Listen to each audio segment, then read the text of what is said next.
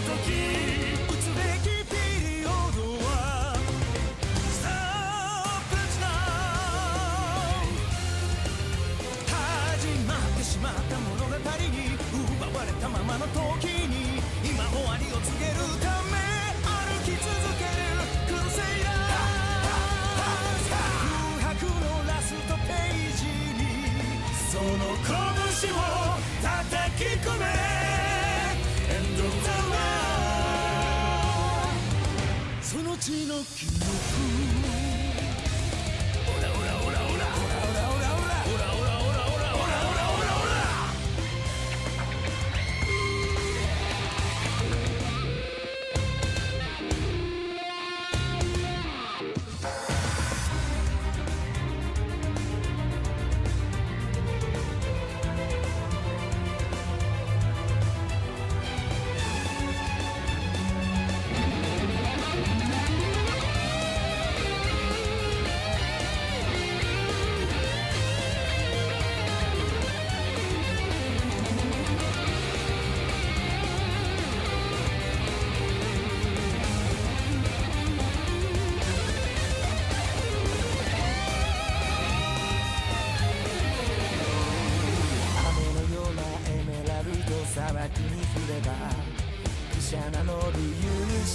見せる蜃気楼闇の気配を波紋の茨復活のため選ばぬ手段無垢ない基地を求めさまよう歴史に映くさびスタープラチナ始まってしまった物語に流してきた悲しみに今終わりを告げるため命をかけたクルセイダー宿命のラストページにその怒りを叩き込め光と闇のデスティニー巡る歴史はブラッディ受け継がれる不滅の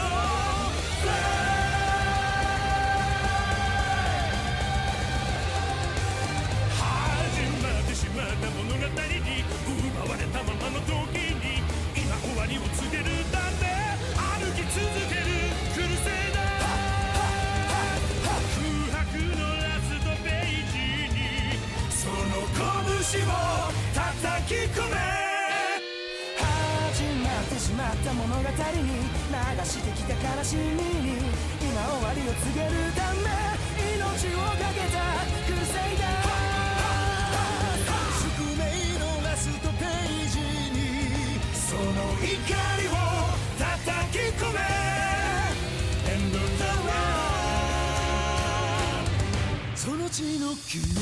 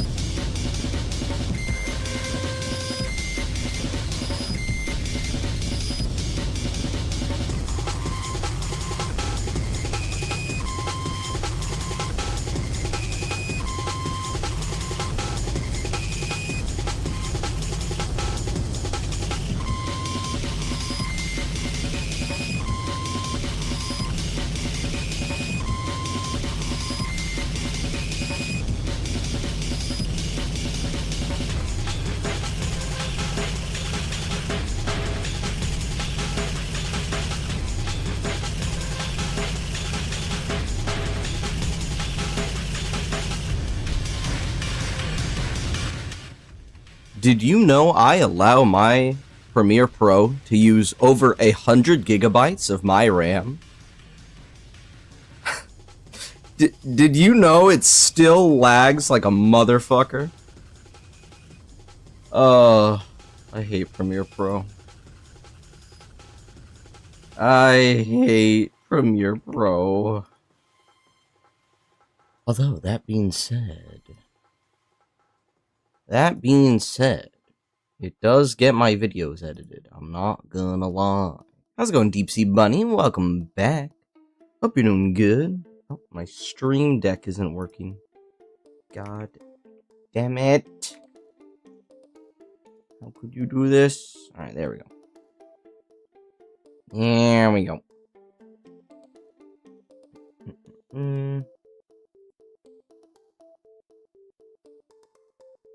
Alrighty, there we go.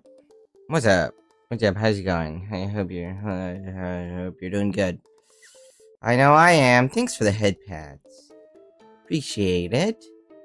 Alright, what was I doing? Whew. That was tiring. Dude, I actually, like, woke up early today. I know I was still, like, 5 minutes late, but I actually woke up early today, and I, like, got stuff done. Oh my god, it was crazy. It was crazy, dude. I got a snack. I got, oh, why is I'm not in the application, VTube Studio. Stop that right now. What was I saying? Oh yeah, woke up early. I actually got some things done before stream, which never happens. Literally never happens. This is like a once in a blue moon occurrence. I'm trying to wake up earlier than I usually do, but let's be honest, it's a bit of a lost cause as I am now. Trying to fix that, trying to better myself. It is a long and arduous journey for sure. We have the Discord live with fun Resi 3 shenanigans. Hopefully there's no spiders. I don't like spiders. Ugh. Okay. And if I'm really struggling, then honestly, we might end the stream off with some Dead by Daylight. That does remind me though, I still need to... God, I'm just looking at all these horror games I have, but I haven't actually played yet. God, Spooky Sunday is such a farce. Look at all these games. Gee Willikers, Batman. Anyway.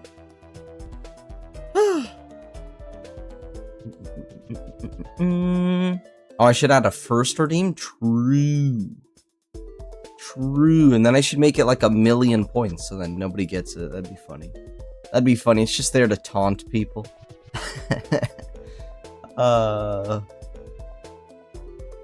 Anyway. So yeah, Resident Evil 3. I don't really remember what we were doing last time. I remember spiders. I remember some sort of overgrowth. I remember fighting Nemesis. I think we made it back in the subway and then the train exploded. Something like that. I don't really have any spoilers for Resi 3 other than, you know, Nemesis comes back for like the 1,000,000th time. He's like the William Afton or the Chucky the killer doll of this particular game, it would seem. And I remember a baby in Resi 3? A baby in Resi 3. A baby?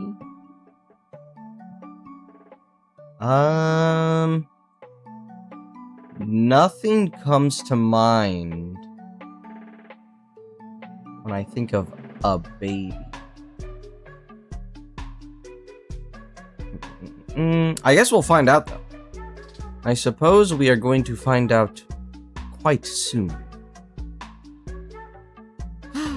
I have high hopes. I'm really glad we're no longer playing Resident Evil 1 Remastered. I'm sorry, that game is not playable. It's really upsetting. Like, just how clunky and kind of bad it is. Wait, what? Where am I? Up in my screen capture. Come on. Man, what are you doing? La la la la la la la la.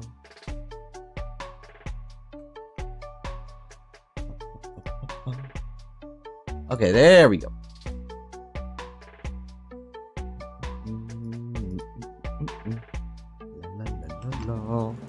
That's weird. My settings are back to this. Just kind of odd. Kind of odd, but I don't mind it too much. Oh well. Alright, which woman is scarier though? Which jump scare of woman is scarier? Is it gonna be Vanessa or I honestly forgot her name. Probably like Jill or something. Is Miss Jane Evil Jane Evil. Is Jane Evil scarier than I can't think of a funny name for Vanessa.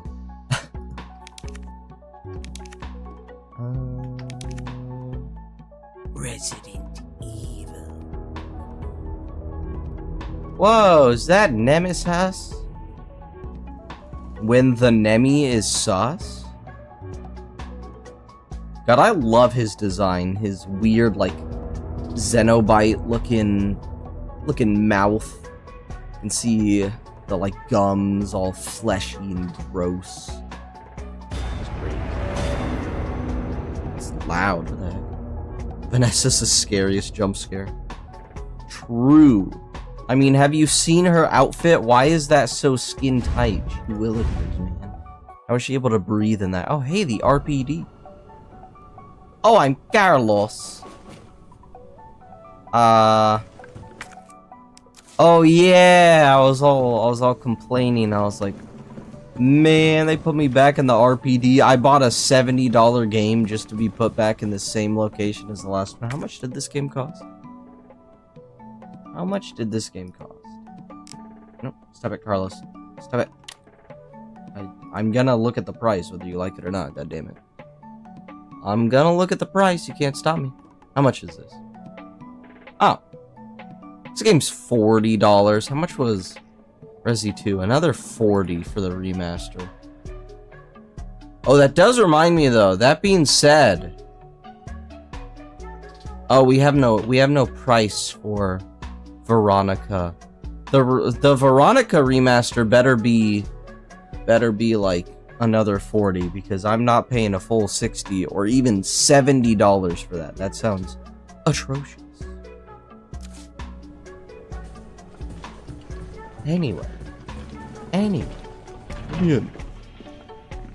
Because once again, I have not played a single of the Resident Evil games up until I started playing 2, then 4, then 1, and now 3. Carlos, the STARS office is up ahead. Copy that. Sure is.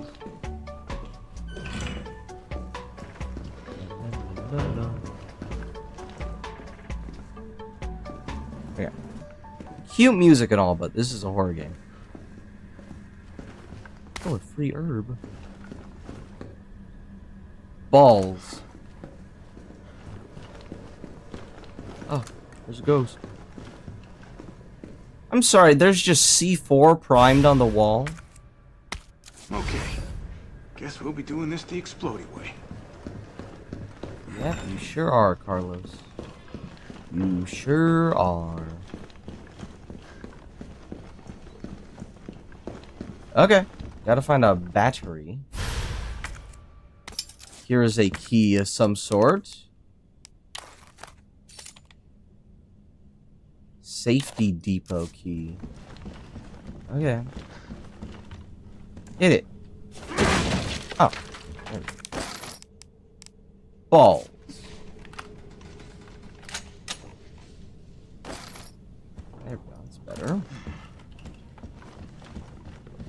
could have sworn there was like a wall busted there in the second game. It was... Stop that. You get it. Oh, he dead. Hey.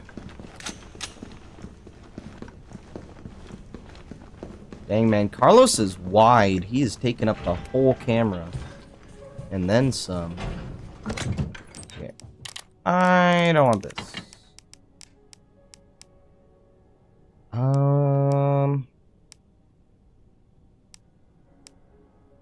have a feeling I won't be needing that. Honestly, don't need that. You're gonna go poor if it's $70.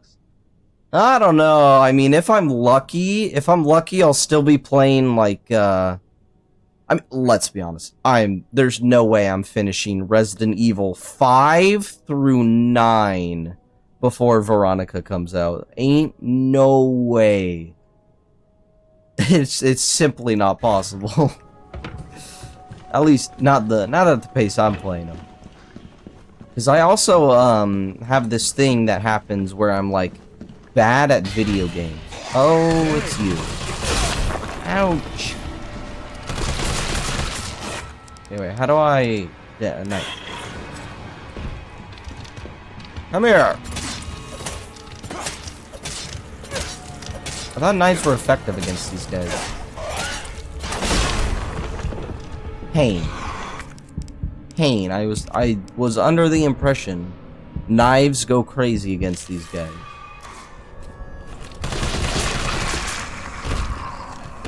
Yeah, 99. Yeah, shut up, Carlos. Oh, well, that sucked. Why did he have so much health? Okay, safety depot. Huh? Was that me? I opened that door? Safety depot. Alright, let me in. DCM for the 3rd floor.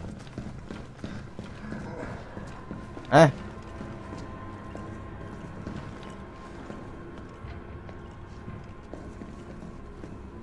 Eh?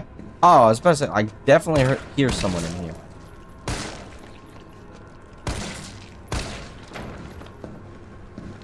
What you gonna do now, big boy? The duel's over. Oh. Does my knife have durability? I don't think it does. I don't think it does. That's pretty cool. So is this supposed to be before or after Jill? No, not Jill. Before or after Leon and Claire come through here? Because, like, I was under the impression that it was before, but, like, at the same time, there's a lot of stuff that it looks like I can grab that definitely would not still be here whenever Claire and Leon come back. Because, like, there's supposed to be pouches in here. Like, obviously, it's a game. They're not gonna leave the shotgun in here for me to take. Or the continuity error for Leon to not be able to... Anyway, it's a whole thing, but I always find myself kind of wishing games would pay more attention to that type of stuff if they're going to be making direct sequel and prequels. It makes no sense if they're just going to ruin the stories for gameplay purposes. You know what I mean? Call me nitpicky if you want, but I don't know, I feel like that's how things should be. So is it DCM?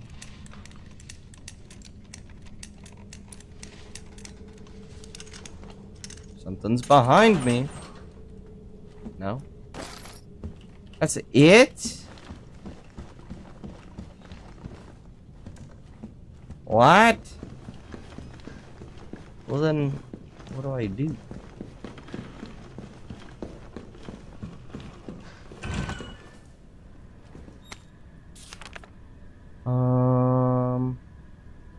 Oh, don't Open the locker. Oh.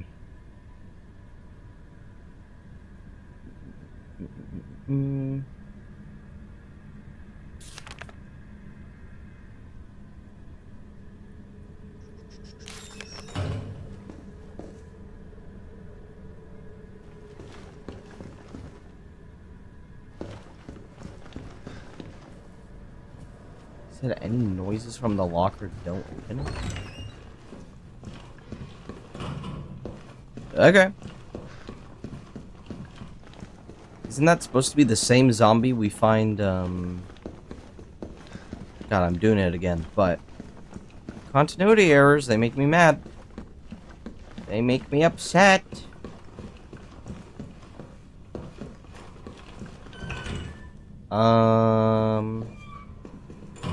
Cat.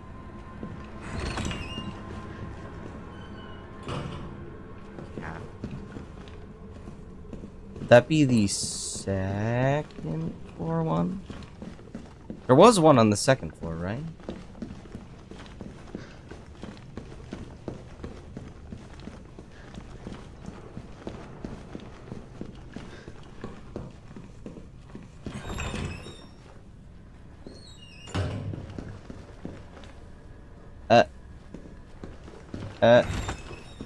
I'm lost.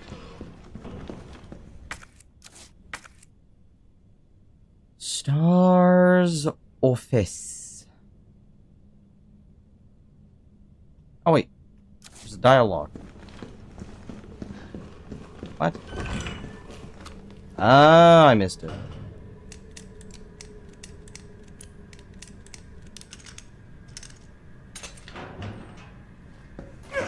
That's it?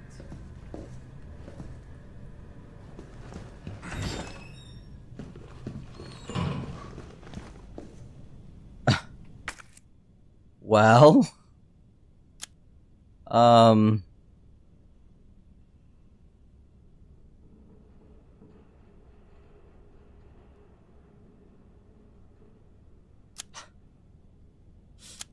the fuck do I do? I don't have anything for the save.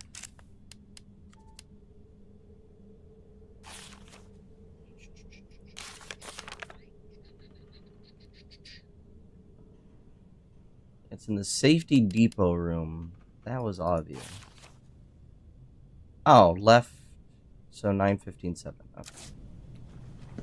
I guess we're gonna go over there. Where was it again? West office? Okay.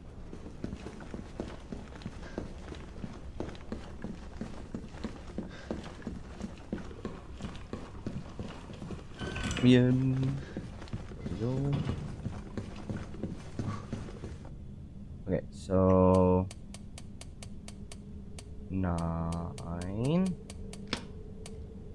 15, 7, 9. Oh. That's like, yeah, that's great, but I don't know where to go.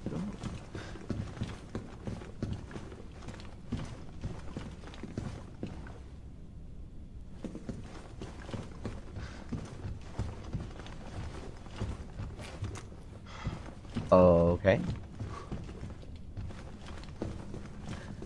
Guys, look, they used the map from Dead by Daylight.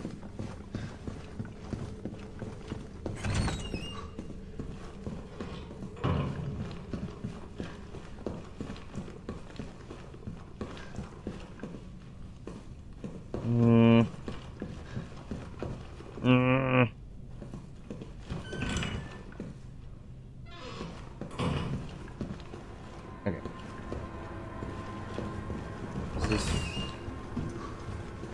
This is here. Which is to say, I don't know where I'm going.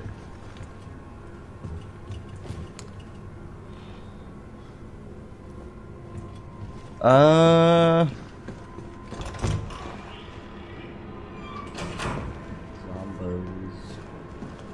Like Zombozo. Come here.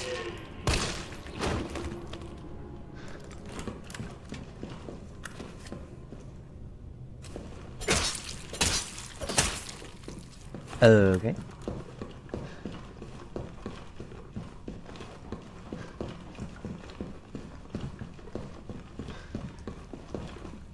Okay, go in there.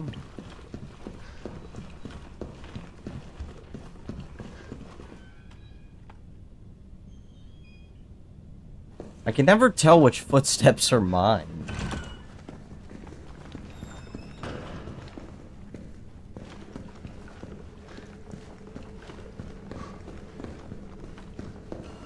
Alright.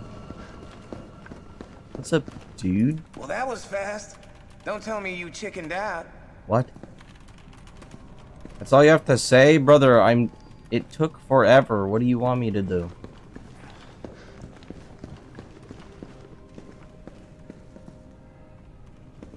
God, what? What is with these footprints?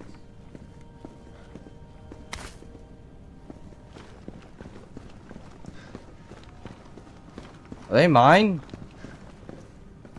No way, right?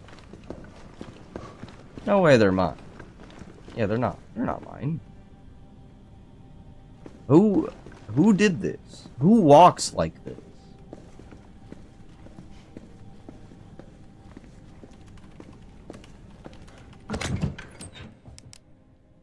Okay. Need battery, which means I need the button. Which is not true, by the way. Without the keycaps, everything still should want me work. To keep out? I'll keep out. Thank you, Carlos.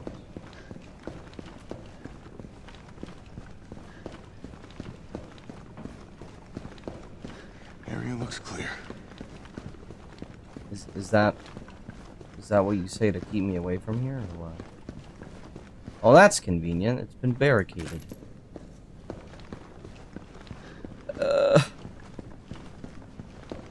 Damn it!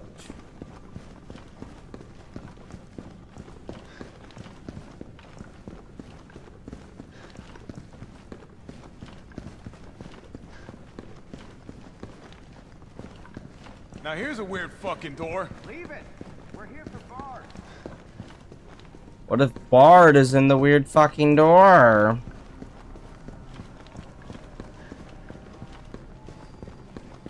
Seriously, bruh.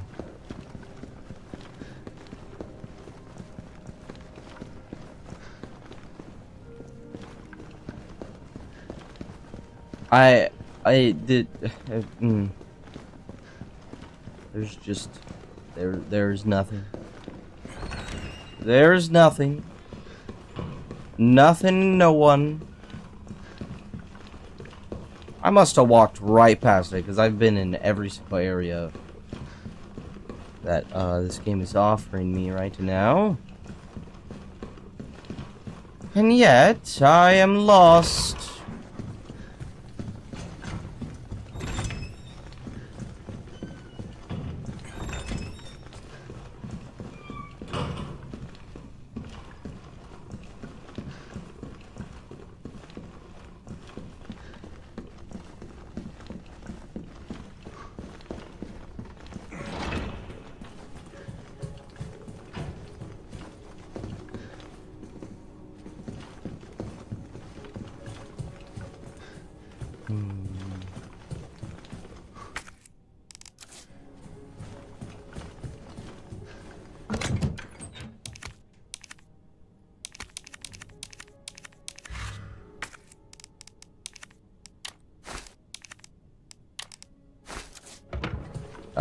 I hate life. How could you do this to me? No! He loved life! No! 16! Oh, for fuck's sake. Why is it blocked? Better not. Okay. Guess I better not, so I can leave it for Leon and Claire to find. But I'll take the note. I'll take the note warning about it, that's for sure.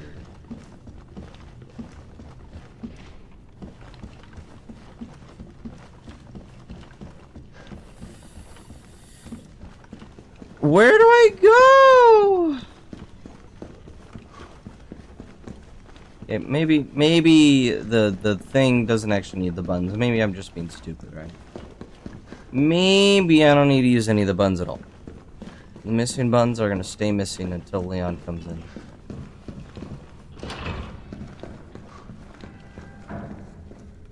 $104.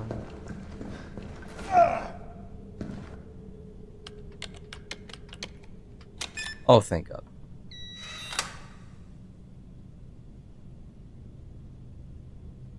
That's kind of crazy how this game is actually more frustrating because of my assumptions due to playing Resi 2 already.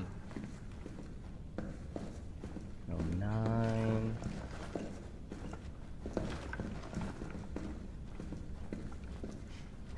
I don't know why they wouldn't just still put all the stuff here.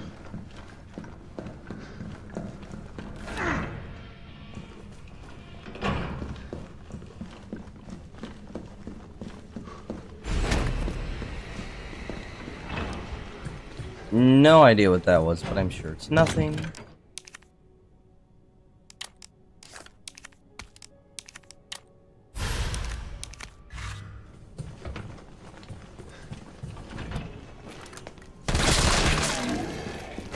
Okay, bye.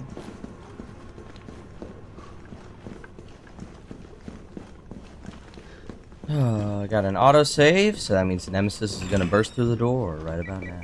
Carlos, I've hit a dead end with the terminal here. Gotta head your way. Copy that. Not gonna tell him to be careful about the, like, millions of zombies. Gotta move. Wow. One at a time, take the number. Ow.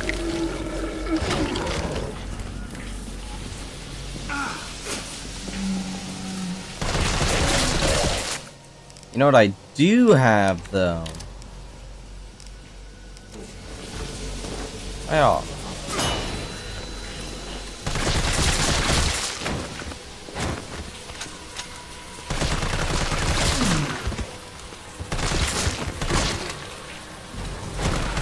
Eat lead. Oh. Policemen and civilians alike, they all... Oh, shit. Ow, balls.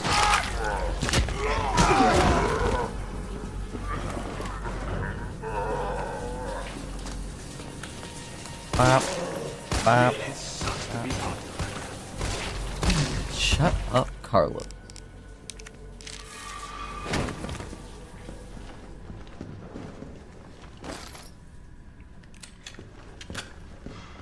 Alright. Zombie? No. Oh, first aid. Thank you. I totally thought they... There's a hell of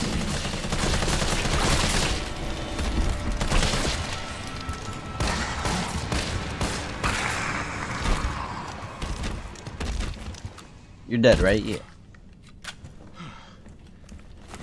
Me too, Carlos. Oh. Just big, deep exhale. What you got? A Wesker.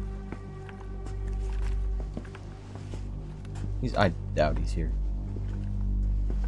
Although we haven't seen him since Dr. Bard. the first game. Oh. Oh, thank God. Do you know how long I've been trying to reach somebody? Don't worry, we're gonna get you out of there. Just tell me where you are. I'm trapped in a goddamn hospital, surrounded by every kind of abomination. Look, just send in stars. They're gonna know what to do. No, negative. RPD's overrun too. Then figure it out! Umbrella's gone crazy. They're killing all the researchers. I am the only one who knows how to make the vaccine to stop the zombies. So you can either sit there with your dick in your hand or send somebody who's capable of getting me the hell out of here. Okay. I like him already. Yeah, you would. You heard what he said. And we can't turn him over to the company. That's not our call to make. That's Mihail's call. I'm gonna check the computer, see if I can trace the doc's location. Okay. Guess I'll go be useful. This'll take some time. Look around, see if you can find anything useful. Yeah, that's what I just said.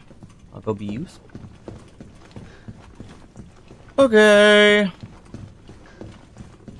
Yellow. Mansion incident. Oh wait, this is the thing. Arklay Mountains on July 23rd. Stars Bravo team was dispatched to Arklay Mountain to investigate a series of grisly murders. Became well entangled in the events nearby mansion. Culminated in the destruction of the mansion. Casualties went numerous. Only survivors were 5 members of Stars. The cause of the incident was the illegal bioweapon experiments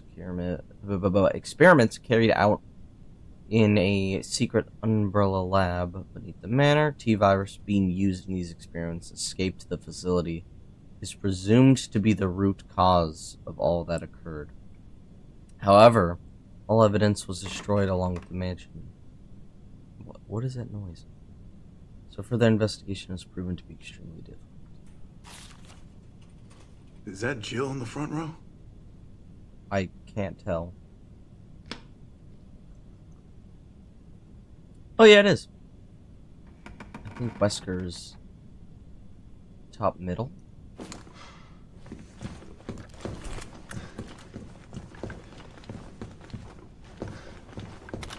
Flash grenade. Oh hey. This place is supposed to be locked now. Oh hey. More ammo. It's good. I like it.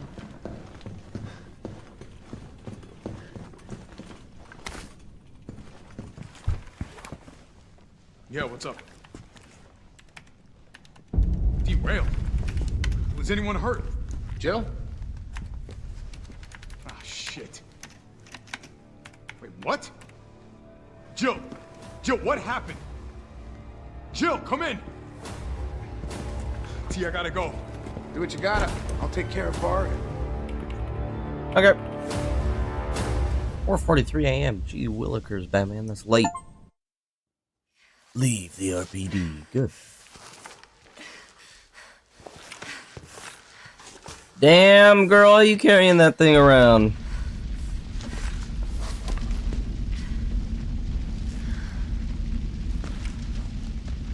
Wipe your sweaty ass forehead.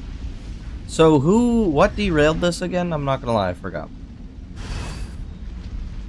On the way above ground. Am I the only one who made it? Potentially.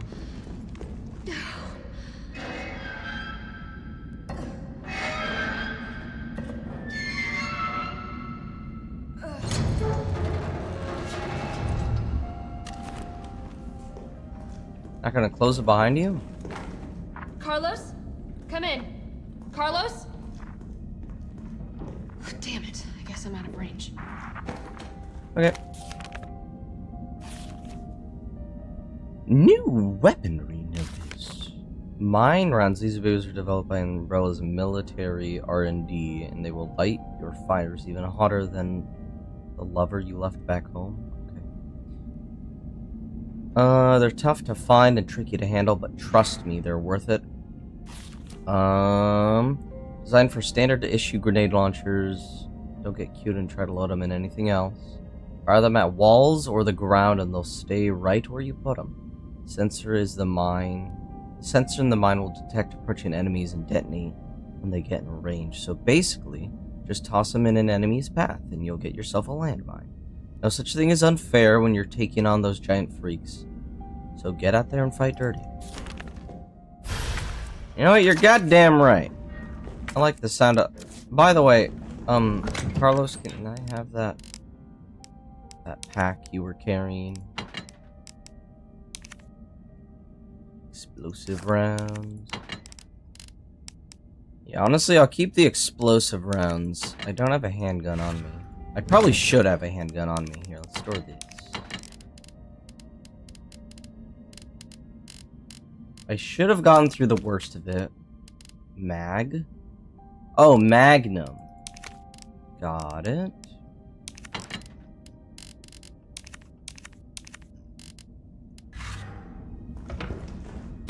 Uh-oh, wait.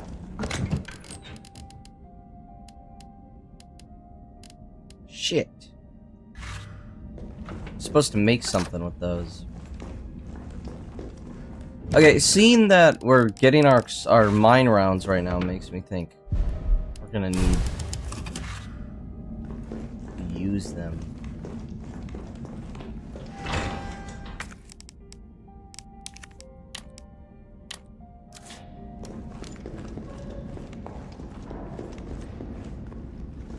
Zombozos. Ow. Hey. Oh, I'm stuck. I'm stuck.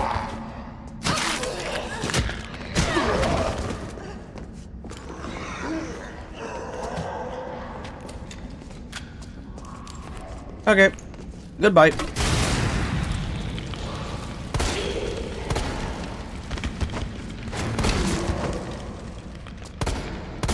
Oh, this guy just doesn't care?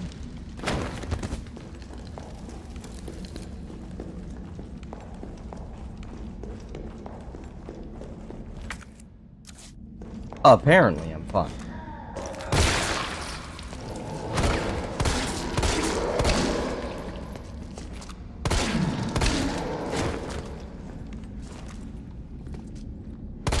Honestly thought a worm was gonna come out of his face. Oh, looks like that is not what's gonna happen. I like that. I hate those words. Oh, it's beautiful. Walker's still alive. I can't stay here. That was Nemesis. Escape the creature.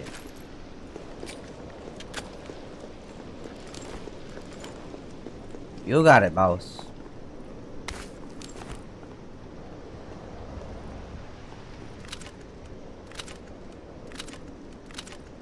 I'm sorry, I have 3 of each. I have 3 of each.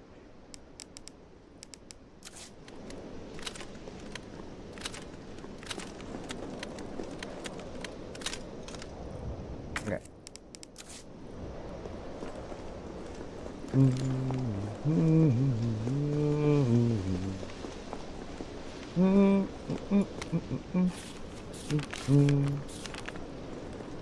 Info. Not very helpful, but hey, it's info.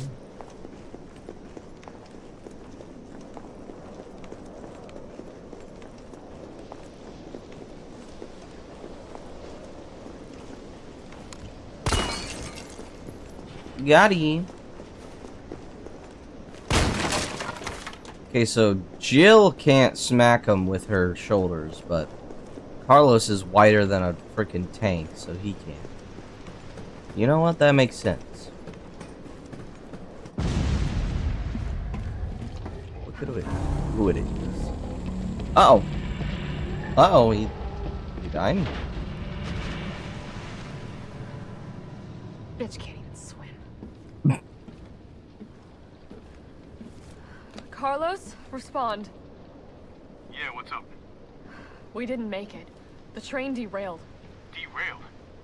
Was anyone hurt? No, everybody's dead. Mihail, everybody.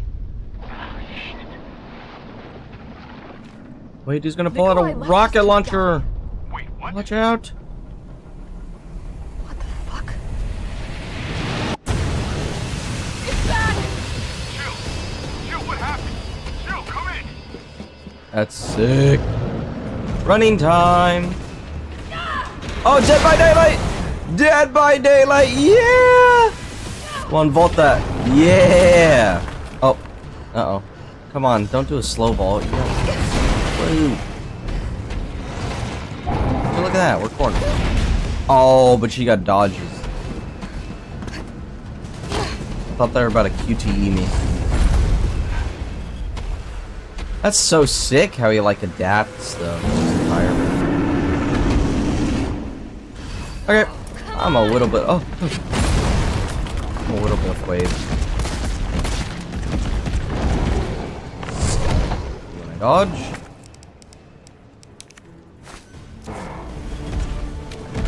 Yeah, I would have had my shotgun gun. Dodge. Didn't work. Shit. Dodge party.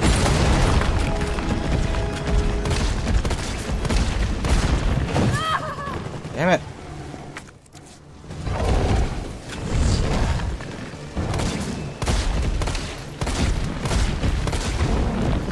Dodge. Ah.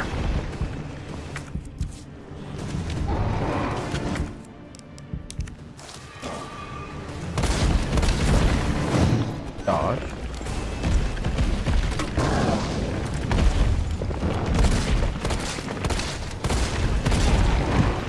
Hold on.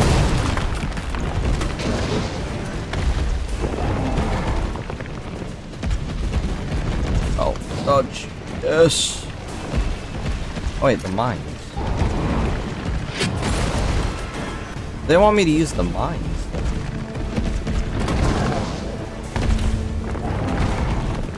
Oh, what's up?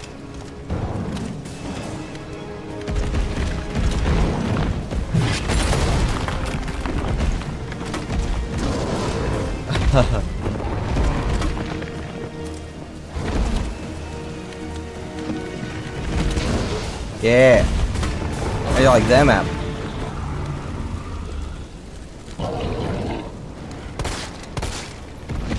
I think they might be effective against. Oh, him.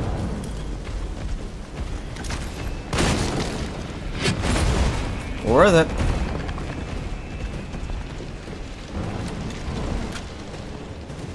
Oh, free stuff. I like how it was all like, oh yeah, you're not gonna get a lot of these. Yeah.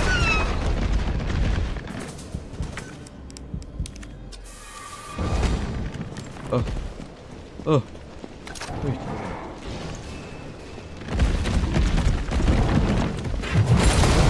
Yep.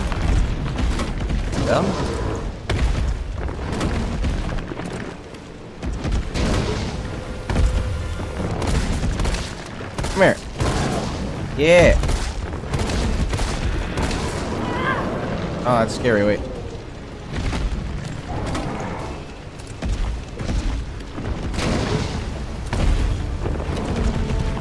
Do it. You did it. I told you not to. You did it. And you did it. What is this camera angle? Can I not? Oh! It's not good.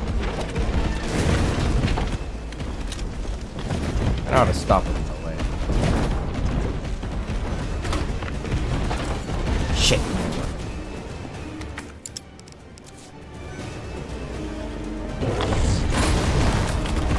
Okay. I tried. I dodged. It didn't work.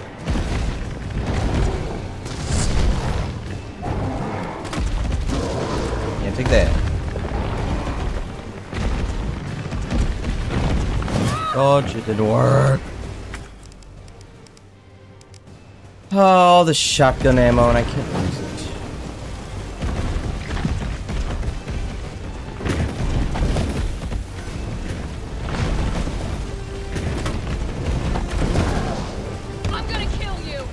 Yeah, you tell him, Jill.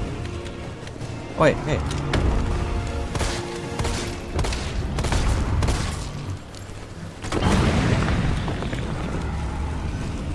Alright. Cool. Just get my ammo now. What? Oh, balls. Okay.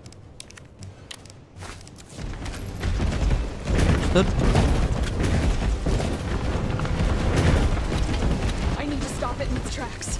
Yes, thank you, Jill. Hiya.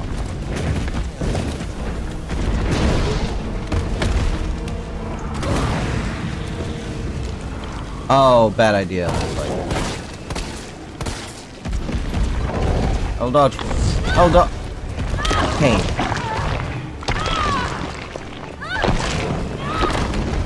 Ow.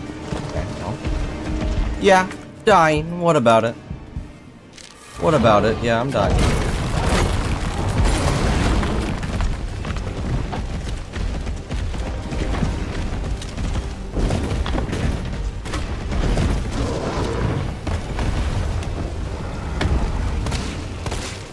Take this.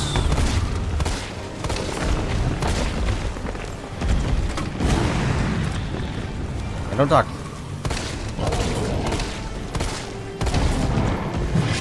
Oh my god.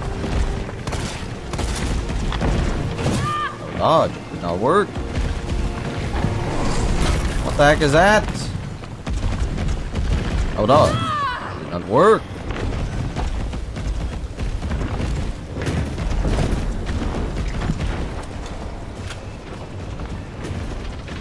Well, I regret to inform that my ammo has diminished.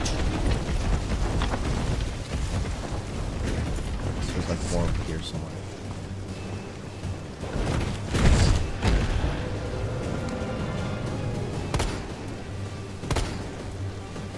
Okay.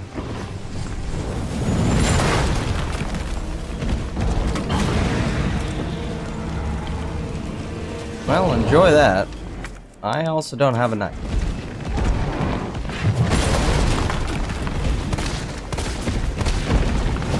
Hey.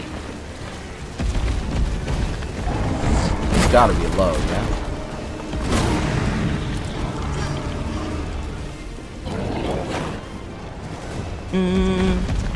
La la la, up.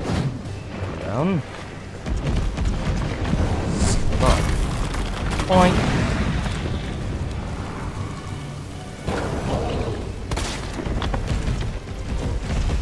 Oh, you're doing that again. I need to stop it in its Billy, tracks. Billy.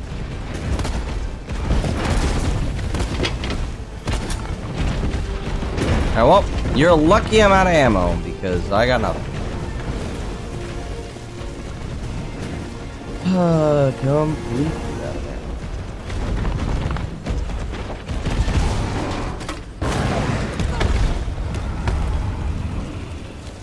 That was my last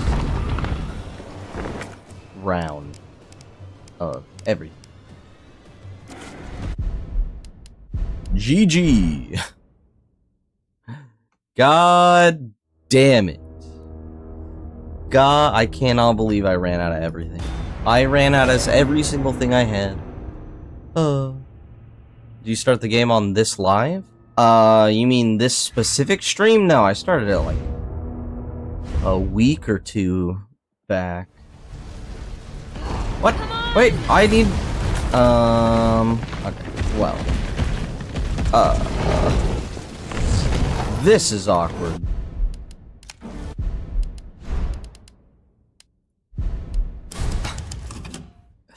There we go.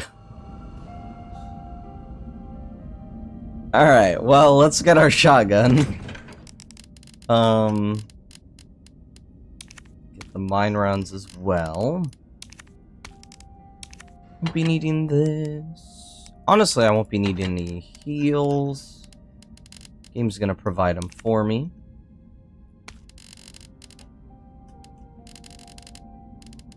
Shotgun.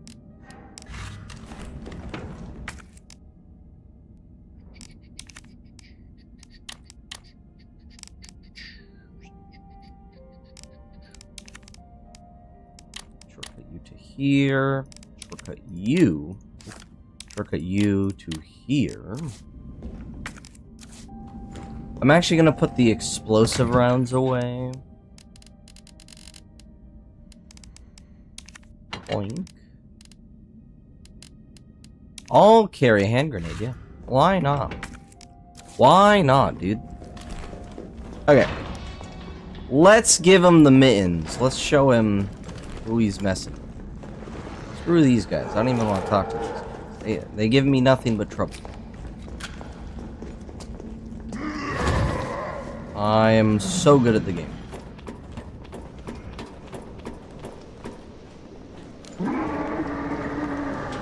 Walker's still alive.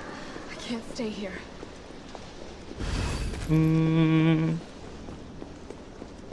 La la la la la.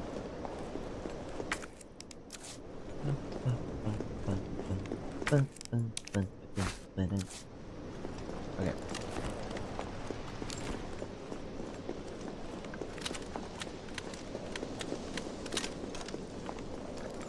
That. Balls. That actually kind of sucks, because my inventory is shite. Meaning, I can't really come back here.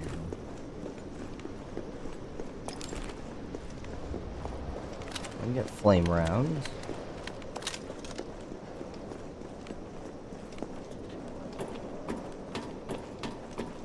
Potentially dumb decision of coming back.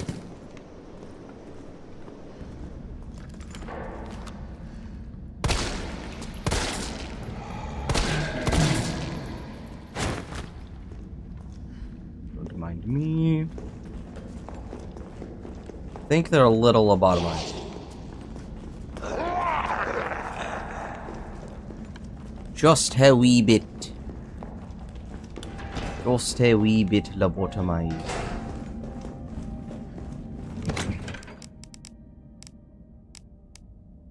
Okay. Let's do this one more time. Holy shit, Jill. That is crazy work right there. I wish I could do that. High grade is for mag. I really wish my pistol didn't take up 2 slots.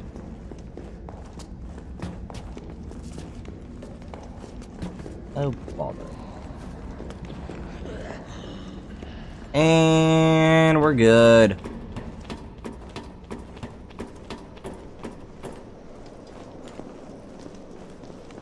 Also, make sure to let me know if the game's too loud. I have...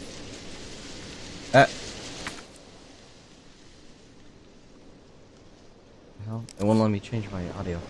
I have been paying attention to it somewhat.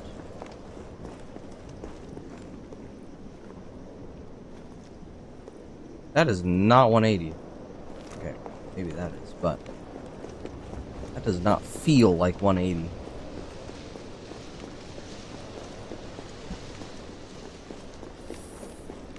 Oh, cat, you're giving me even worse scoliosis. Sit up a little bit. Whenever my cat's in my lap, I like scoot forward. Oh no, he's dying. I love seeing him flail around. That's the most amount of emotion we've seen from that guy all game. Carlos, respond. Yeah, what's up? We didn't make it. The train derailed. Derailed? Was anyone hurt? No, everybody's dead. Mikhail, everybody. Mikhail? I believe there was a K in that name, Jill. Nikolai left us to die. Wait, what? What the fuck? Get back! Jill! Jill, what happened? Jill, come in! Okay, Dead by Daylight time. Never mind, cutscene. Oh, never mind. It's time. Anyway. That's so funny. They give me like 2 seconds of actual like gameplay interwoven with the cutscenes, and then it's just full cutscene. That's a bit silly. Alright, time for the rematch. Time for the rematch. Come on! Hold on. So what is the strat here? And this little like heart bulbous thingy is out, I guess. To capitalize off him being target and kill him. In game, obviously. Thank you. Oh, I need to run. Me when I dodge? Miss you and I dog.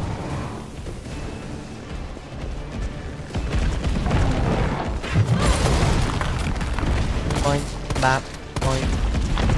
Oh, dog. Oh, get out of here, old man. Dang, I put you in that Legend of Zelda freaking slow-mo. Oh. Also, yes, Breath of the Wild is the only Legend of Zelda game I've ever played. What about it? What about it? What the? What? Okay. What in the Dark Souls bullshit was that? Also, he's naked. Do I have to censor him?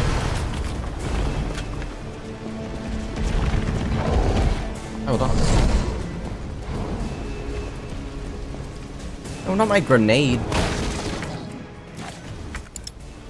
What? Okay. Beat him.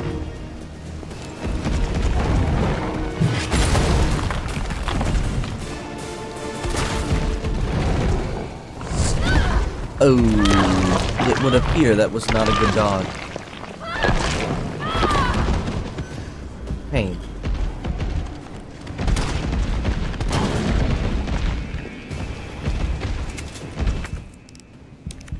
Well, finally we have some slots. I will dodge. Nice ass.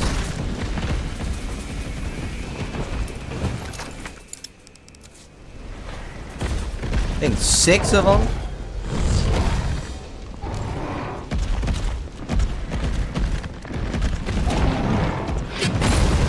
Shut up. Boinkus. Boinkus. And now what?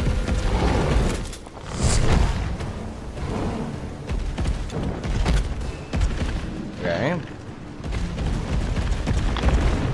Come on, go on your walls. Go on your walls. Be a good boy. Shit. The dog.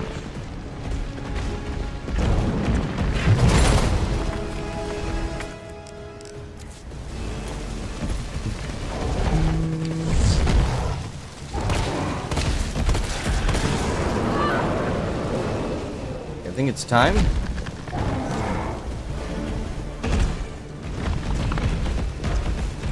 Oh, it sure is. What? Oh, I hit the wrong button.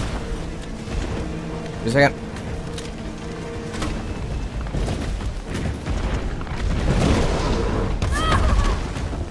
Pain.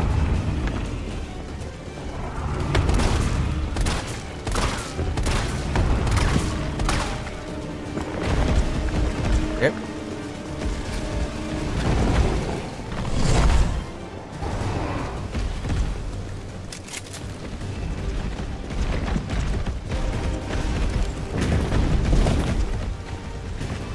Ow.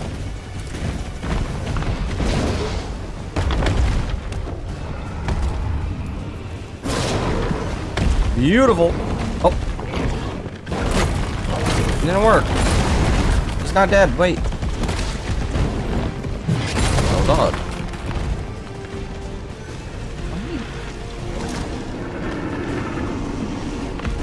Is he gonna start charging?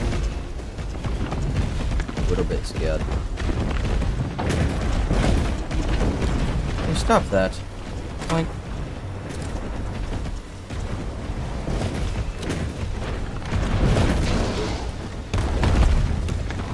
Pointus, jointus, bop, pow. Okay. Oh, dodge.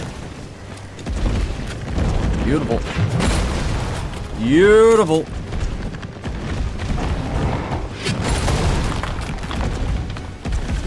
If I was doing a no-hit, would that count as a hit right there?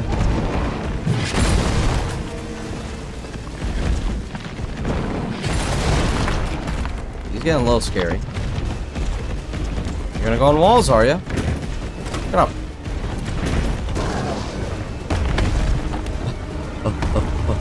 Boink, bop, pow.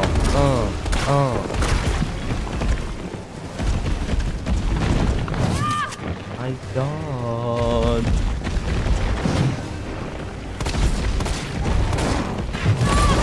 Pain.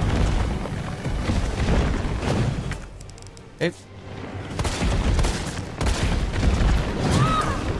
Pain part. Oh, well.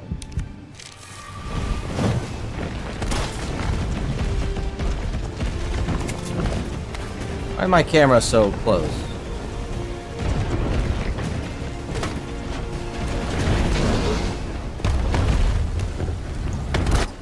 There we go. Cool. Yeah, I just need my shotgun. Yeah. Please tell me those rounds aren't being wasted for the sake of the cutscene. Unless he's actually dead. Carlos, you still there? Oh, come on. You're gonna crap out on me now? God damn it. Me when caught when plot convenience. Ugh. Alright, well, still got 3 mine rounds. I assume that's a good thing.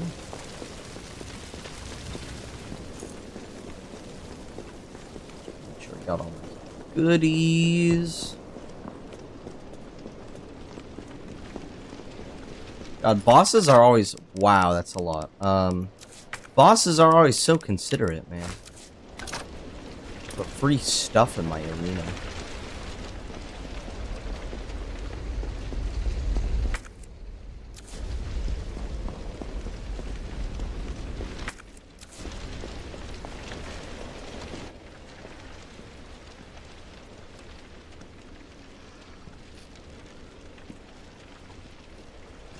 Yeah, she knows. Yeah.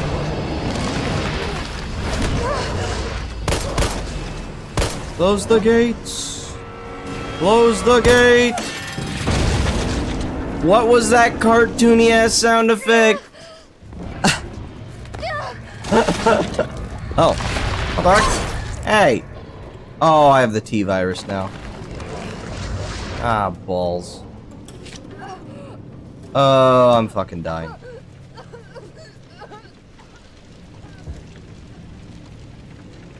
What? Interest. You've done me a big favor.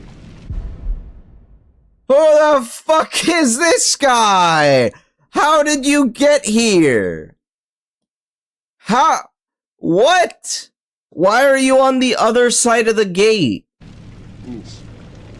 Is that not where Nemesis was seconds ago? Yeah, it was. What?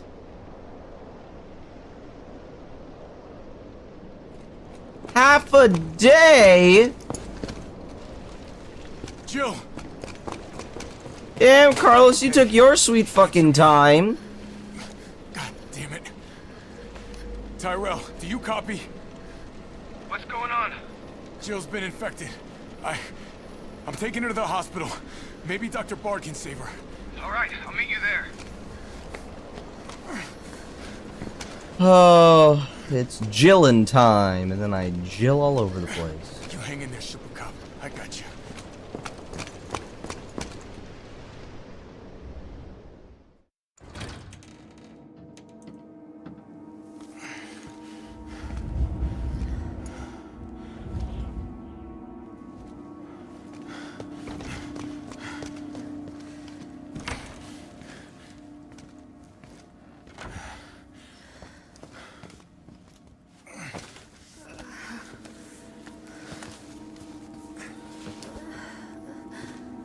Fight it, Jill.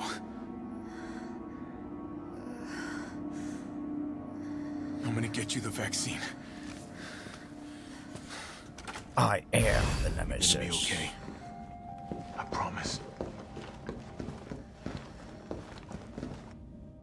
Alright, well, that was a cool boss fight, I think.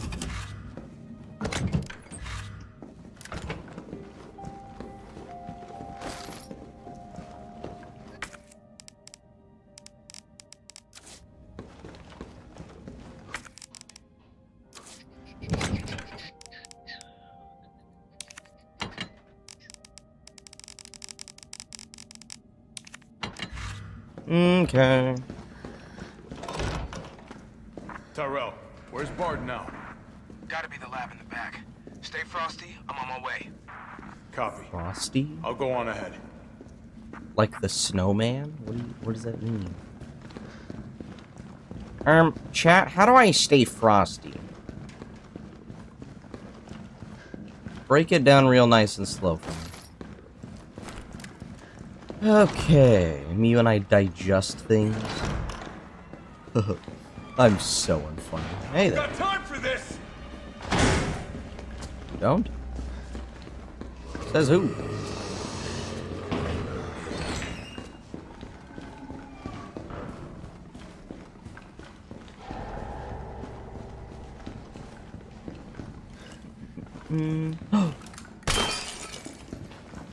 Welcome to the office of Dr. Nathan. Hey, player. Please state your business clearly into the intercom. No. Dr. Bard, are you in there? I'm here to rescue you. Open the door. No voice match found. Voice match? What kind of sci-fi bullshit is this? Carlos, you're so funny.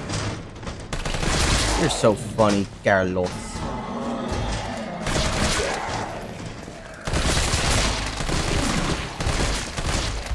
That being said, can you please shut up?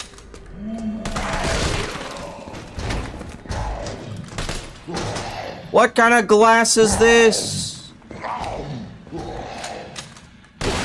Guess I need to...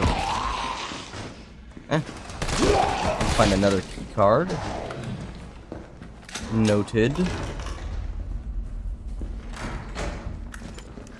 What kind of sci-fi bullshit is this?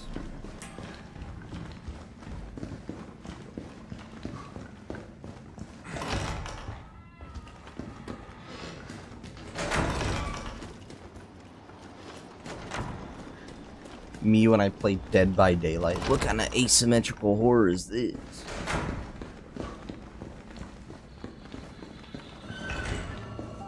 Where am I going? I'm just like moving places, you know what I mean? It's not green, I don't want to read it. If it ain't green, I don't like it. Carlos. Oh, Carlos.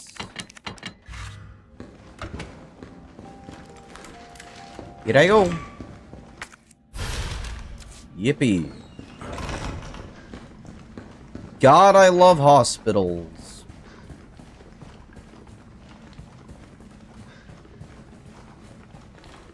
Okay, key for a lock. No green text on that. ID cards not be taken out of the hospital grounds on their own personal lockers. Key to the locker room has gone missing somewhere in the courtyard. Got it.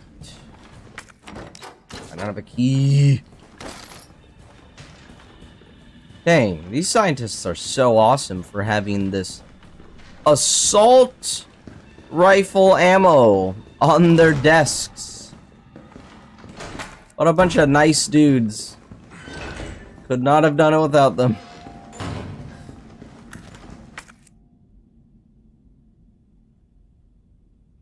Carlos would literally crash and burn without the help of these very well-armed scientists. Where's this?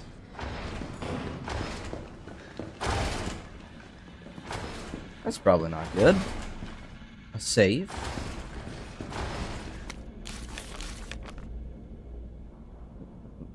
So the cape I need is in the research room. Hello, sir. Care to be assaulted?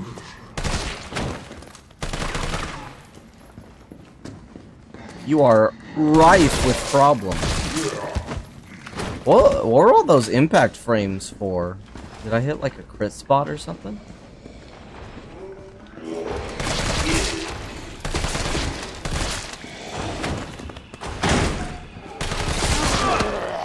Pain.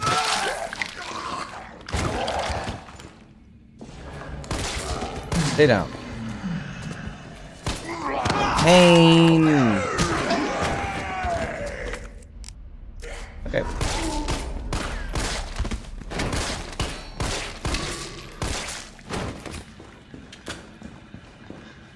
I miss Dead Space. You know what I mean? And it's like, it was always so obvious where you wanted to shoot, because it's always like, you actually don't want the head, you want the limbs. That was a really cool concept to me, at least. Then you have these crazy freaking monstrous dudes with all these like insane amounts of limbs, and I hate it.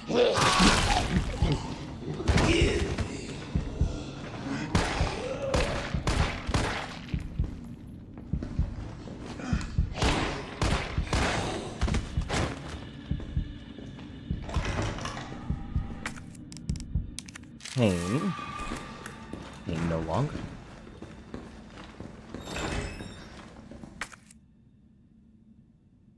So there's the safe I think I should. Might as well try over here. Oh! On the way down. Hacked grip on my assault rifle.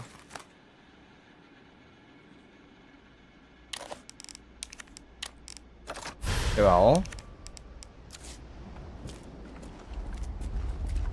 it's only gonna become better. Key for, I'm sorry, did I say locker room?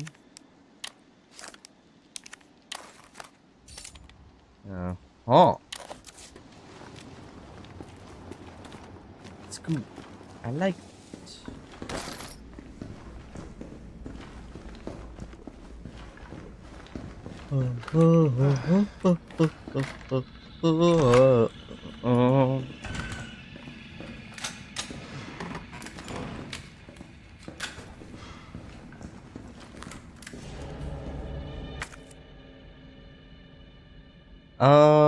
Where am I?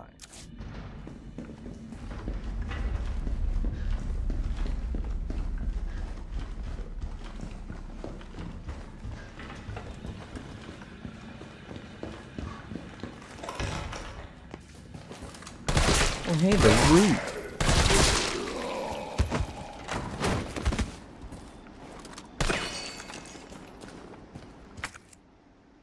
This leads to anything but the locker room, it would seem.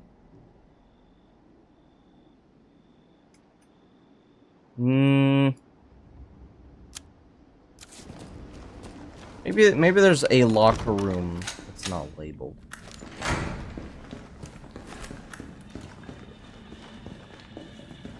If only. Definitely not here. This is like a records place. Yeah.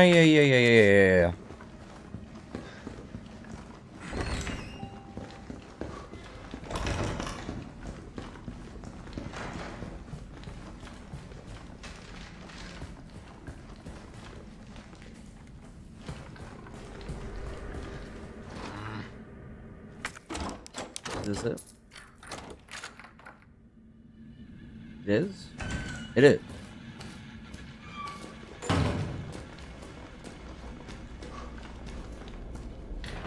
Door number 1. Door number 2. Door number 3. Alright, flash grenade in your locker, really, guys? Door number 4. Door number 5.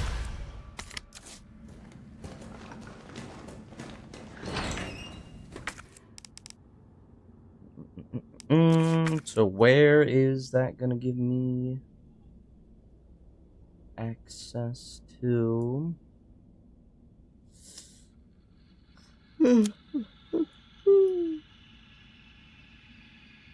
Oh, wait. Oh, there's... Oh. Bunch of Heelys in here. Oh, I need a lockpick. I need a bloody lockpick, bro. Oh no.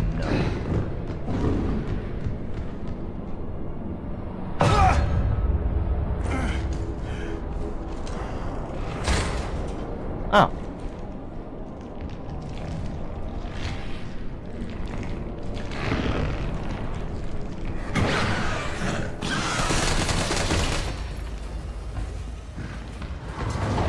Hey.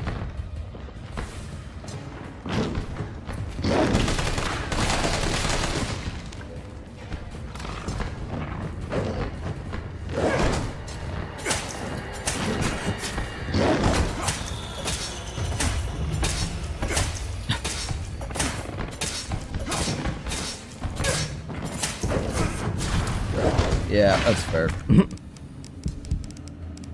Oh shoot, I'm actually gonna die because I'm not taking it seriously.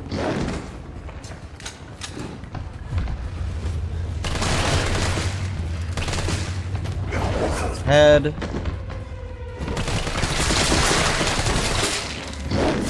Hey.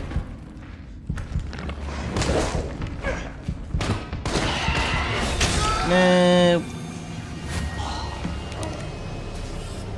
Alright, well. Pain. What's wrong, kitty? You're scared? You're scared, kitty? I'm trying to pet her and she jolted really bad.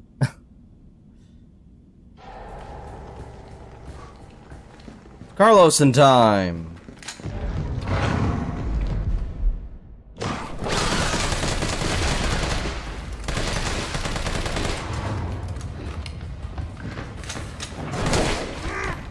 Dog.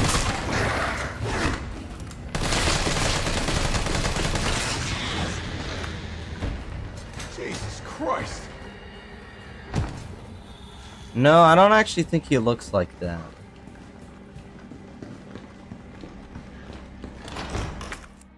Anyway.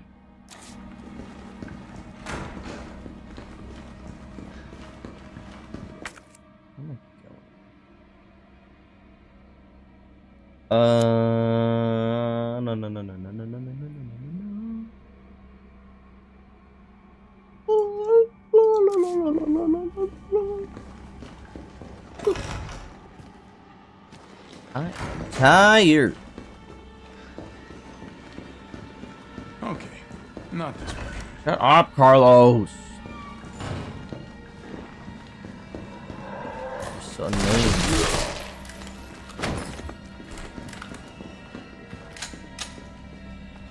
Yeah, I would totally use the pistol handgun against those guys.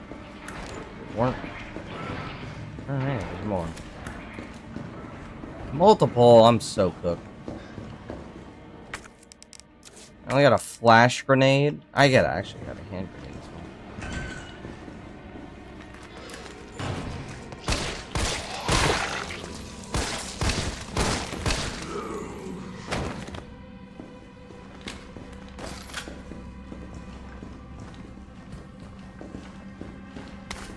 Stuff.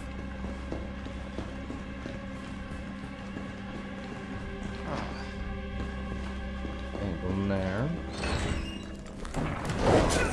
Pain.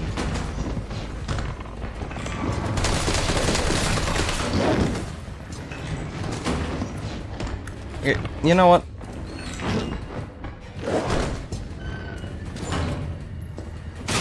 Fuck.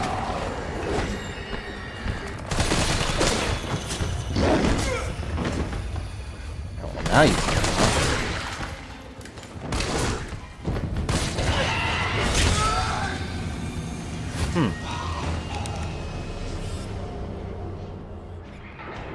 Oh, this is so lame. Alright.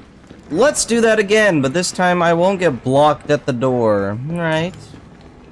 Right, Resi 3?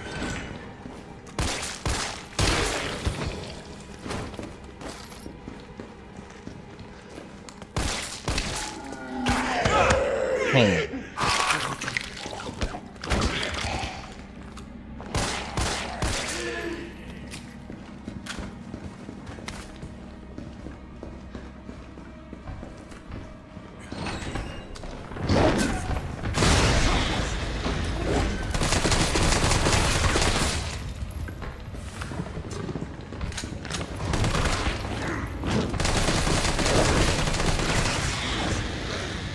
dead. Nice.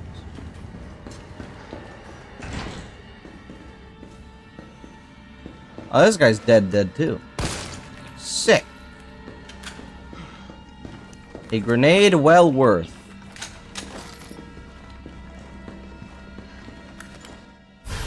Audio cassette.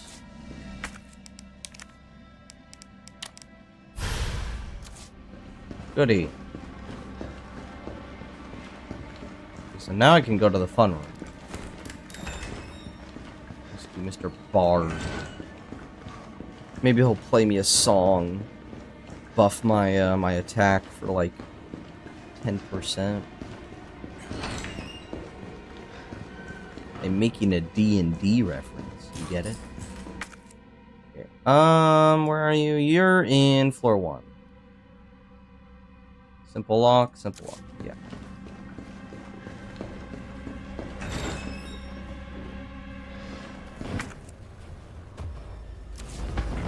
What? Okay. Yeah?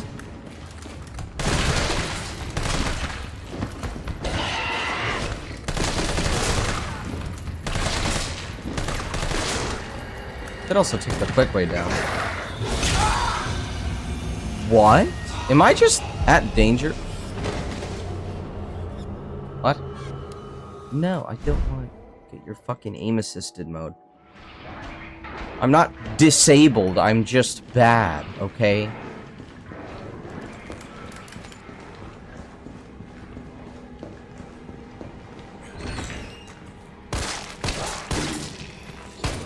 Hey, you didn't explode. You also didn't explode. Took way more bullets.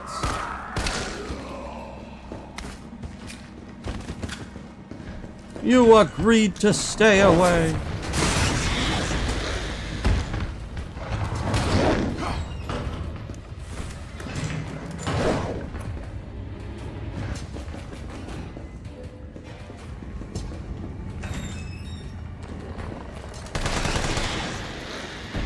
Sick. A grenade well worth it, or something. Pain.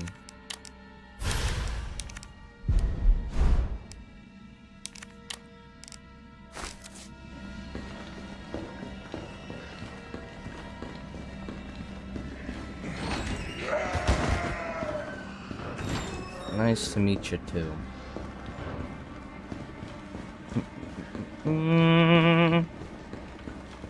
Okay, I'm gonna play better this time. I hate losing.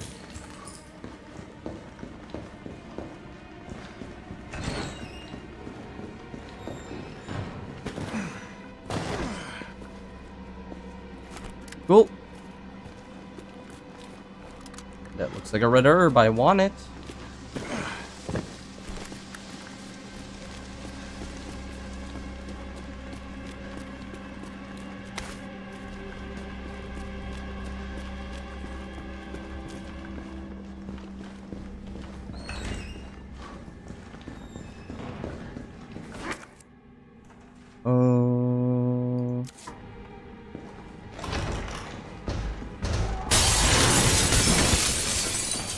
Look at that.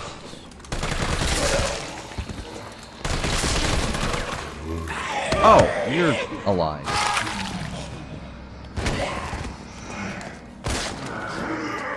What? Why is it not a dodge?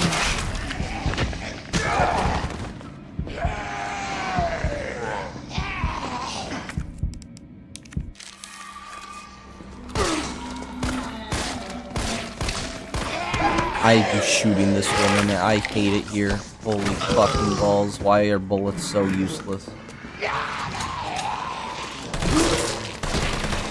Can someone make a Second Amendment Part 2 and so that they can make the guns good enough to kill zombies? 'Cause what the fuck is this?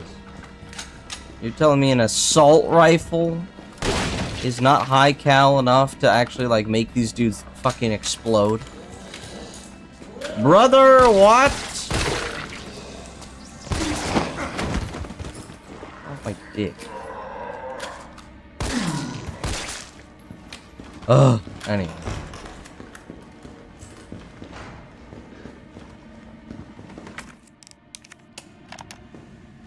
All I wanted to know was what the documents were doing in your office in the first place. Who do you think you're talking to? I'm goddamn Nathaniel Bard. I'm the best biologist you'll ever meet, you bedpan-changing waste of a nursing degree. Of course I have connections higher up. Of course the military consults with me on projects beyond your comprehension. So stop wasting my time with your nosy questions. I'm sorry, Doctor. You didn't read the documents, did you? No, I shredded them just like you asked. Good. Good. If that's all, you can go back to wiping your patient's ass. That's what they pay you for, right? And polish my shoes. Yes, sir. I bet you know a lot about polishing, don't you? Now fuck off and don't say a word to anyone. What a nice guy.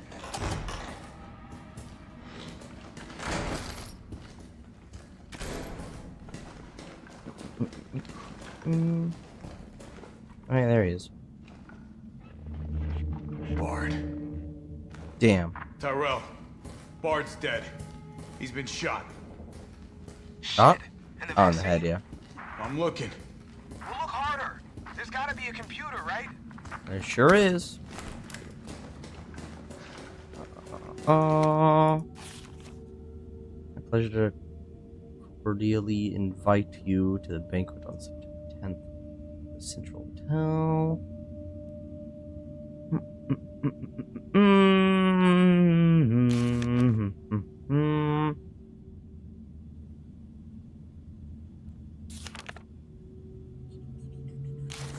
Okay.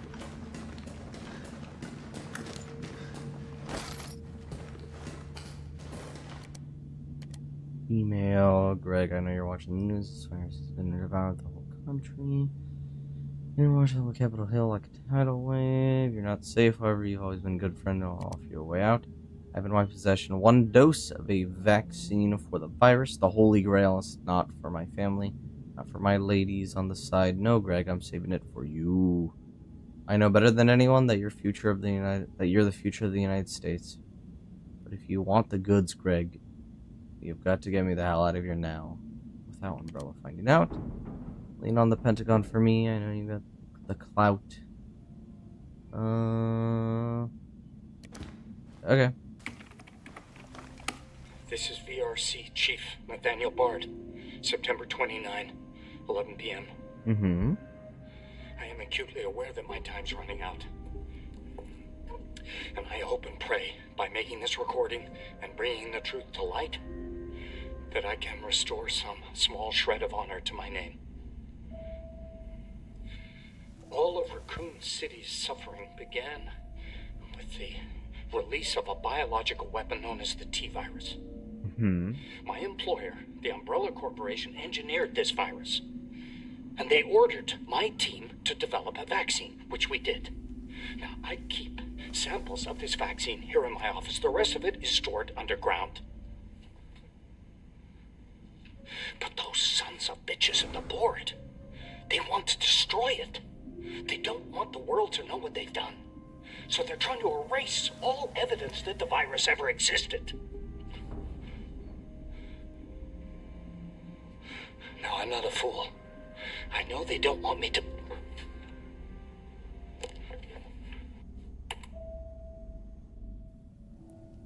Okay.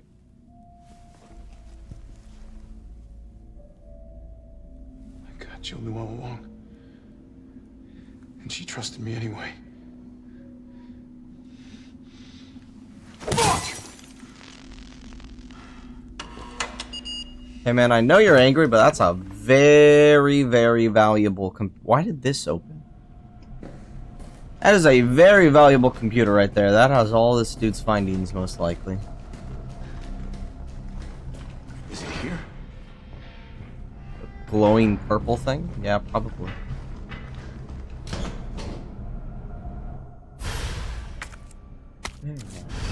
All right, Joe. Hang tight. T, I got it. Good. I'm headed your way. Be careful. Careful. Have you seen this town? It'll be a fucking miracle if I get there in one piece.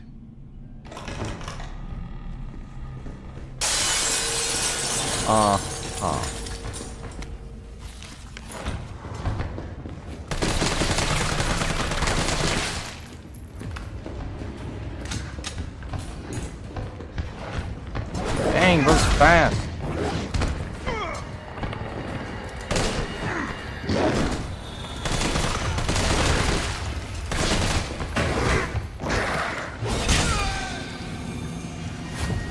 How much damage do these guys do? I'm starting to think it's not skill issue and I just don't know how to deal with them. Cause like, what? T, I got it. Good. Yeah, I have great health, but I'm getting one shot. Absolutely not my fault.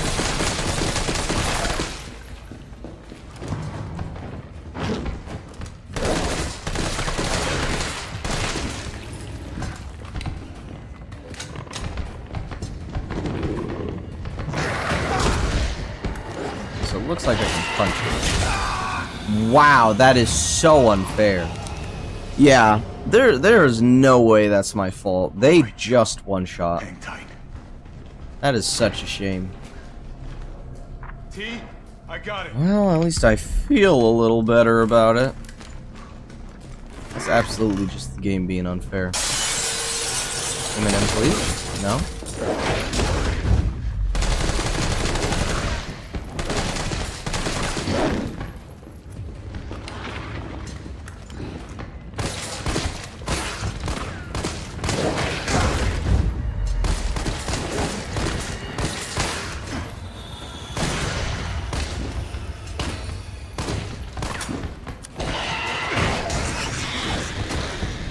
Nice. Yes, I just fucking punch people.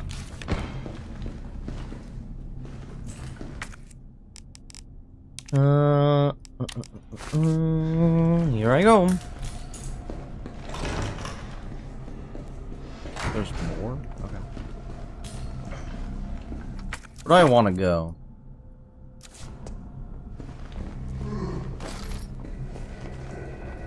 Oh.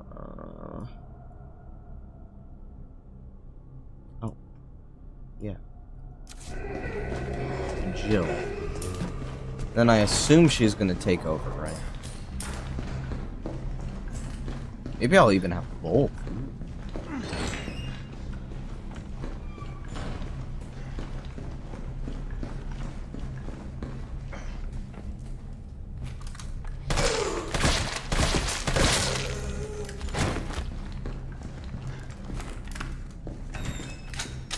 Oh, hey, boy. How's it going? First. Another simple lock. Okay, so I will be needing that lock.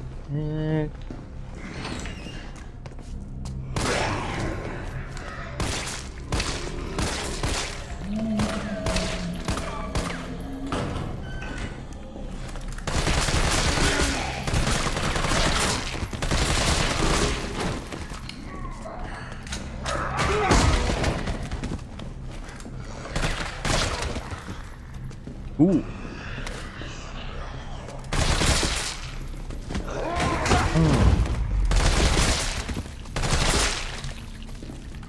Pretty good stuff. Okay, so the punch is kind of crazy. They might have even made Carlos intentionally broken.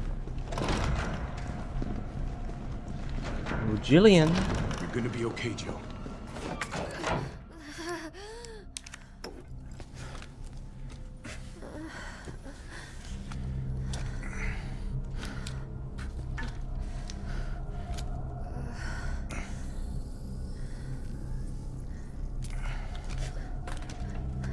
I know Jill's important, but like, think of how many more vaccines you could have made if you just like gave it to the right people. Come on. This shit better work.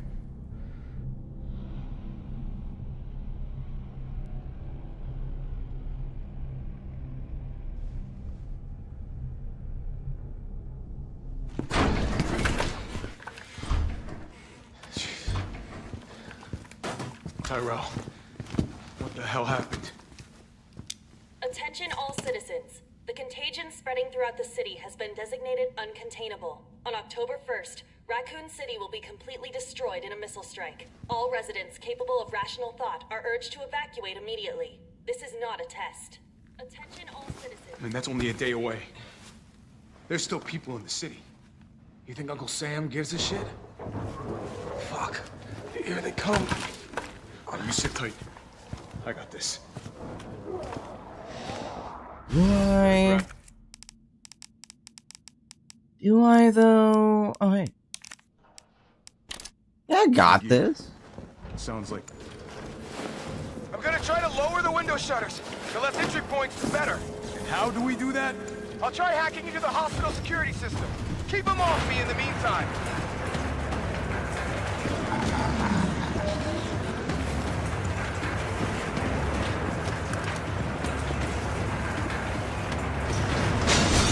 Okay. Wait, detonate. Okay.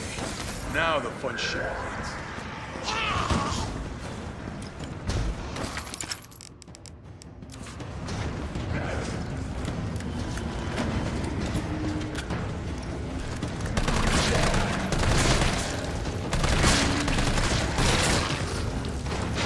Big crit right there.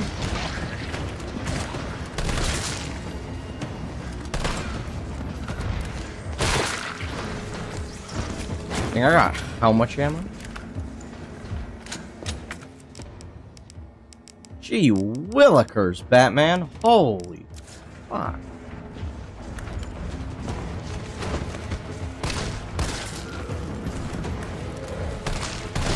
I'm pretty sure they're despawning. Oh, yeah.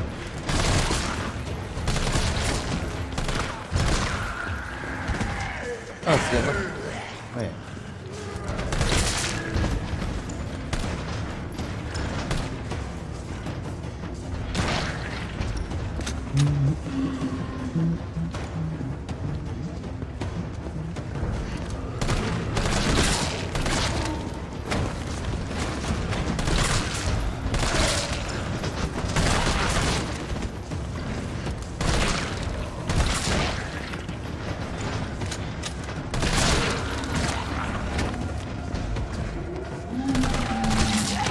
I press space.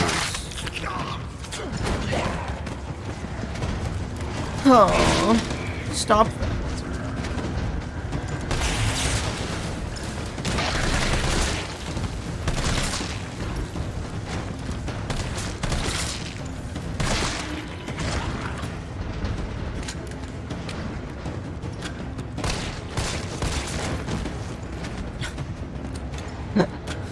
Oh, this is so silly. Oh, come on. Find the breaker. It must be somewhere. Find it. Find. Oh, okay. I punched.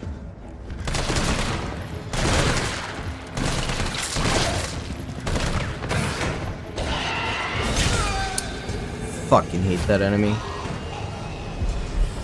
Stop! I don't want easy mode. I'm not retarded. It's just a bad enemy. Oh my god. That actually pisses me off.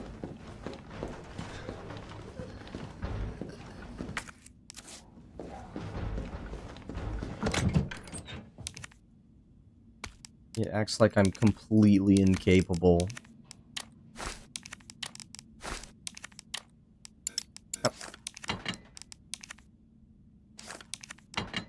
Let's throw this action up. I'll keep that for now. But you're healed. Why are you still doing that?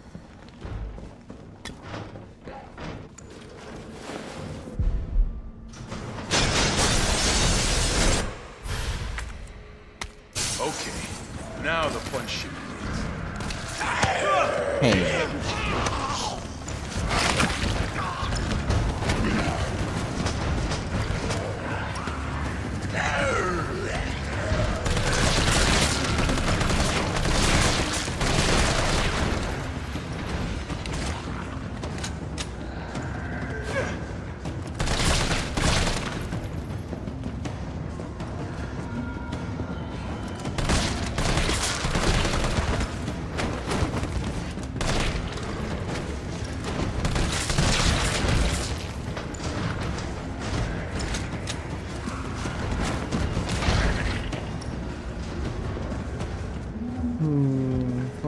battery.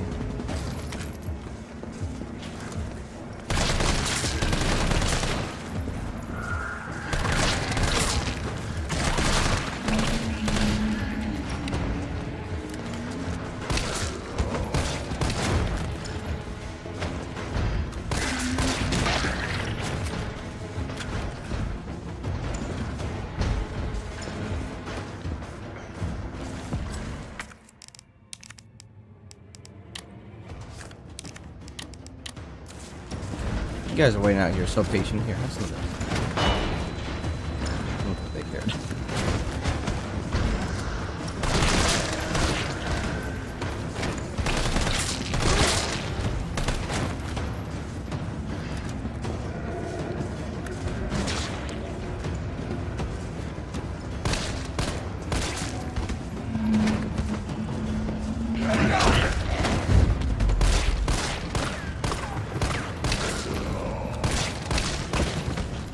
The fact that they fall so that you can't actually hit their head is kind of weird. Like, it feels like that is where it does the most damage. It must be somewhere.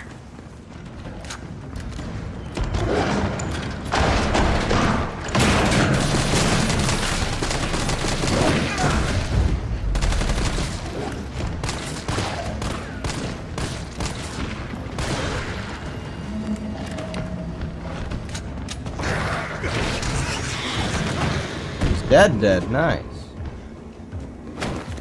You mind?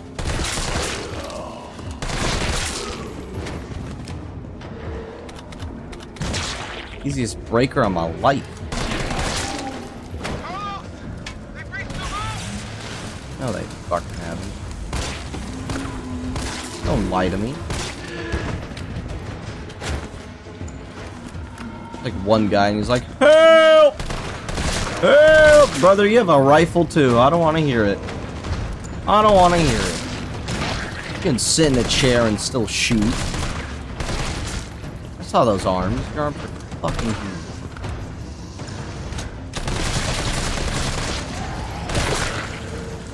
Almost got it. Touch. Oh, that. Oh, I'm running. What happened? Oh.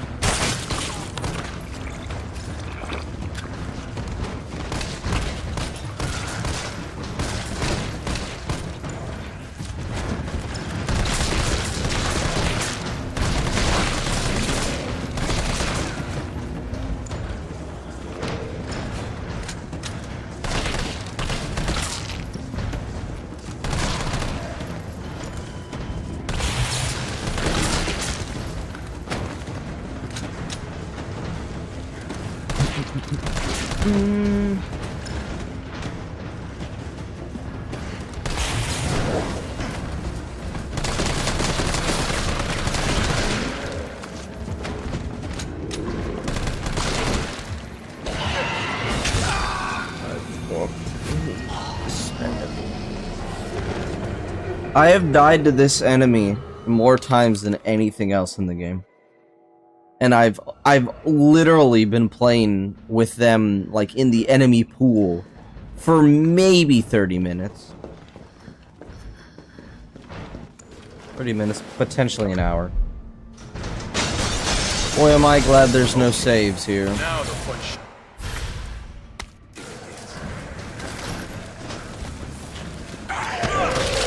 Let me get the first aid. Oh, fuck.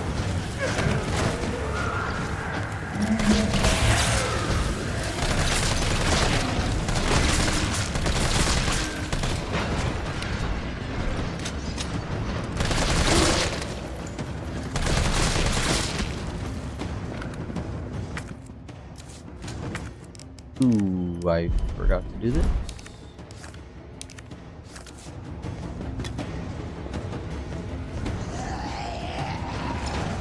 Forgot I needed to reorder my inventory.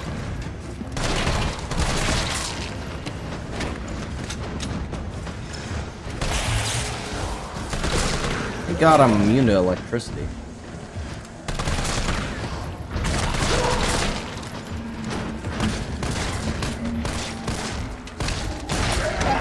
Shit, long.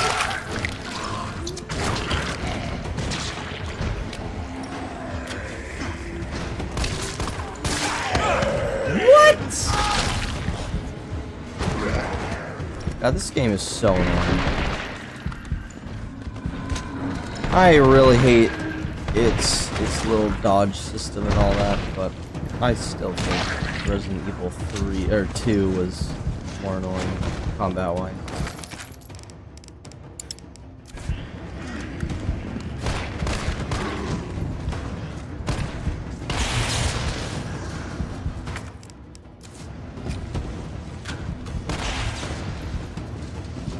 Crab!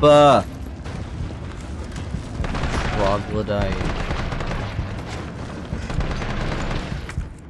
Let me use this.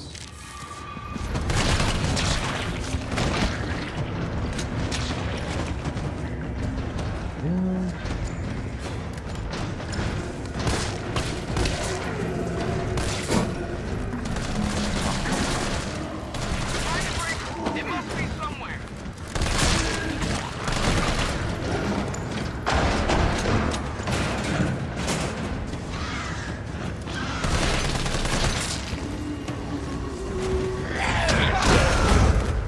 No, aim at. Oh, right.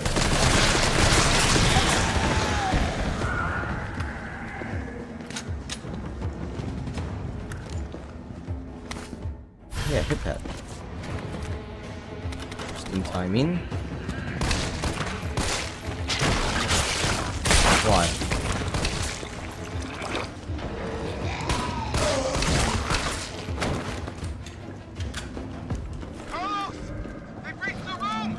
No, they haven't.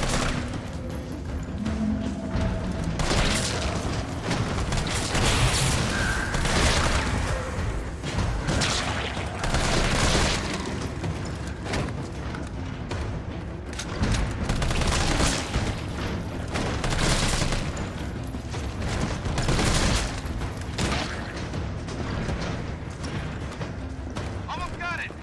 Okay.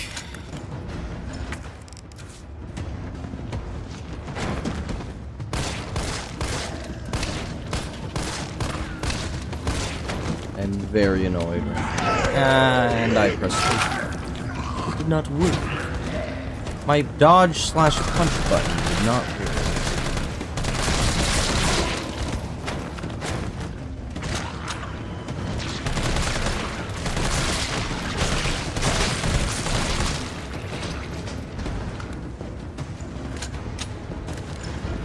I do like the idea of this fun little survival section, but my god, is it executed in just one of the most annoying ways possible. These are the thing.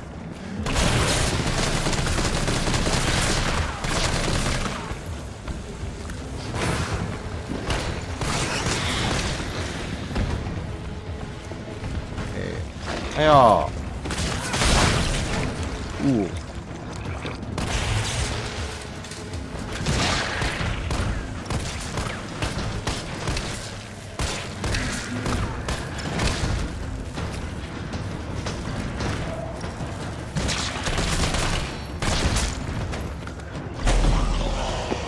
I have a grenade, it's fine.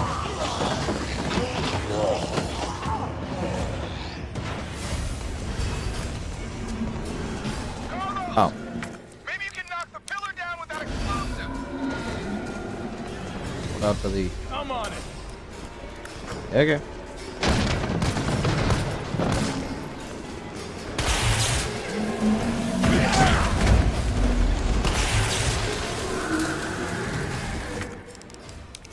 Gonna use one of these.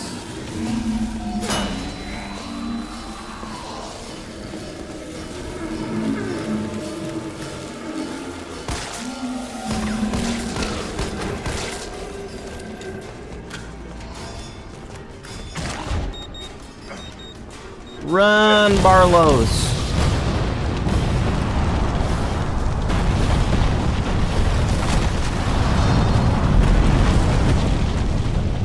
Oh, and they despawn? That's cool.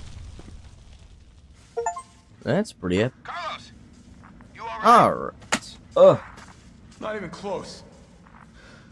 But at least Oh, it's that was the worst, by the way. coming back. That was so annoying. Those stupid lizard dudes, man. This Vaccine's a hospital real place deal. sucks. But not because it's poorly designed, but because the lizard guys exist. What do you think you're gonna do? Whole city's about to be microwaved. Come on, man. Call the government. Tell them we found a cure. You stall for time. Ballsy motherfucker. Call the government. Damn, bro, what happened to your eyes? This man hasn't slept in months.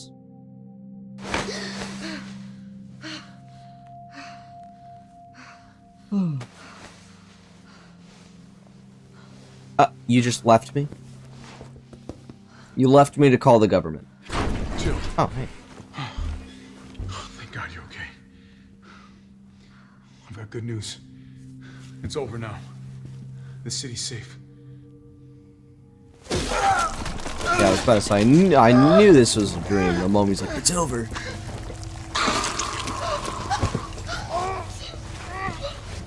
Oh, that T-virus failed.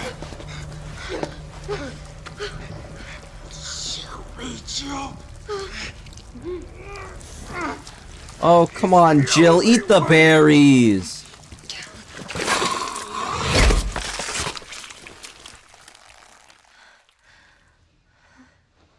Oh, wah, wah, wah. I got the T-virus. What's going on?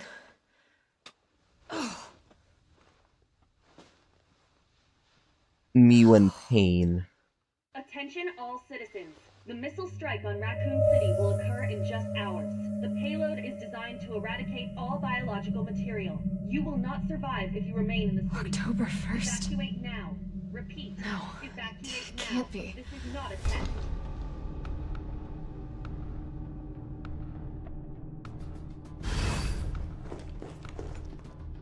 Girl was out for like 2 days. Okay. Thank Christ. We're out of that. Also, thank Christ our boy is freaking hogging all the goddamn pouches. I'm actually so mad. I'm like genuinely mad that he just has the pouches. Like, what do I do? They're just his now. I mean, always have been, but yeah. Morning, sunshine. Oh, hey. You saved my life. You're calling the government. Sure as shit didn't. That was all Carlos. He carried you here and he treated you himself. Crazy bastard. Where is he? He went underground. Bard stockpiled the vaccine, enough to give this city some hope. What? He thinks he can do I this by literally himself. ate that. What do you mean? I'm going after him. Wait, did you see the broadcast? They're gonna blow the city sky high. I'm trying to get a hold of someone, anyone with the clearance to stop it. Leave this mess to him. He's a professional. So am I. Hilarious. Alright, anyway. Guess I'm not talking you out of this. Excuse me, actually. Facilities underground, beneath this hospital. I've lost contact with Carlos, so expect trouble. Okay. Sounds good to me. You can sit back and stay in the cuck chair if you want. I have some locks to... What? 15 9mm... Oh. 3-round burst.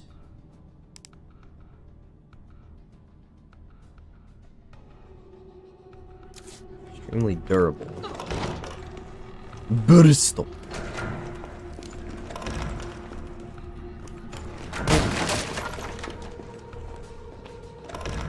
Handgun ammo, more like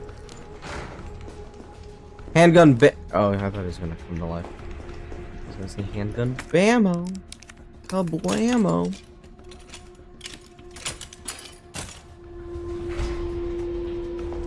And to think it was sitting in the chest right next to you the entire time. Oh, Carlos.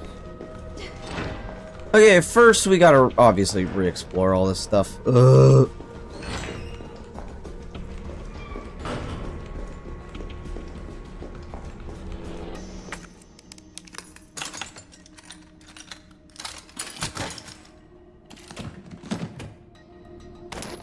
Magnum. Looks like we're getting the Magnum soon. That's kind of good.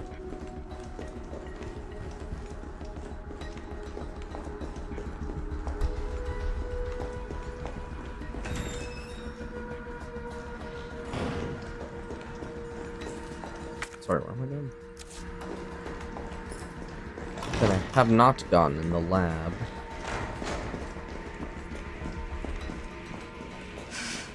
This looks like Nikolai's work. Huh. Very interesting thing to say. What am I missing?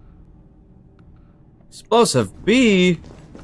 Doctor. Explosives in the office again.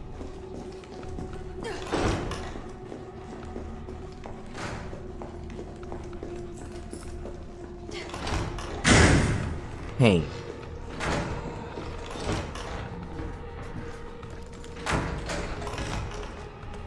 And I can't punch him anymore, so.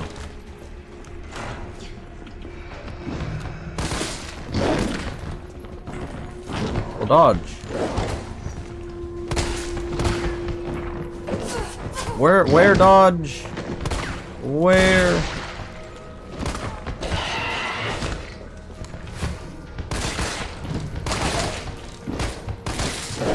Pain.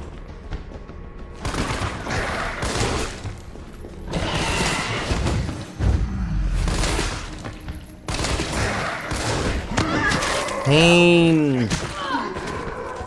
You're not dead? Okay. Oh. Yeah, we're living that. That dude just has a one-shot though. Like I don't care. He's easily the most unfair enemy we've met.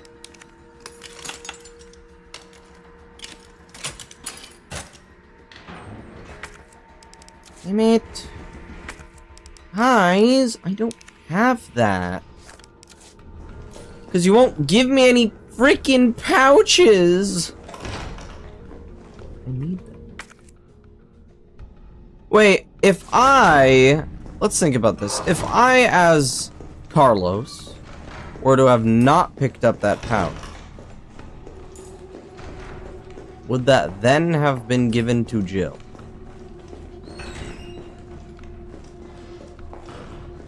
Maybe the team actually thought of that, and I can go back and get it right now. Only one way to find out.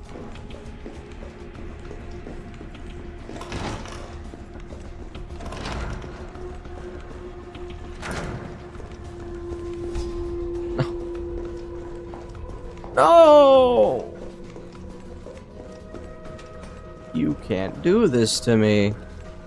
I started this game save. You know how much I sacrificed?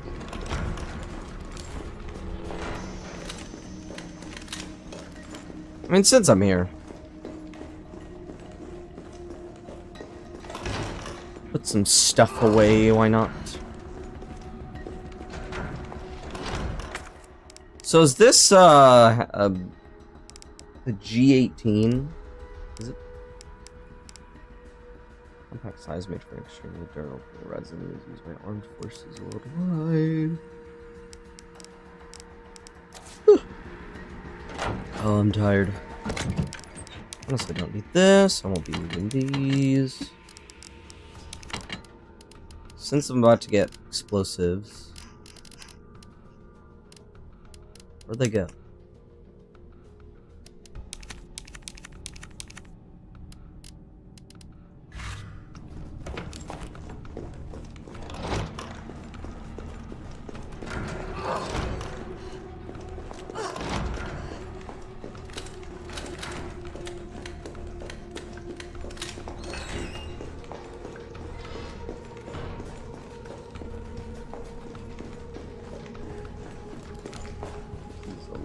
Bit annoying.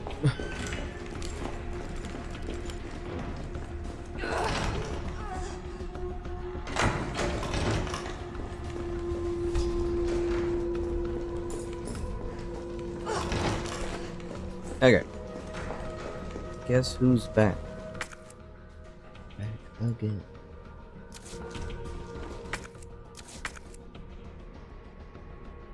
Ah! Forgot about you. I guess you forgot about me. So I came in from here. This is gonna take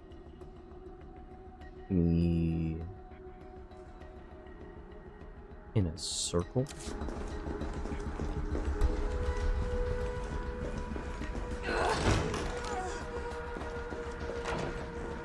Ooh. Dang.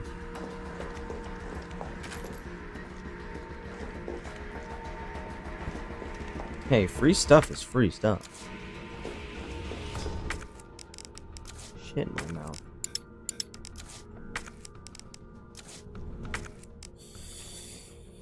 Ugh. Damn it.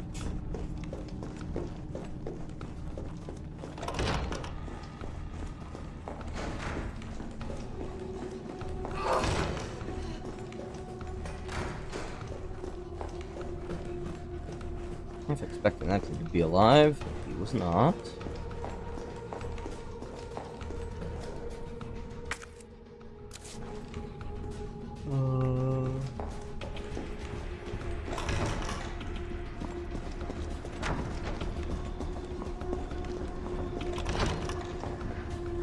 Oh, you're still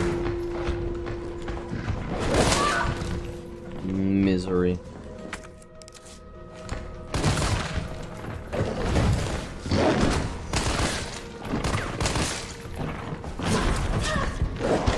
Okay.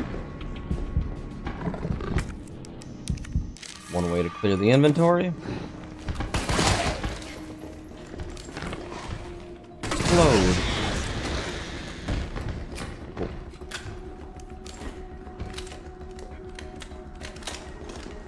Is this? No.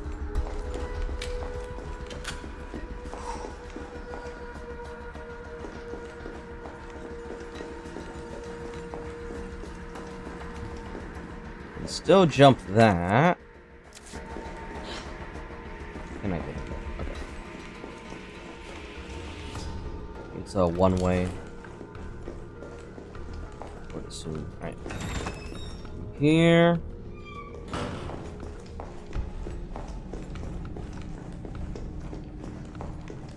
So everyone that what's his face is killed, they are perma-dead, yeah?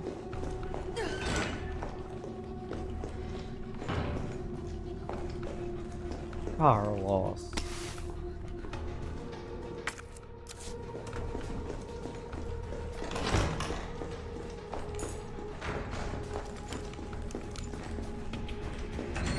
Open the door.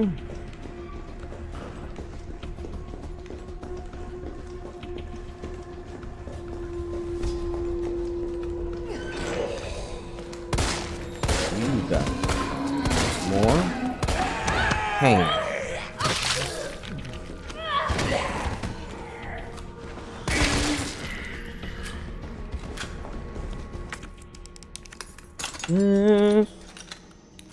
Doink.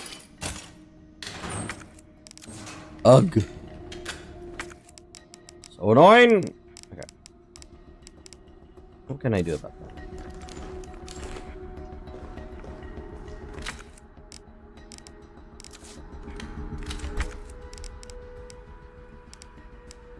Ugh.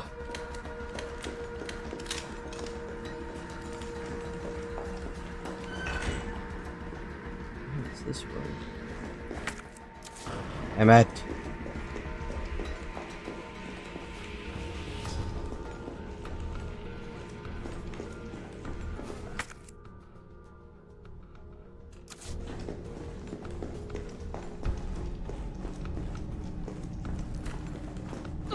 Open the door. Open it. Oh, yes. Open the door. Jump. Did not look like a good landing. Jail that looked like that fucking hurt.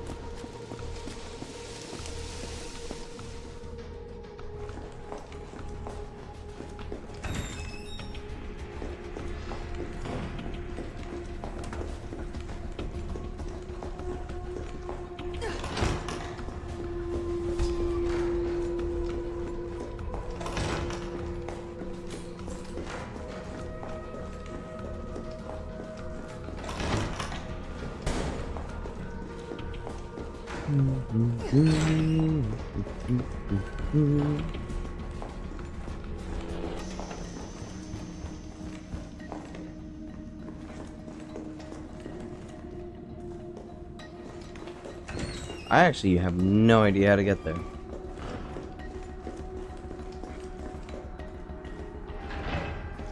Yeah, that's where it wants me to be. Should be missing Magnum and an explosive A. That's it. Put this here, put this in this. I'll keep those. Honestly, I don't think I want this. The first model, it looks like it's just not doing me anything.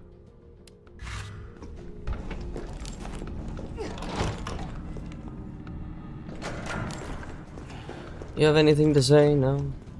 Okay, I'm just tapping away.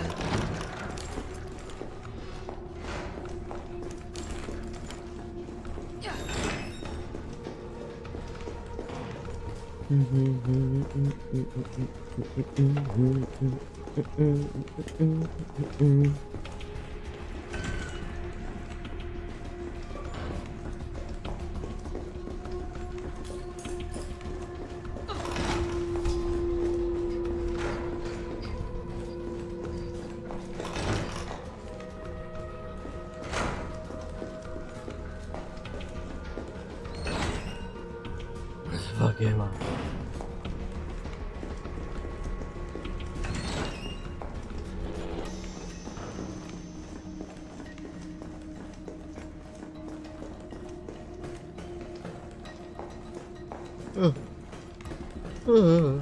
Oh, tired. Yeah, man, this coffee does nothing to wake me up. I'm not gonna lie. But you know what it does do? It keeps me up whenever it's late. I am so upset at that fact. Oh, there's a safe room right here, and I totally just forgot. Might as well save.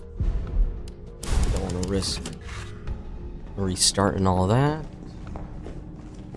Just explored a ton of this place. Have we been here? You know, it sounds like a no.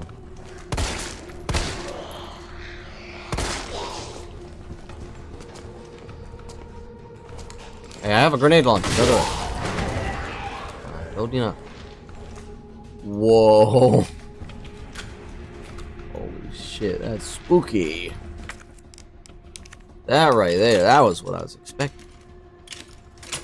Ah, what's this? 12? That's pretty good. Okay. Oh god.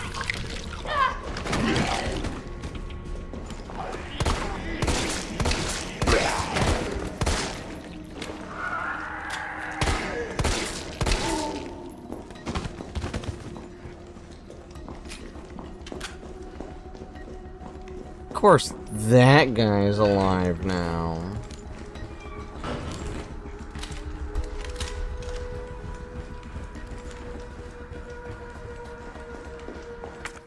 Jill, I believe you died.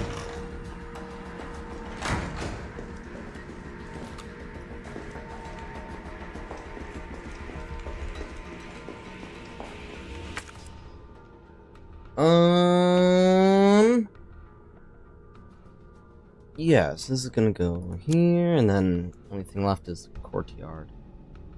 The operating room. Got it.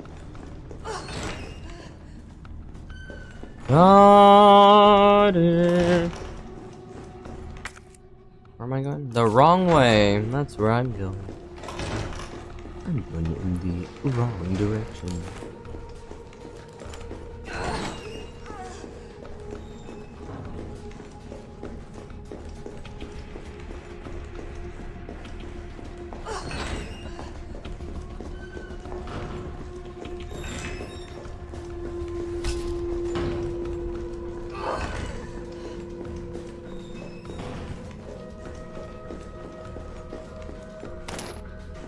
Okay. we go.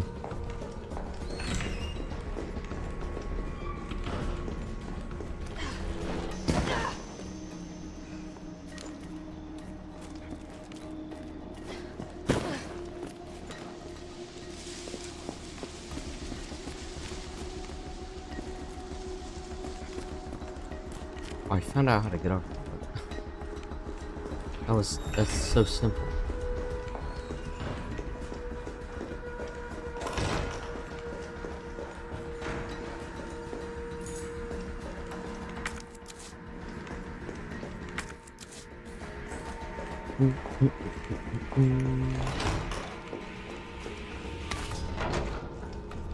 Alright, there's that.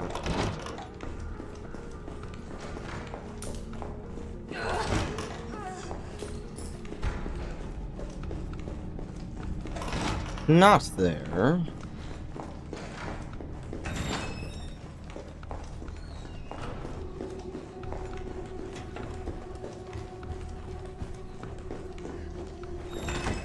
Here.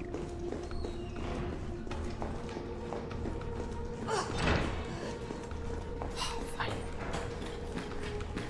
Something new.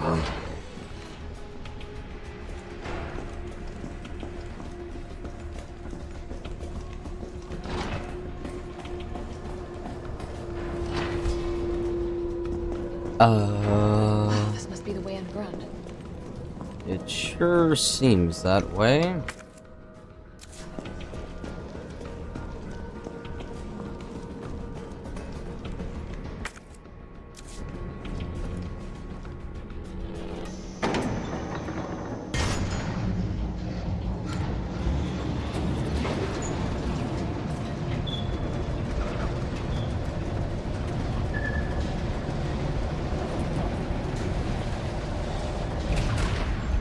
Oh man, I'm dying. This game isn't like boring, but I would be lying to say I'm not falling asleep. Oh, oh my legs. My legs. Back to what I was saying about waking up early. Yeah, I'm finally trying to get all my stuff done before stream. How is it no one in the hospital ever noticed all this? I think they did, Jill. I think they just didn't care because they liked their jobs. And possibly their lives.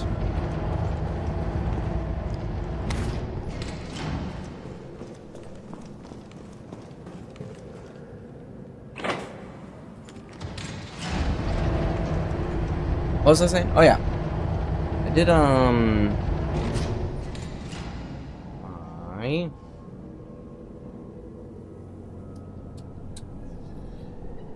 did all my daily bits and things like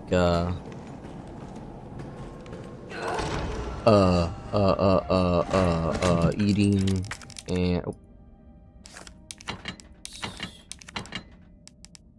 eating. I got a nice snack, and then I wanted to be better about, you know, actually like reading my Bible. I wanna know that, and I was thinking of maybe doing the Quran next.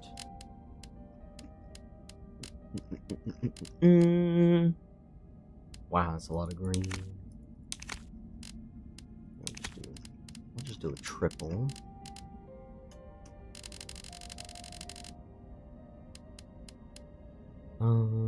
Make flame.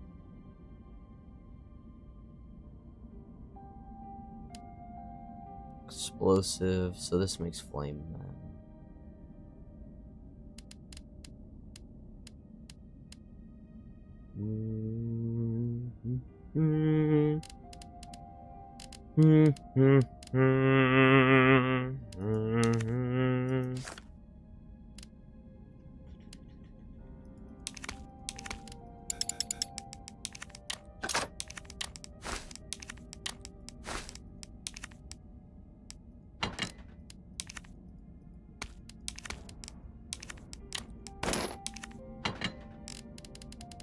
How much do I have?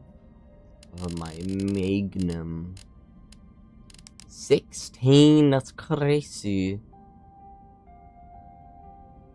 Most powerful rounds on the market for semi-auto pistols. Uh-huh. Are they?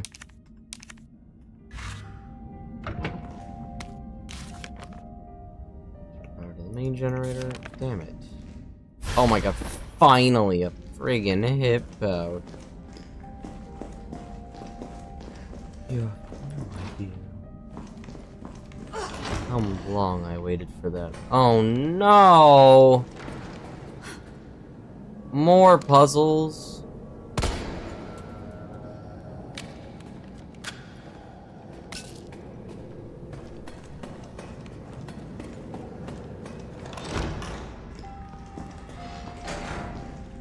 Alright, well, I think I did a great job today. I'm gonna take a little breaky pancakey.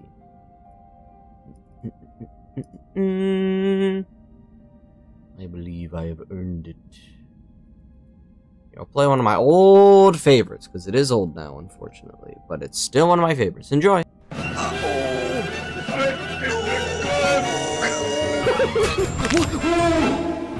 I think this is the closest I'm gonna get.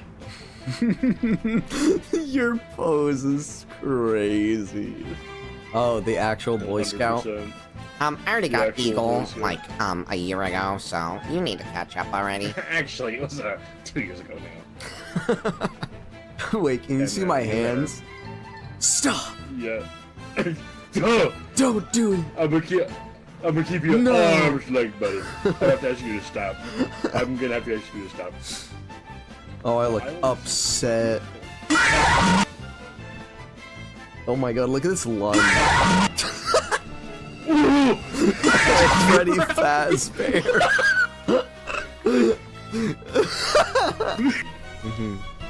Rule 1, keep moving.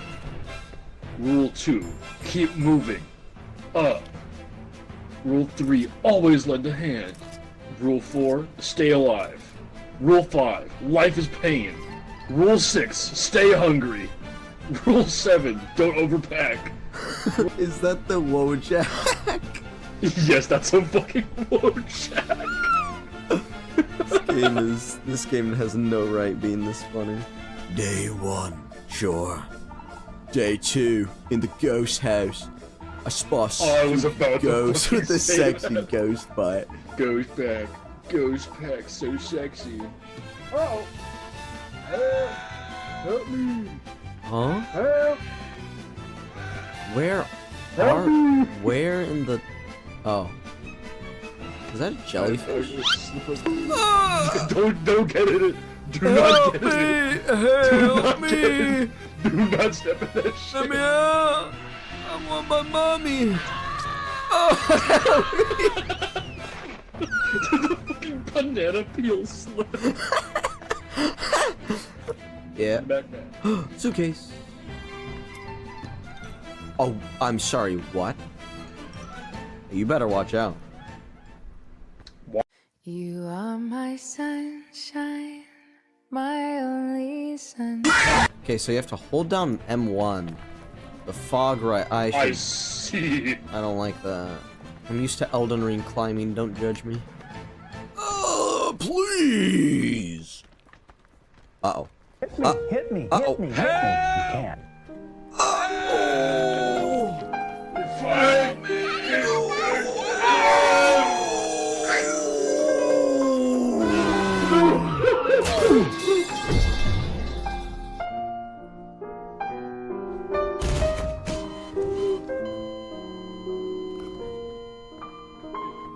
Hey, would you look at that? Poison.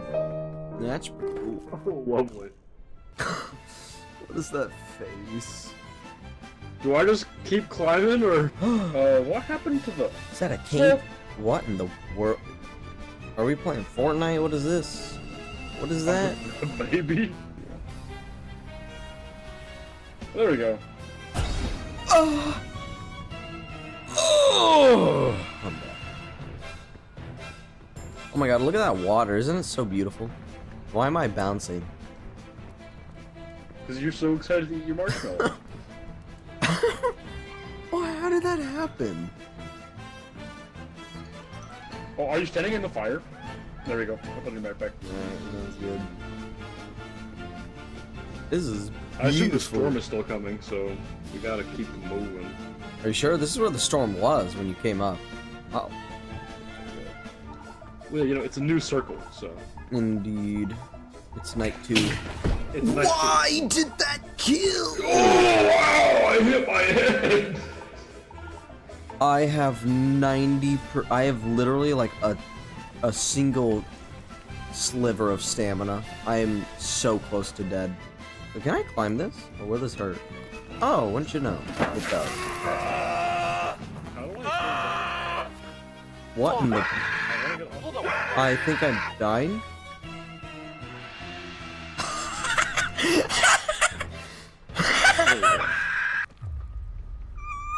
The poison killed me! Oh, the light! Oh. I touched one singular, like, vine and died instantly. This is how Boy Scouting works. Can confirm. Awesome. But what would happen if, for some reason, we ignore somebody unlocked 100% of the cerebral capacity? 100%? Yes! The fucking boss is fucking raw!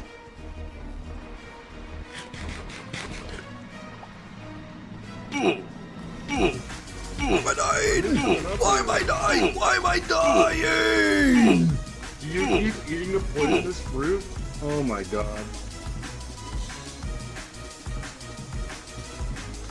It's poisonous? That's what the survival book said. I'm gonna go this way, actually. Yeah, let's jump back in. Why is No way! Hey, yo, the pizza here. You alive? My ears burn. Are you dead? So, I slid down the entire mountain. Okay, that's why I couldn't find you. That makes sense. Yeah, my I guess. corpse went limp and decided I didn't want to be found ever again. I just jumped. No, okay. How the fuck do I get up there? What if you made your way all the way around the mountain and then got up? Dude, that is what Boy Scouts do after. Ow. Hey, look who's here. Well, that's pretty You just turned into a corpse. Alright, this time, you shouldn't eat any of the brown mushrooms, okay? It was a freaking apple. I'm getting pushed right now. What the fuck? You stop that right there. Come here. I want a mushroom. You gonna feed me these ones too? No, these ones are white. What the hell is even that? Stupid fat little cocksucker! Fuck you. I was so just waiting for the poison. Any scout worth their salt will always know true north. I'm gonna need. I need an adult. Okay. I used my stamina already. Unfortunate. Yeah.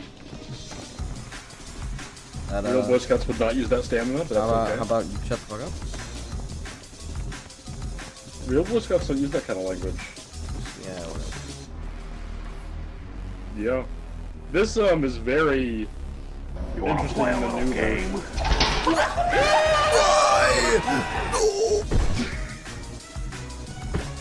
Damn you, Miyazaki!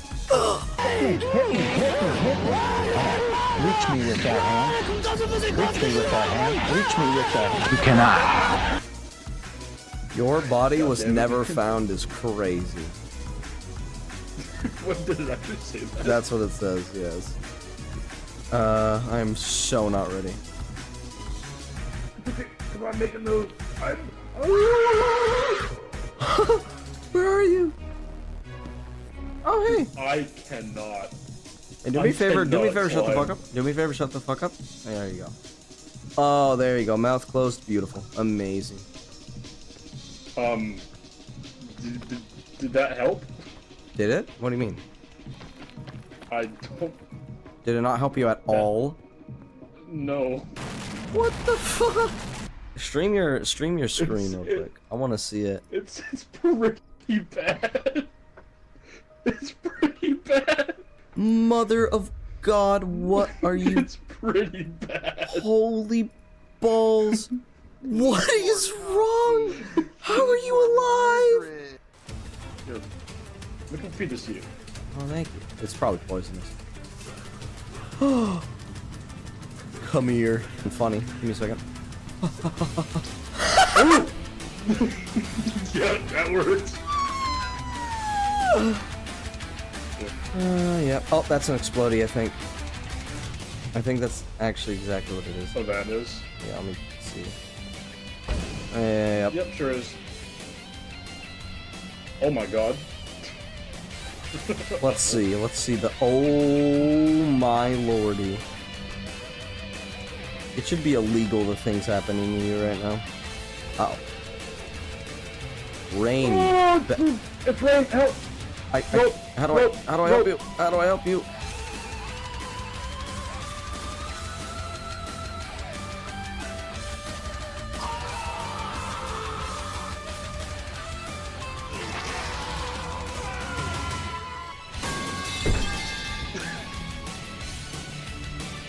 Oh. Oh. I'm just gonna come down. Oh. Okay, It's so over. I can help you, I think.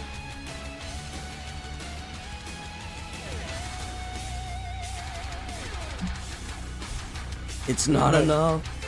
It actually bugged me into maximum speed. Dick, bro, what are you doing? You just kicked my chin.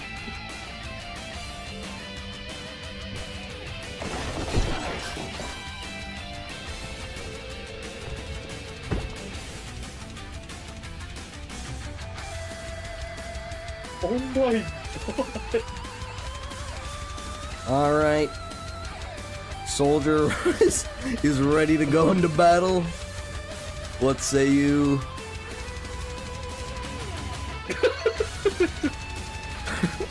Shut the fuck up.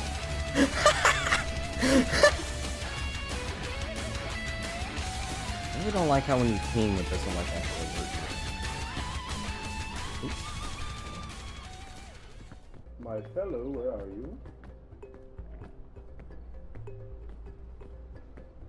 My good man. Watch out, watch out, watch out! Oh, that's smart. Did I get you? Oh! I killed you with that? I killed you with that?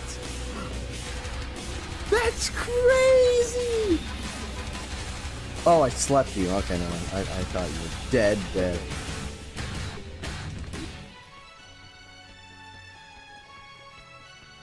Wait, maybe I don't. Okay, I do. Tell him to go eat shit, Johnny. Tell him yourself. Eat shit, asshole! Fall off your horse! Shut up. Shut up.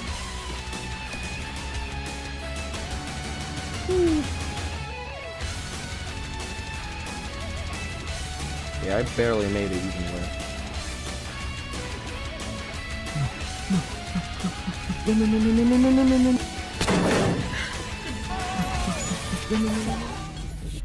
Dirty these. No.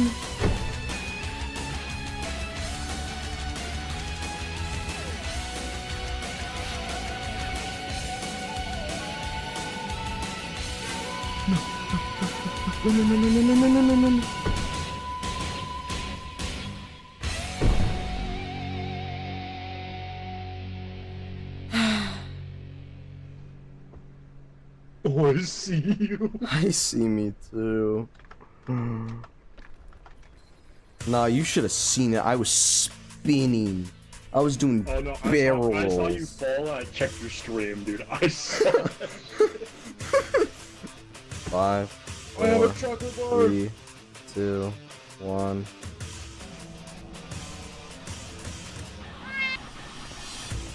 Ooh. Oh, hell no. Is that a mountain or the fog? I'm gonna kill my... This might be where lanterns and flares are good for heat. Oh no, right. Oh, it's so over, man. Are we just dead here like this? Okay, hide. I think that slightly helps. Sí, señor. Yo soy de rancho. Mi pene es muy pequeño. Ay, Dios mío. No mames. Madre. Hasta puta. I'm gonna eat this. I'm very sleepy. Someone help me. Oh my god. Sounds pretty cool. Maybe it like unpoisons things. It might be a just a better lantern. Uh-oh. I'm gonna die. I'm gonna die. Oh my god. Okay, I'm here. Do you have anything to help me? I have my hand. Fall. I have my hand. Just jump. Quickly. Oh.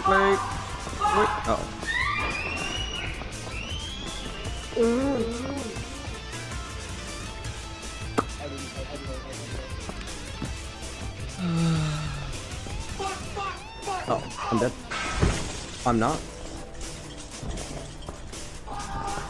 Oh my, you are a little cum stain. Oh yeah, you can see my stamina, can't you? So you know how excruciatingly long this is gonna be as well. I mean, that's a rope, not a chain. Yeah, I know. Oh, I need that stamina game. Oh! What? Why? No, that's not fair. You provided the needle. That's not fair at all. I don't know what it is about this army helmet, but it really makes me want to get shot in the head and live. It's so true, Bessie. Woo! Woo! Oh, that was awesome. My god, where do we even go from here, though? Like, we reached the top. Oh, there it is. Why I got those stanky legs again? I don't know. I'm just so glad we made it. Oh, man. Oh, sorry. I took a very quick nap. God, you know you're becoming an adult when you freaking take a break. Or, not even an adult. You know you're old when you gotta take a break from whatever activity you're doing to, 1, go do chores. And 2, to take a nap. Just... I'm chalking the nap up to the fact that I woke up way earlier than I normally do. And only got like 7 hours. Okay. That's fine. That was all within 10-15 minutes. Hello. This is definitely not a trap.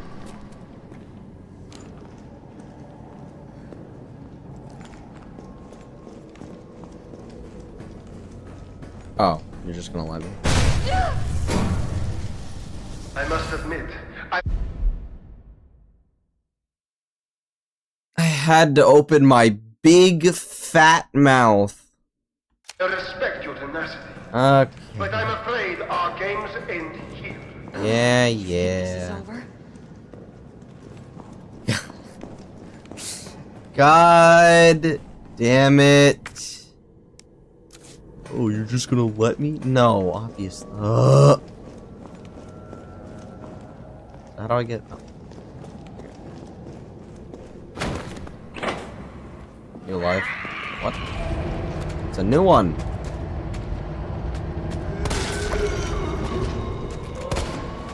Looks a little bit more sentient.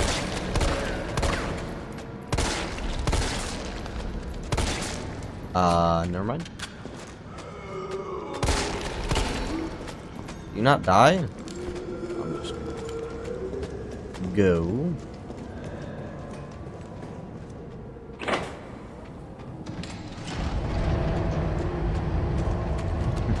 I don't really have the ammo to be doing this, so yeah. Perfect. Yeah, I'm gonna be doing this.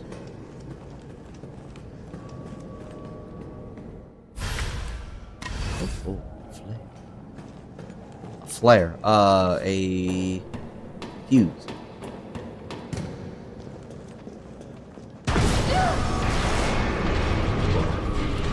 Oh, no.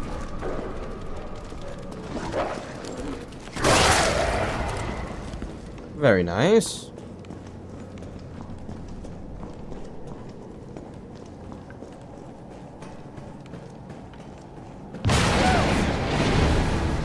Is everything destined to explode?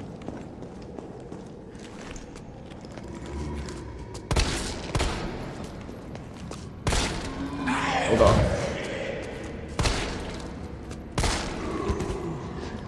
Cool. Dead end. No, wait. I thought she said we didn't. I'm like, did what? It's like one guy. So who's we?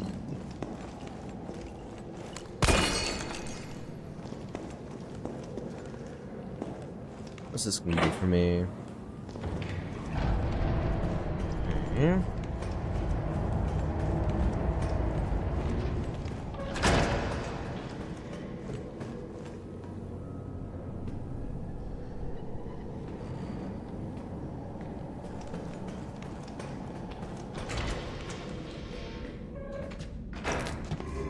Misery.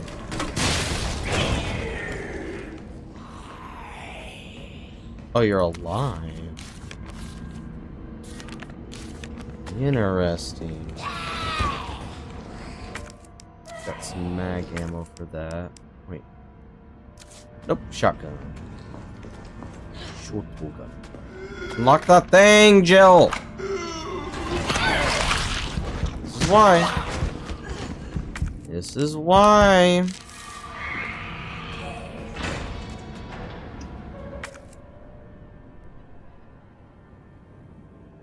This is not a boss fight.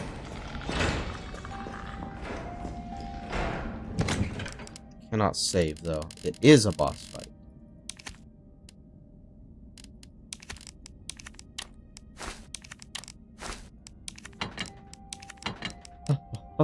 Oh.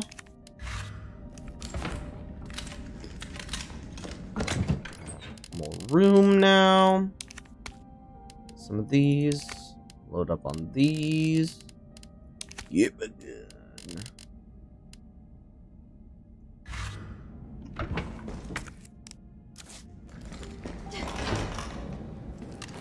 Gotta say something.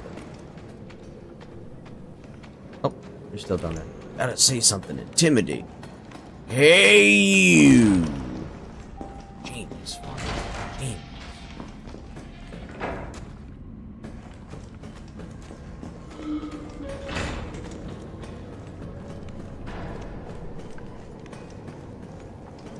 I forgot to charge my camera.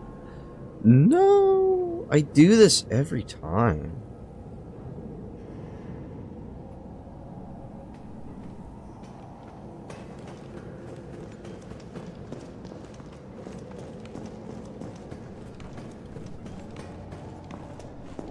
What did? Shell holder.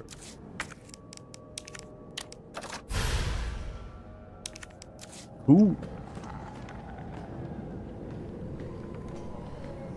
So what, it loads faster?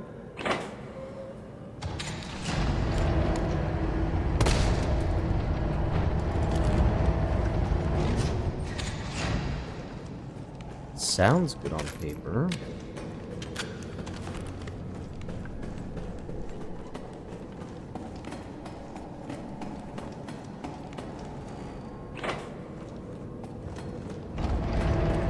Let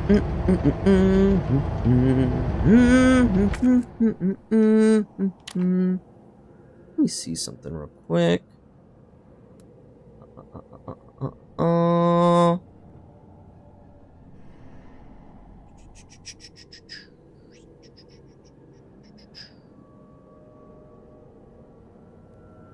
Alright, we're good.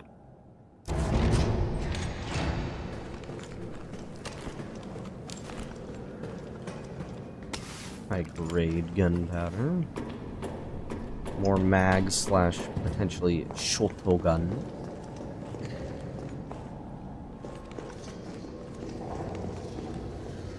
Definitely something in there. The question is whether or not it's coming out. That's it? Okay.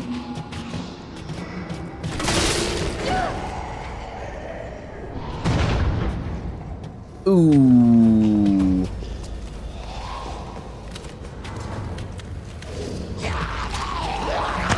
Now's not the time.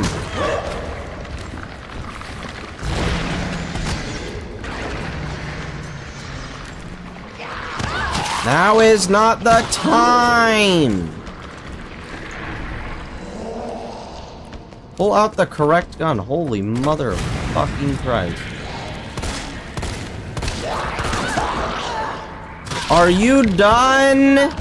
Oh my god.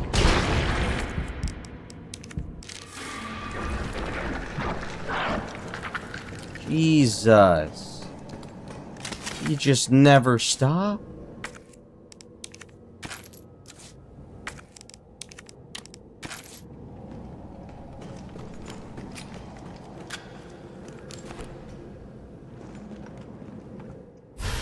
Hey.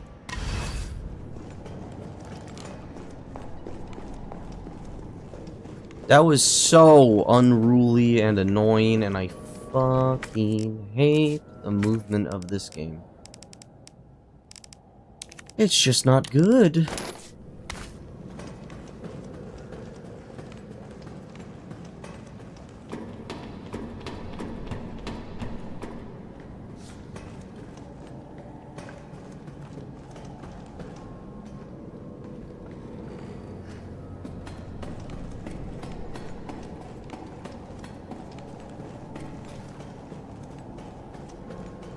Okay.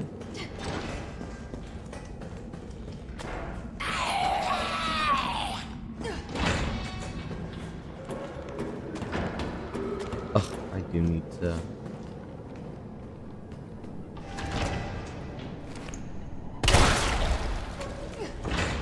There we go.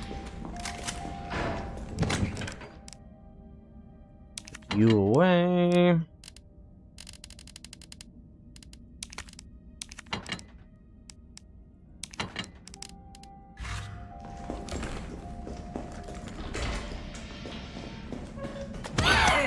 Really wanted to dodge there, but I'm just not given that option. Fuck Resident Evil.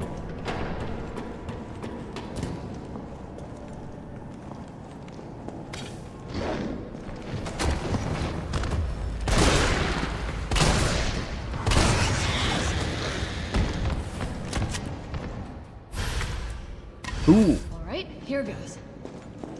Thank you, Jill. At least you shut up more than Carlos. Oh my god. Carlos is insufferable.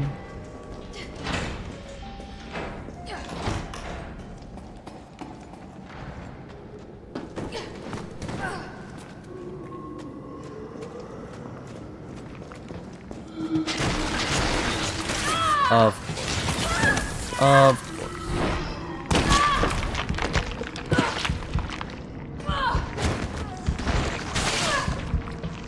Can I play again? Okay. There we go.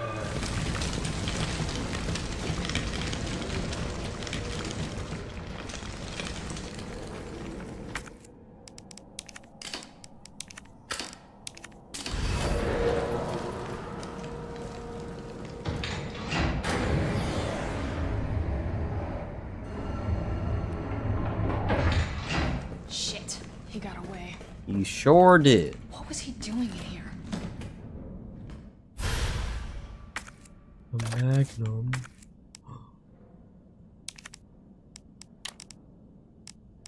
Dang it.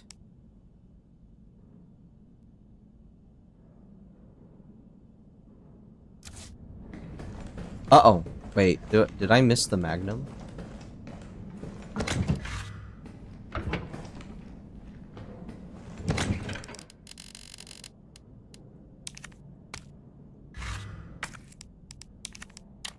I missed the magnum.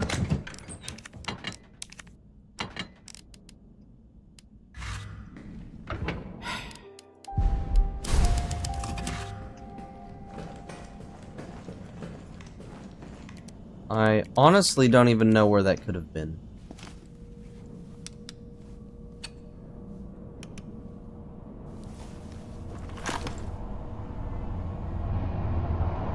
Carlos. Oh. Tyrell. I got through. They're willing to negotiate.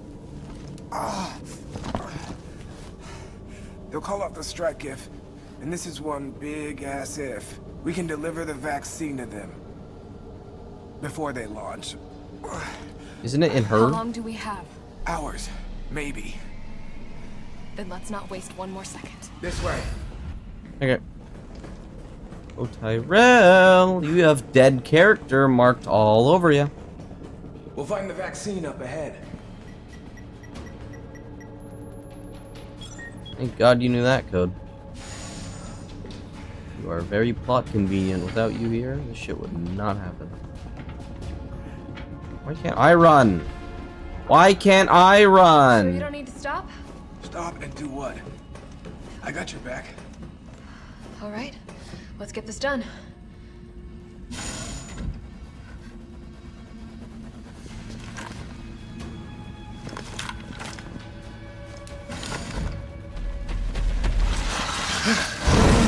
Oh, Nemesis. How did you miss him?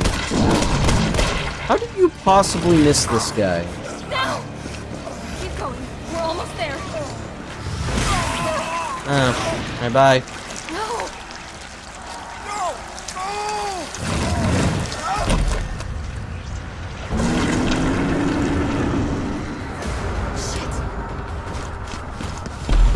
God, you're so lucky I don't have the Magnum.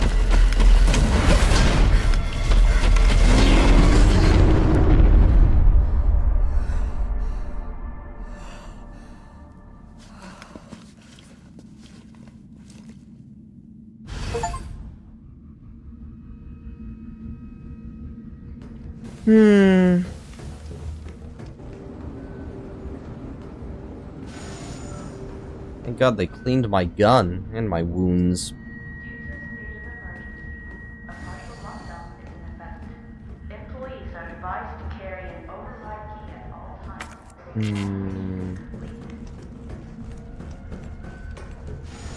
Guess who's in the facility again?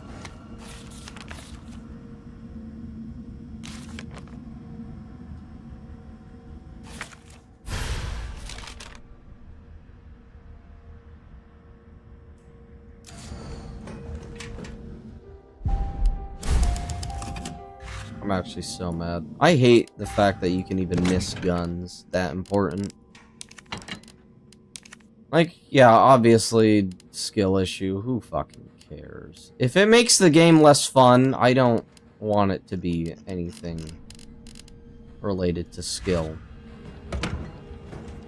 I don't want it to have to fucking rely on me. I understand why. I just don't agree with it.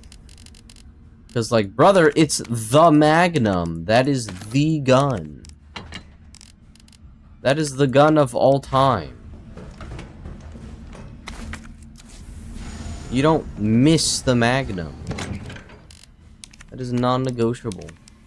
That's like if your favorite side character doesn't drop you an RPG at the end of the game. Like that's non-negotiable. Whatever. Whatever. It's my fault. I'm just mad it wasn't more obvious.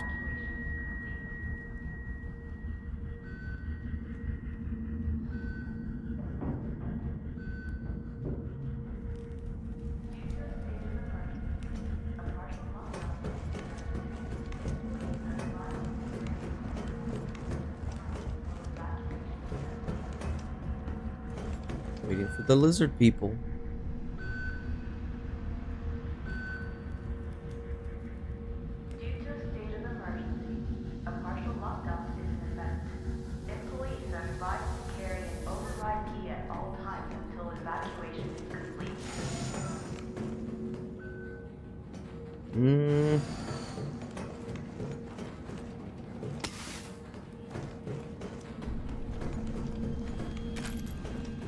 Yeah, I was wondering why I was getting all this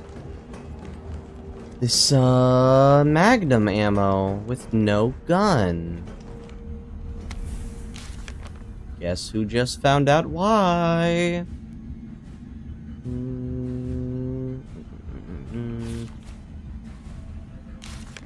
So I need to make one? To begin vaccine synthesis, place the materials in the chamber. I sure do. Synthesis? I have to make it myself? Alright, gotta figure this out. Override key successfully generated. What have we here? Well, I just said... Override key removed. Yeah, that. Okay. So this is my key.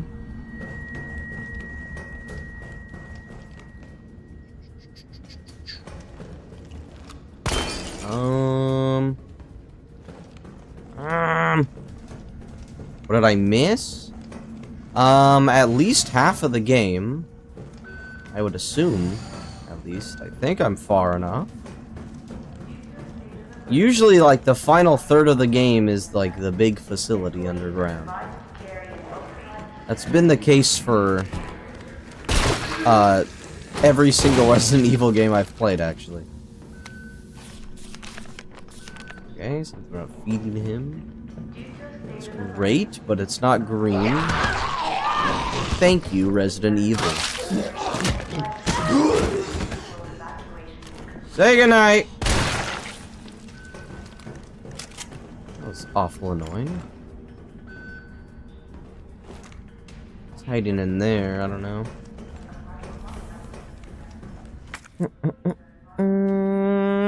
Vaccine equipment. This is gonna take me to floor 1. Oh, there's a lot more. There's a lot more. What?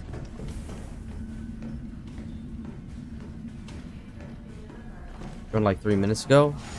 We just beat Nemesis for like the millionth time, and now we are in the facility. Is the what? What do you? What's the problem? What is problem? Doesn't work? Oh no, it does. I just hit the wrong button because I'm retarded. That's good. That's good. God damn it! I hate the enemy placement in this godforsaken game. Oh, you're invincible. And you're invincible.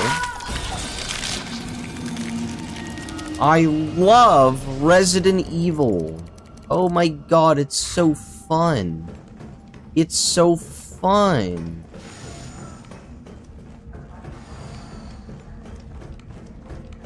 Ugh, it feels like it's just trial and error at this point. What a fucking lame way to play.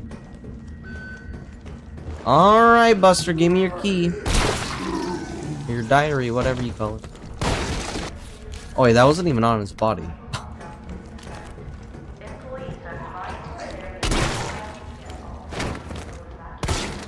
Okay, cool. Yeah, let me just memorize the enemy placement real quick. My bad. My fault.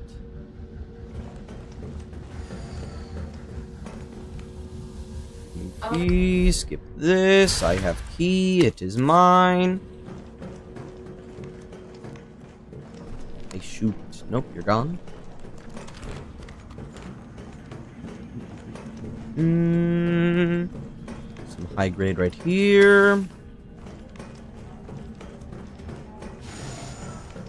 You gotta love what comes next. My hopes are high. This is definitely better than Resident Evil 1. Resident Evil 1 Remastered is still my least favorite in the series. I've played both playthroughs of 2. I'm playing 3 right now, and I've played all of 4. I fucking hated Resident Evil 1. It was so bad I quit like 70% of the way through. I got past the shark and I was like, I am actually so upset at this game, I'm not playing the rest. I wish I was joking. That is not the case.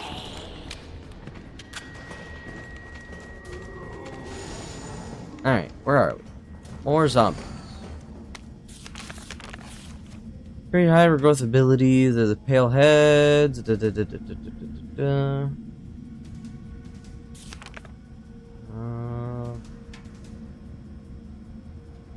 Oh wait. Wait. Maybe it's not too late for the Magnum. Oh my god. Maybe it's actually in this facility. Because that... to use this to synthesize the vaccine. Yeah, obviously. It's chill. Because that excerpt suggests that there's a Magnum in this facility that actually... Oh no. It's actually able to take out these... pale heads. What? Where do... Yo! You're behind this.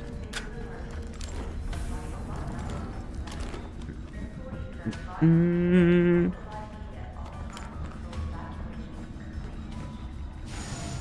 really that important to the timeline, just shows who the characters are, who's evil, and what's happening. Yeah. It was I did watch like a lore video on it. Is this really necessary?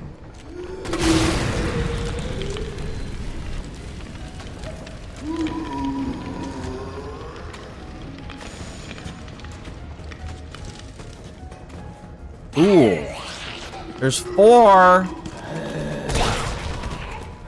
Got it.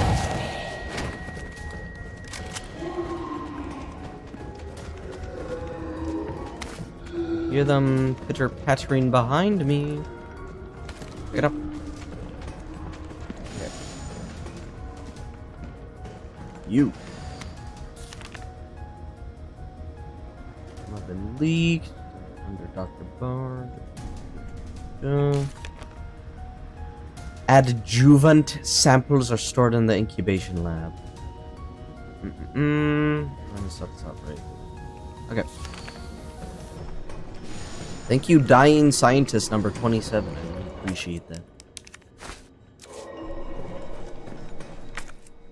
that. Shotgun.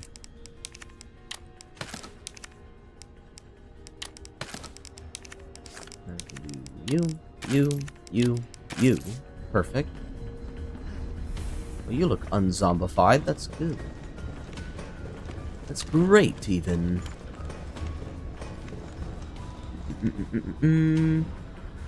I send my sunglasses for what's coming next. This must be what powers it. Oh, wait. Yo, this OST, though. What?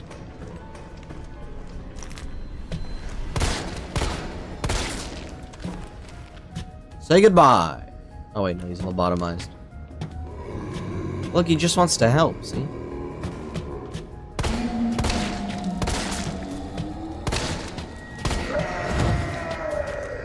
Where'd you go?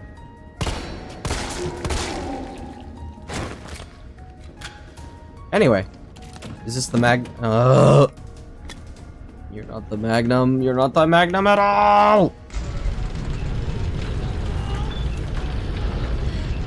Damn, girl, you are way too thin to be pushing that. Okay. Okay.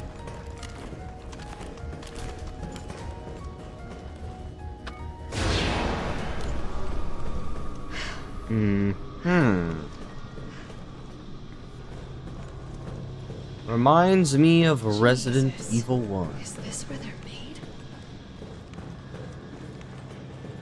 Oh god, it's the stupid lizards. Ugh.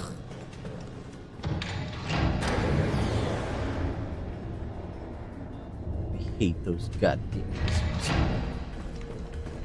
So annoying. So why are people even dead, though?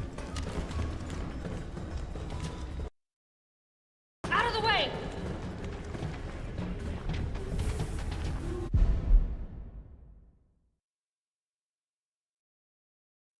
Damn it. God damn it, my freaking headphones disconnected the moment that door opened. Anyway. As I was saying. I only have flame. Ah, flame's enough. What? Oh, dodge. It didn't work. I'm dodging! Oh, dodge. It's not working!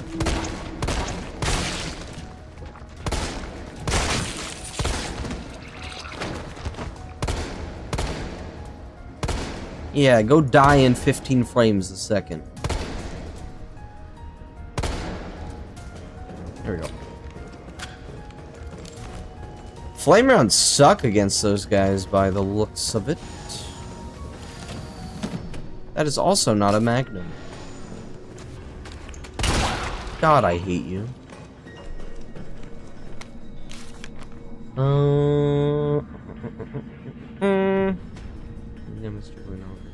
Bioweapons, including parasite organism into a tyrant's brain to give external control.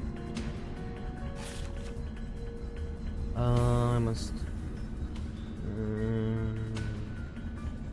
emphatically state disapproval of the ship's way from the established health policy. During the use of parasites, you are setting a dangerous precedent. Viruses can be kept in check, I believe. Developed for the virus on Earth. Funding and bounty samples, of course.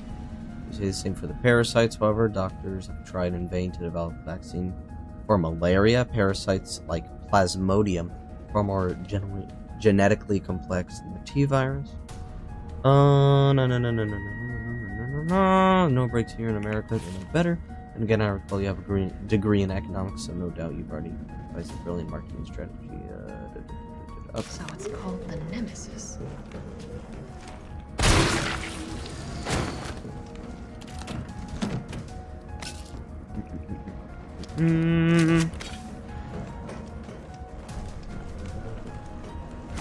More sample.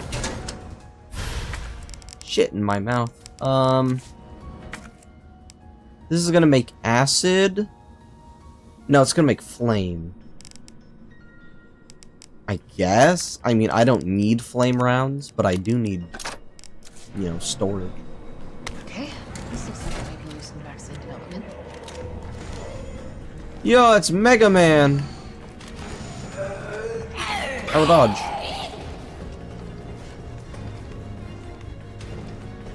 Cool. Cool. Now I have to deal with these guys. Oh boy. Wait, were there people at the bottom of this elevator? Oh no, there wasn't. It was the Nikolai dude room. And here come the lizards. I fucking knew it. I'm dodging. It's not working. Okay. Upon further inspection, my loadout is not very prepared for these guys. Okay, I'm just gonna do this thing called running. Oh, hey, look at that. Free stuff. Oh, I can't get out until the contaminants are dealt with, so to speak. Me when I have to reload. Ouch. Hey.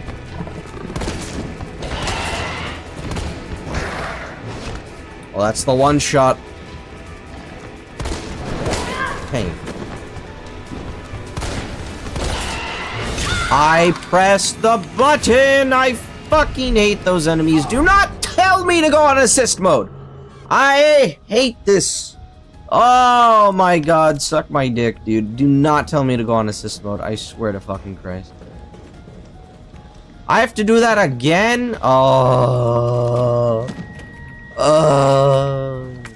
This game is evil. This game is so evil. Why do flame rounds suck? They were so good before. Now they're like borderline usable. God, you can't give an enemy a one-shot move and then be like, oh, you want to go on assist? Fuck you! Oh my god, I hate these stupid lizard bastards. Come on. Oh, fuck you too. Oh, excuse me a second. Okay. Explosive A. Give me a B. Give me a B. So it's called a nymph. Oh, wait. Is he dead? I didn't think those things could die unless it was the Magnum, which I do not possess. Okay. Use in vaccine development. Here. You will make acid.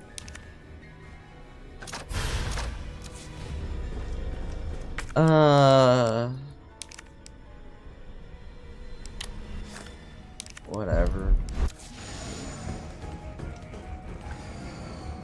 Open the door. Open the door. What? Hello?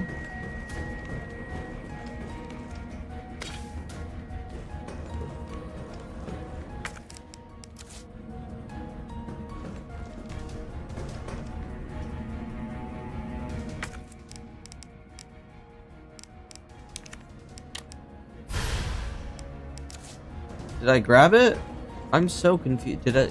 I could have sworn I was supposed to have 3. You already got it? Okay, I was panicking for a second. I was like, no, you can't do this. Okay, well, my trusty shotgun and, I don't know, our friendship maybe? Could help me here.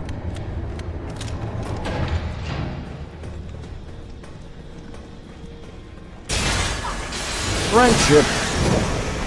This is my friendship shotgun. Hey.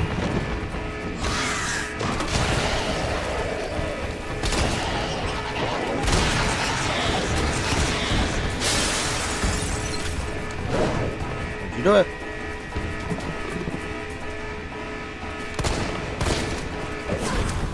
Where'd my dodge go?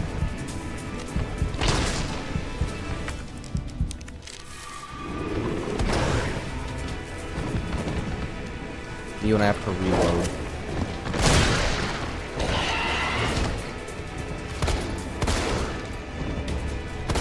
I saw that. That was a crit. I saw those impact frames.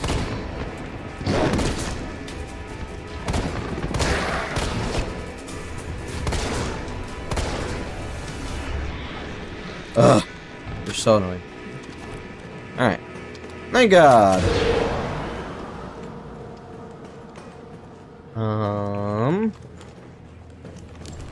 Now I can supposedly make the vaccine. If I get jumped by... Oh, there actually wasn't something hiding around the corner. That's new. Oh, hey, acid rounds. Yippee. I get more. Oh, why are you alive? Oh, dodge. It didn't work.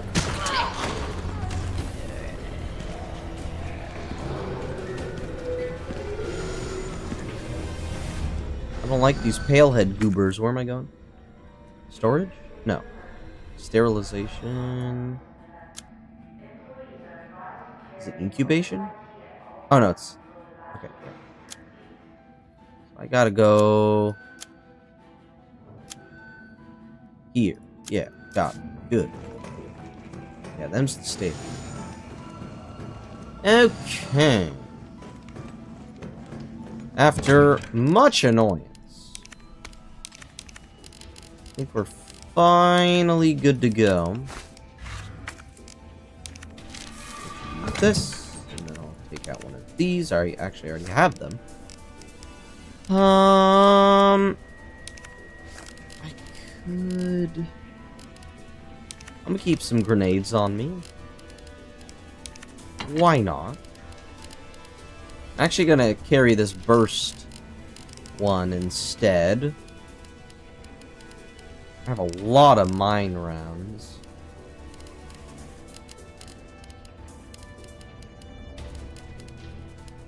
Yeah, honestly, if I die in this next room, I guess I just die. I can come back here anyway. I have a lot of stuff that I could be using.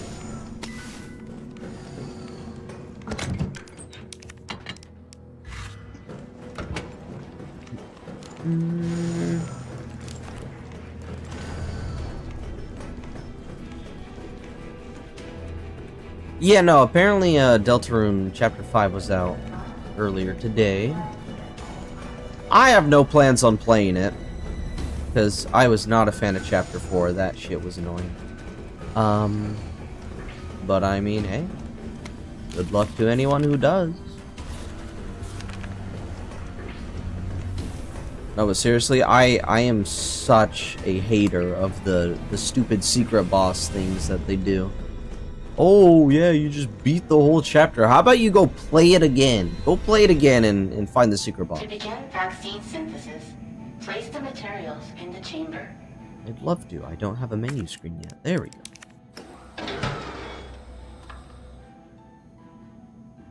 What?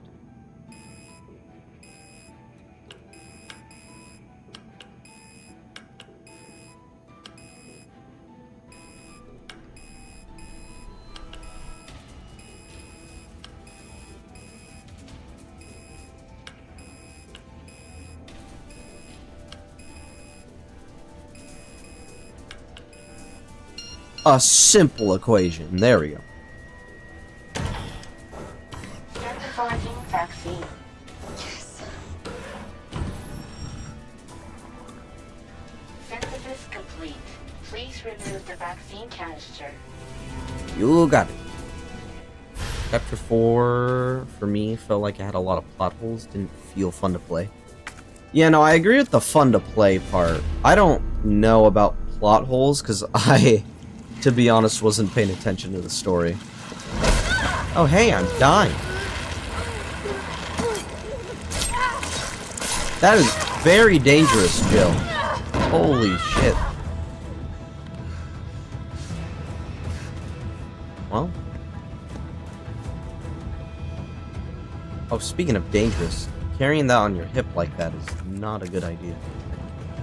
Come on, Jill, I just checked your vitals. You're fine. Oh, thanks for the ass cam.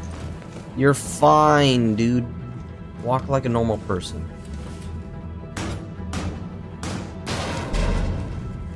Okay. Hey.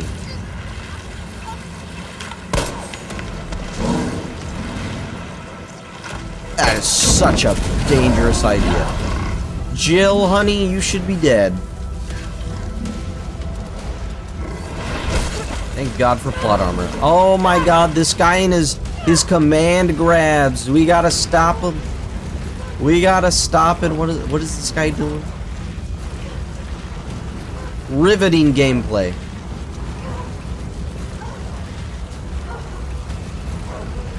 Okay. Am I pressing the W button good enough? Oh, Carlos, are you coming to save me yet?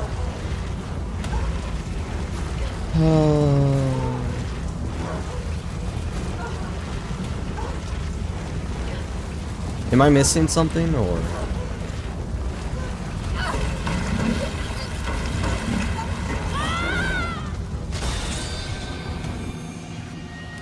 What?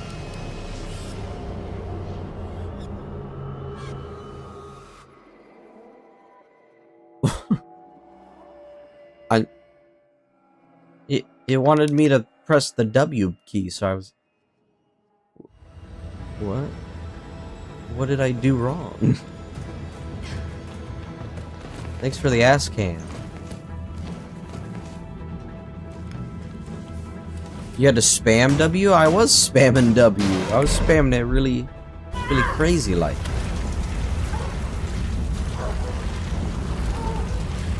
Maybe I have to hold it? I have to hold it, bruh. That's so lame.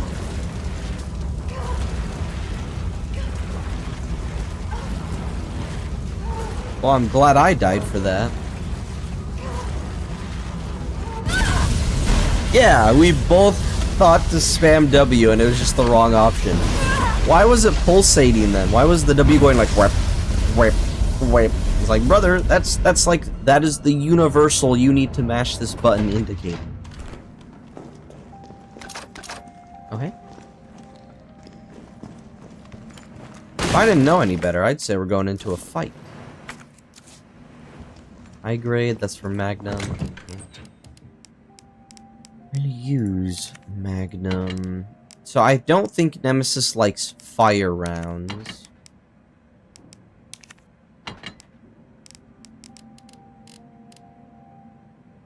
Okay, I actually will take this handgun with me. What I'm gonna do...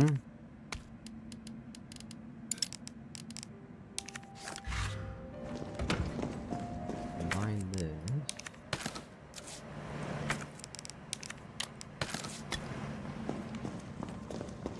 This in here. Some more high grade. So 3 of those. 2 flash. Okay. Here we are.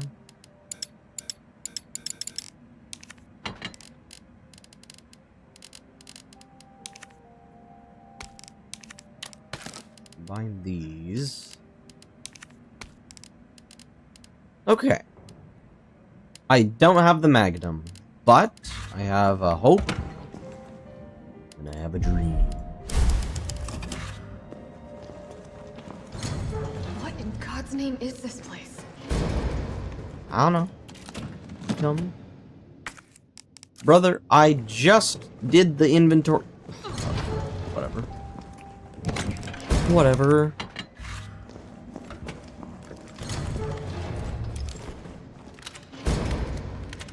Here. There's that. 12 fire and 6 explode.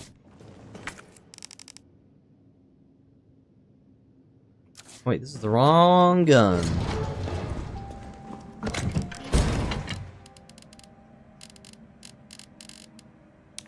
G18 was my creation.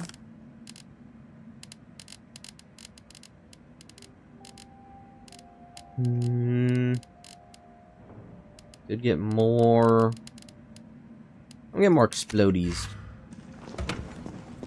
I'm gonna just have crazy grenade launcher stuff. This is most definitely the final boss fight, or at least like a major one. Ain't no way it isn't. Sure. No fun stuff happening over here. It's an invisible wall. That is fun stuff.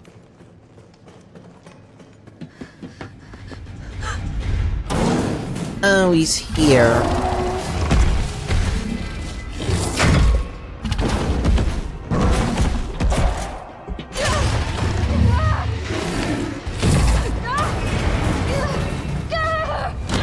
Damn, you would not be recovering from that anytime soon, Jill. Oh, what do we have here? Nikolai, don't! The city needs that vaccine! More than I do. I don't think the wisdom I've been trying to impart on you is getting through. Now I know you can't put a price on life. But I'm in this business to get paid. So let's make a deal. You go down there.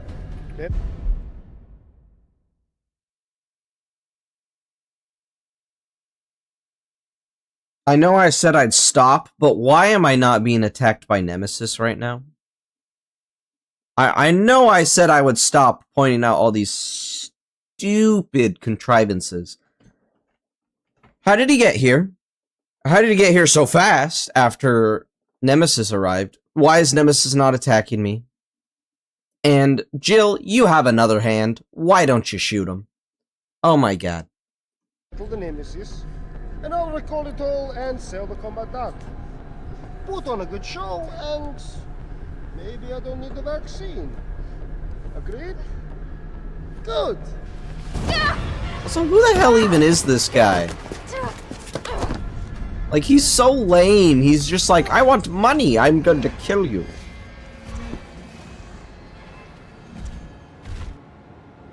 Okay.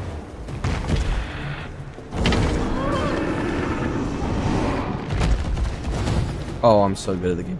I'm so good at the game. What's this? Why are they all red?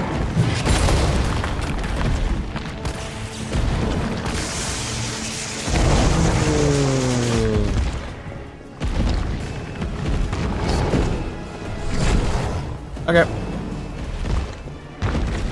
I have a plan. Me when I try to dodge. Nope, not him. It's not working.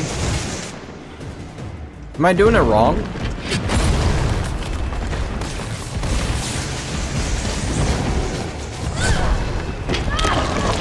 Okay. Good camera angle, by the way. Could not see shit.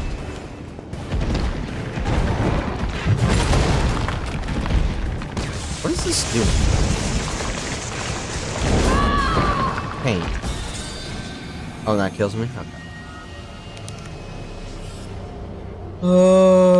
He works with Carlos? Yeah, no, he's one of the dudes that Carlos was working with. He was on the team.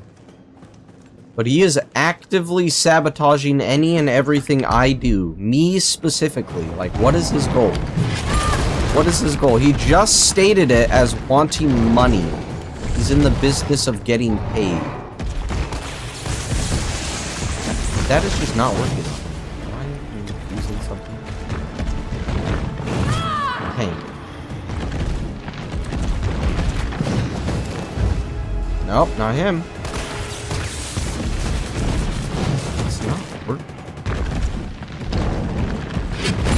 Does he need to like run into it? It doesn't make sense.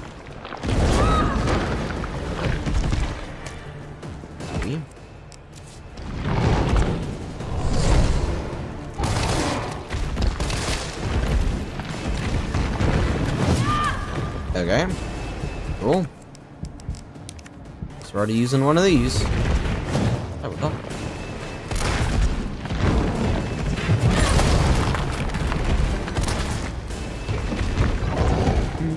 Dodge. Fire!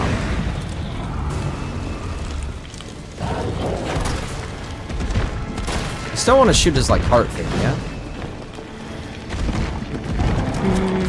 I dodged. It didn't work.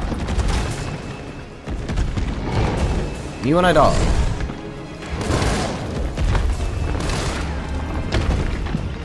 Jill, is that you? Carlos? Oh, hi, Carlos. That's also very convenient. Let me spot for you. Good idea. Okay, now I can stun him with the electricity.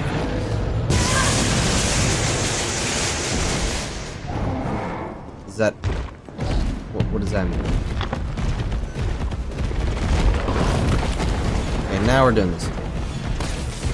Watch it, you've got company. What do you mean? There's random zombies in the arena now.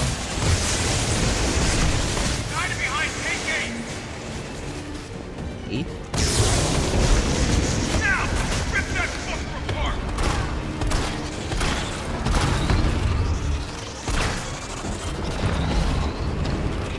Okay. Time to switch to my explosives.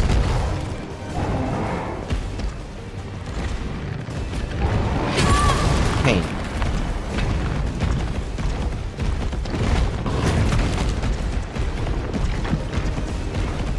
Here comes some more.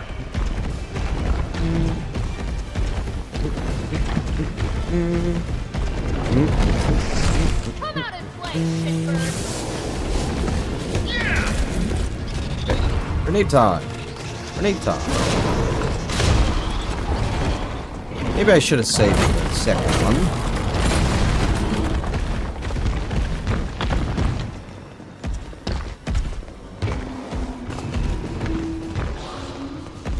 You're being weird. What are you doing? Pain. Pain, that's what you're doing. Thanks for the head pat.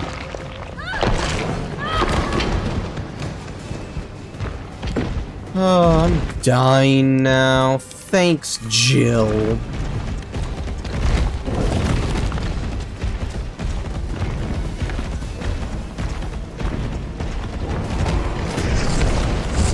Number 4! Yeah, I have eyes. Thank you. I got this. You do? Oh, what the heck? Oh, you do? Not what I intended to hit. I'll take it. Balls. Oh, dodge. You get that zombie. You didn't get the zombie.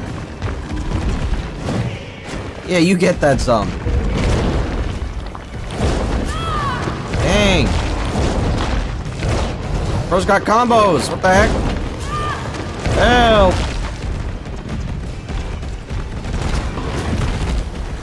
Why is my camera so zoomed in? Stop. Got some more incoming. Yeah, I know. On your left.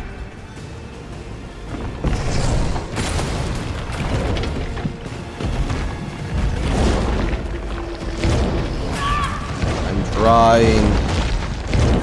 I'm trying. I can't get up. Oh, this is not a cool fight, guys. I don't like it. I don't like it. Why? Why does there have to be other enemies in the arena? Also, I don't think I should be using...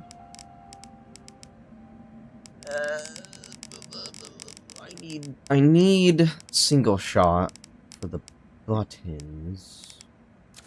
Could keep using explosives, right? Whenever his heart is out, I should use one grenade. Just one. And then I guess leading up to second phase would phase will use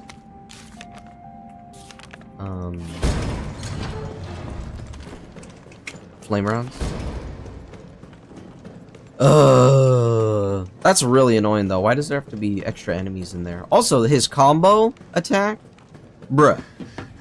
In what way is that necessary? Anyway. I missed. Fine, I have 12 of them. Just like this 12 gauge. 12 gauge. Thanks, camera. Seriously, why is it this zoomed in?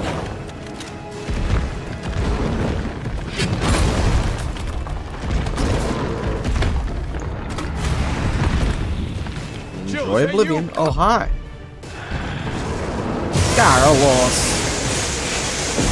So 6, 8. Wait, I mean, does that mean that those ones don't work suddenly? Watch it, you've got company. Sure do.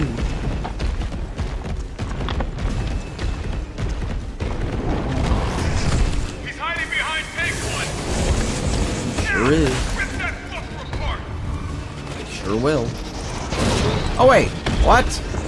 Oh no, okay. I was about to say like, there's a heckin' command interact button thingy at his head. I can like do stuff.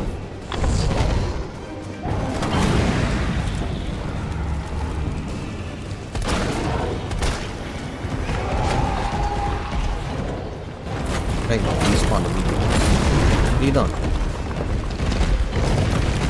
Switch to my explosives.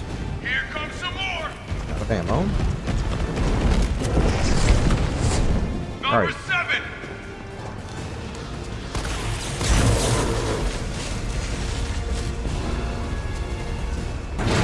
Get him, Carlo.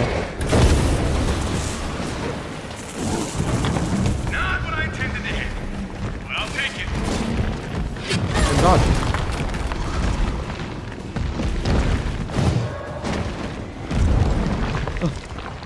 Ugh, I'm dodging. Didn't work. I suck. Switch to flame rounds. Yeah, and I don't have to wait. I just go down. Oh no. He's back.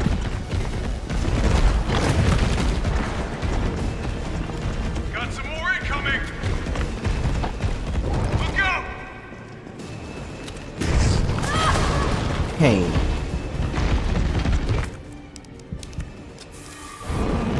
I will dodge.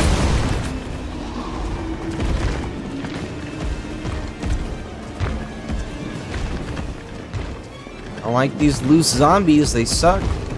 Don't do it.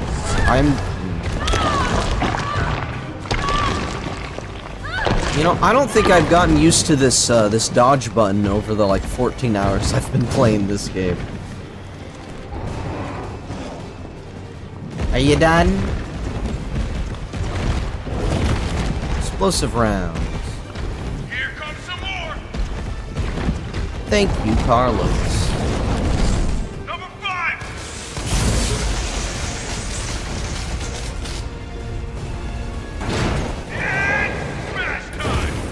Smash time? Can somebody put Carlos in a home already? This guy's practically senile.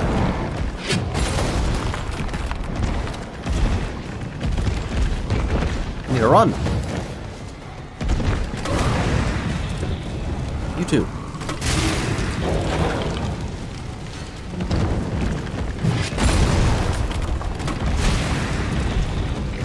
You're doing just fine, looks like. Got some more incoming. Look out! You and I dodge. There we go.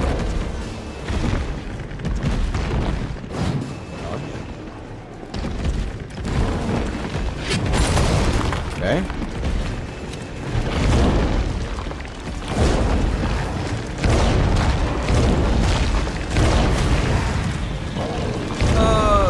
I pressed the dodge button on my mama. I did. God, I don't have heals.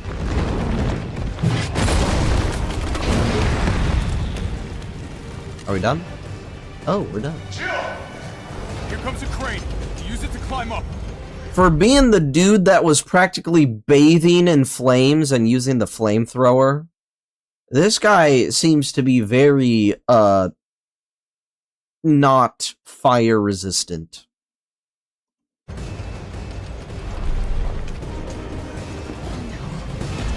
on. Come on. Chill, get back.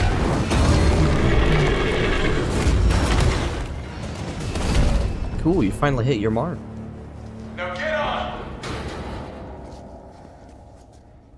Goliath. That's a good crane name right there.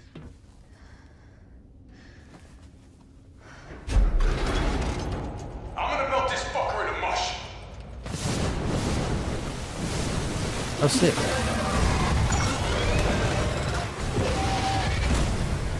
No.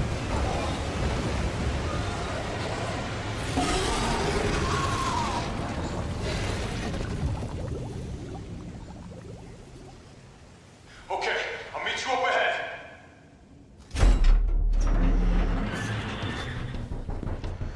Okay. Nikolai, where did you go? Where did you go? I have to get that vaccine back. I sure do. It's vaccinating time. And I vaccinate all over the place. You go back. Give me that.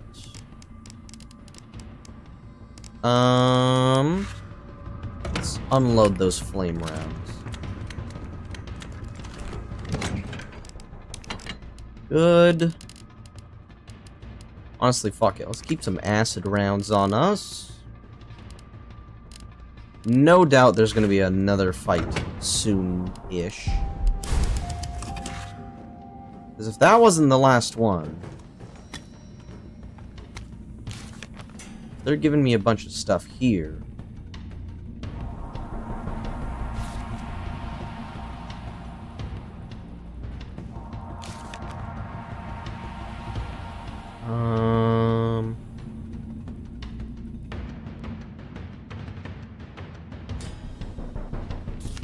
Okay, so there's this crazy weapon that's needing multiple power sources. Interesting. Yes. Meow. What do we got? That looks like another boss room to me.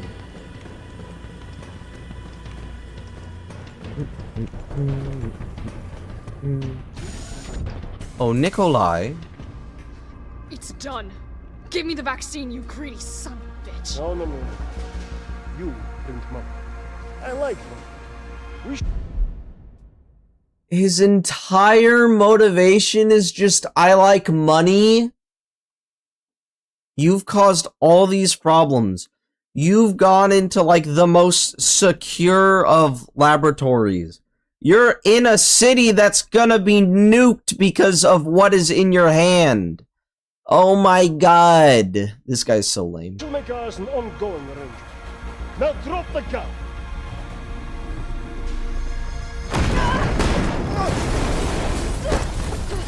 Jill, you see how he wasn't able to react to that wall exploding?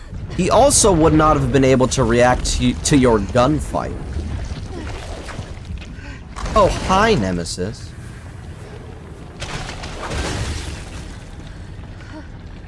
Have you ever seen anything so incredible? The data on this would be worth millions. But, you know how it is. City's about to explode, and you can't put a price on life. Good luck! Nikolai! Jill! Go after Nikolai! He's got the vaccine! What about Ew, you? what is that juice? We're running out of time. I've got this. I know you do. Look, just so you know, this is the last fucking time. Okay. Cool OST, by the way. Defeat the creature. Oh. Ah, this is my super gun.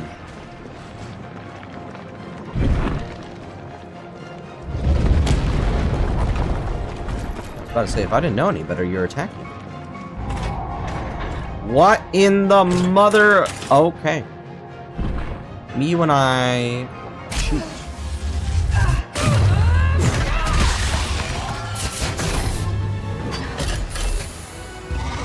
What?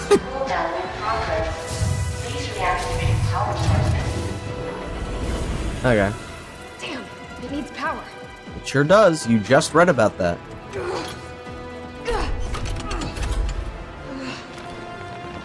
Alright, well. Excuse me 1 second. Pain. Pain and misery.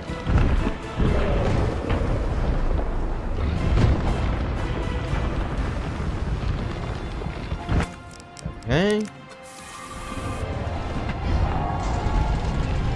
I need to... Okay, I can't even... Oh, wait. Felt that, did you? How about some more? I don't think he's a big fan of that. Oh, but I can dodge. Boink.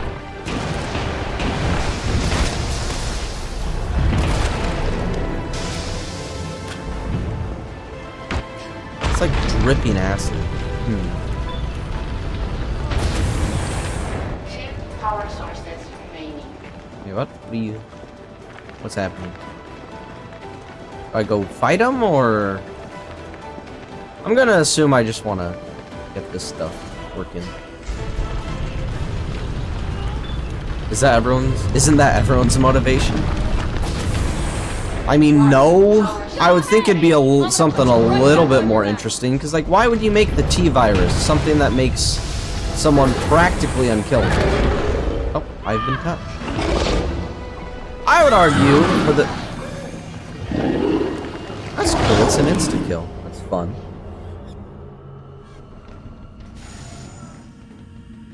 Okay. Well, one last time, I might as well load up on all my goods.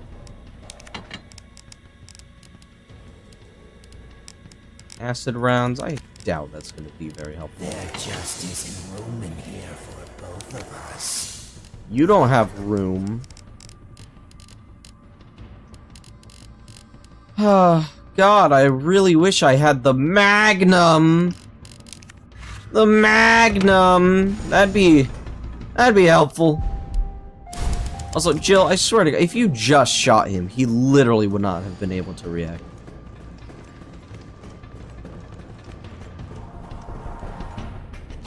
If I made a virus that makes someone invisible, I'd be sure to profit off of it. It's done. Well, yeah, but Give like, me the vaccine, you greedy son. they already have money. It's like, what's this guy gonna do once he has money? We have no idea. They don't even like try to make it beyond surface level. I like the money.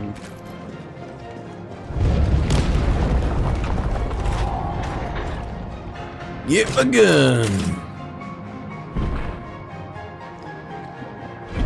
Do you have like a weak point?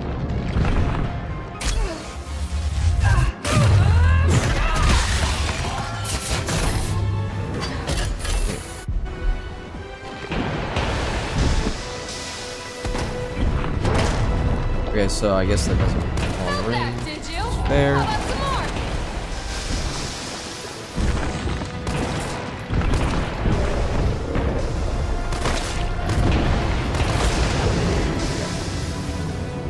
There's that. You should be stunned now.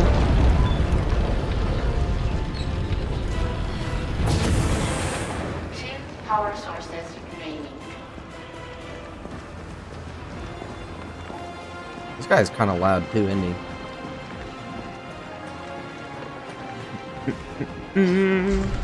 La la la la la la la la la. Or I could get my knife. That'd beat literally every enemy ever in Resident Evil 2. I'm gonna put you right back on your ass. It's red.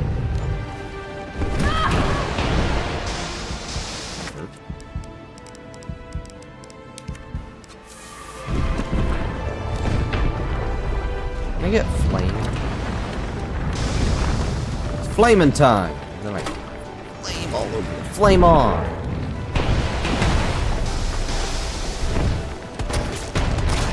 You're telling me that literally just doesn't reach him? It's a gun!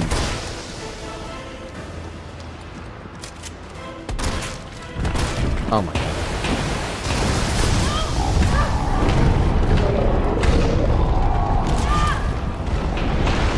Yeah, I get it. I get it. You're invincible.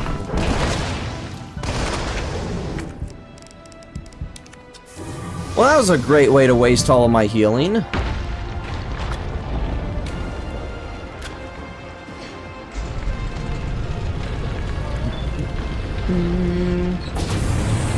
All power sources activated. This is the last we see of him. Who, Nikolai? Yes, thank you, Jill. Raw!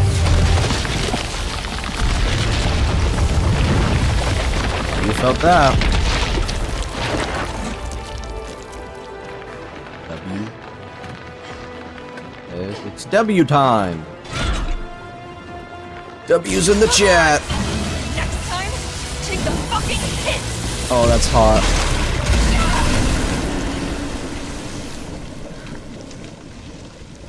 That's it? Dang! Why didn't it do that before? I fired it 2 times before this and it did nothing like the damage. Oh. You know, I take that back.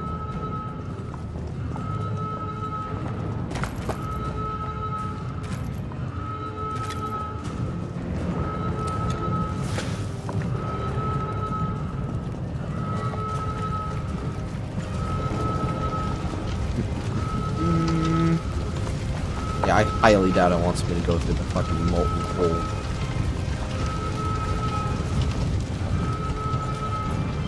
Climbing time.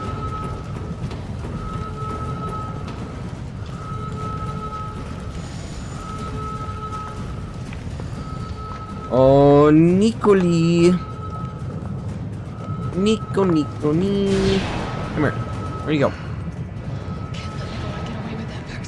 God, they always have some industrial elevator that leads to the surface.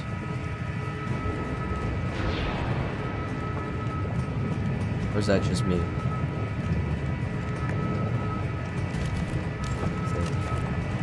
I don't actually remember if there was one in like the 4th game, but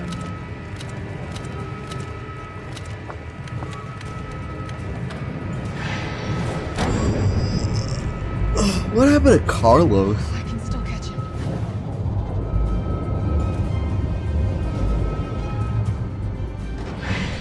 I'm going to disintegrate you, boy.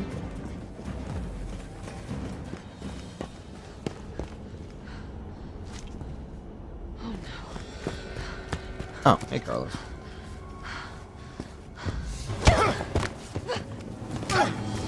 You're not going to stop. Promised you this, didn't I?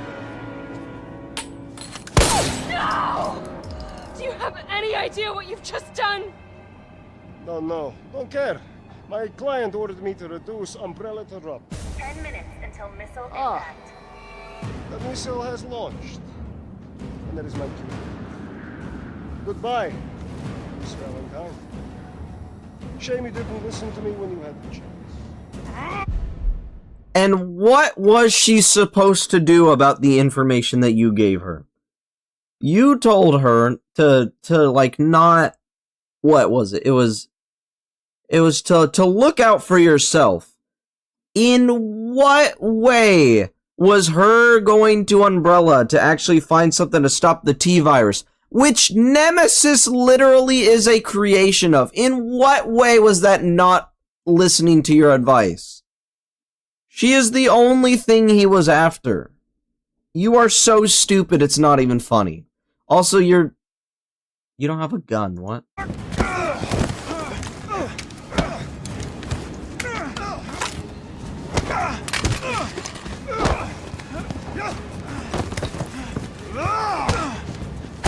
Hey Jill, I know this fight is fun and all to watch, but like, you have a shotgun, a grenade launcher. Jill!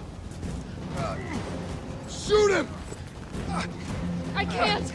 I'll hit you! Do it! You're a fucking STARS operative. There's no other way. Okay. Easy money. Carlos! His shoulder! Hey, I told you I couldn't leave you in a Carlos's world. That would just be too cruel. That was his forehead, game! What about him?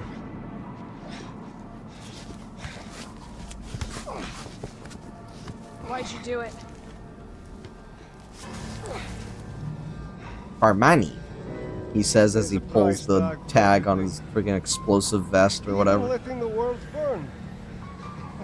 Who are you working for? I'll tell you, if you get me out of here. I'll pay you whatever you want.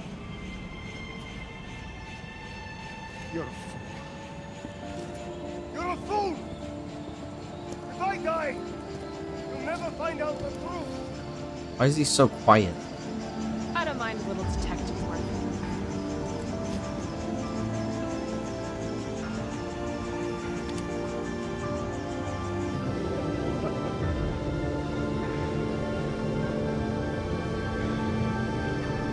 Okay.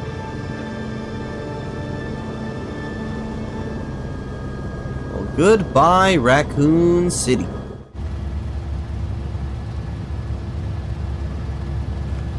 Jill, you alright?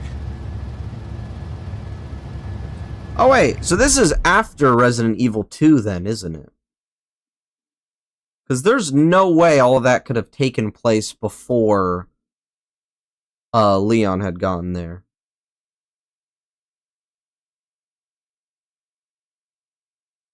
Wait a minute.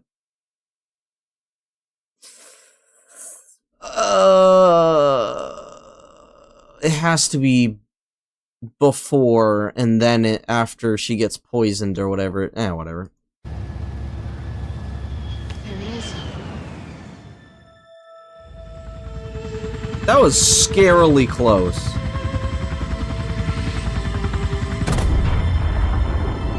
Oh my god. You guys would be so... Wait.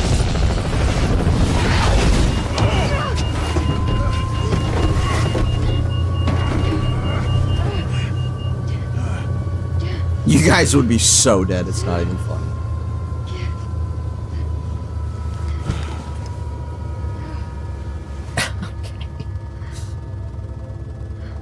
It's finally over. A job well done. Only a few 100,000 lives on my hands. I felt empty and cold as the heat from the blast washed over us. All this death wasn't caused by a monster-making virus. It was caused by the monsters making the virus. It was greed. Fuck you, Joe. Human greed. I decided then and there, the ashes of Raccoon City would be Umbrella's ashes too.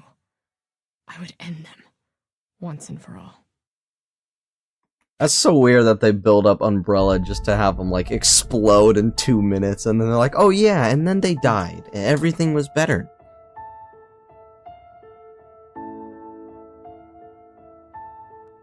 I guess no second playthrough. Oh, but I took the T-virus vaccine as a souvenir. How cute.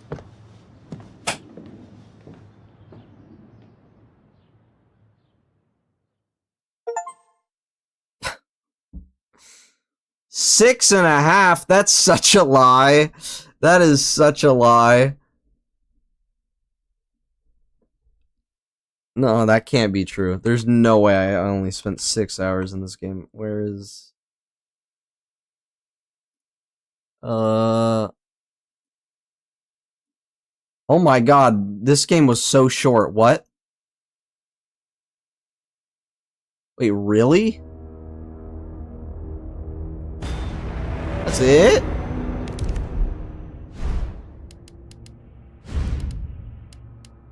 What? That's it?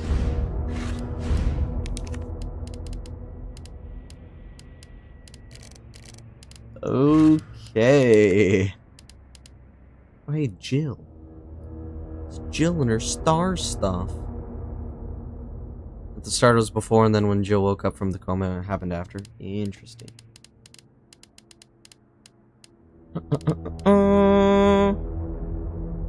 Really increases your attack power when held. Carry more to increase the effect.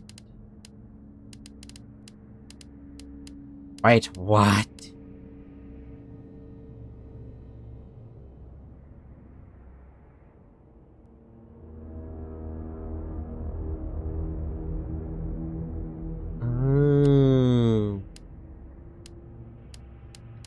Wait, you can just buy, like, important key items?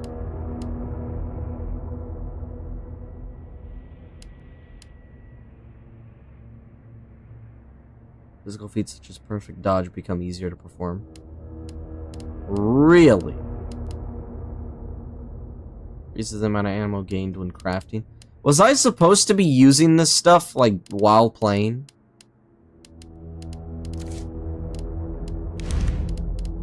Oh my god, what? Stage 2 Nemesis.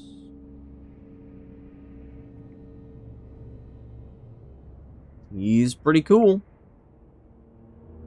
I really like how,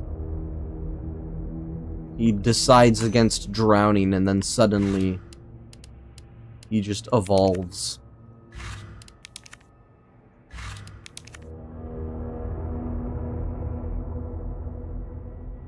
Are you serious? She has fucking jiggle physics in the concept menu. That's so fun. What is that little gremlin pose? What?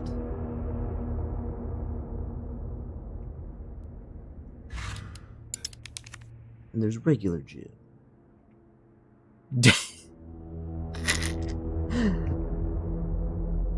Okay.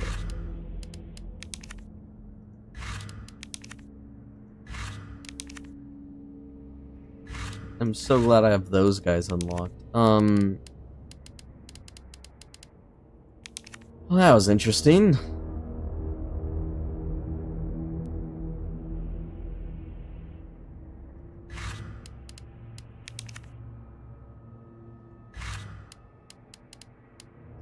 Pretty cool. Wait, there's a... What? Great stopping power only when targeting enemy weak points. Infinite MUP handgun.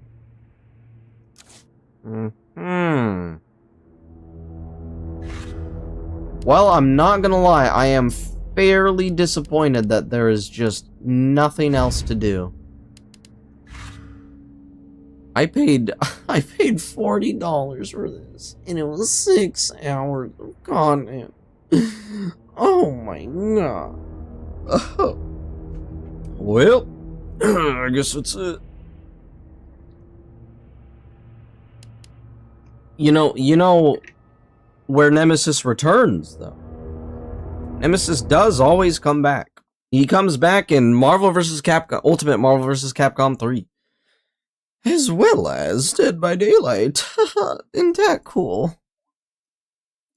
Well, I mean, yippee, I guess. We played for a solid almost 7 hours, and that's the end of the game. The struggles of the Resident Evil player. Yeah. Dang, man. I really thought there was going to be a little bit more there. But we do have... I'm sorry, Resident Evil 5 is 8.5 gigabytes. Wow. Wow. Was it Resident Evil 6 that has co-op? It is. It is.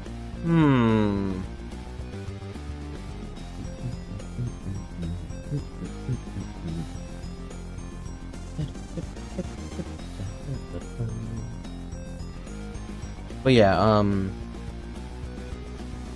Resident Evil 6. I don't think I'm gonna be doing the co-op. I don't know, man. It just I don't think it's gonna. I'm sorry. What? Y'all need to see this. Whoa, dude.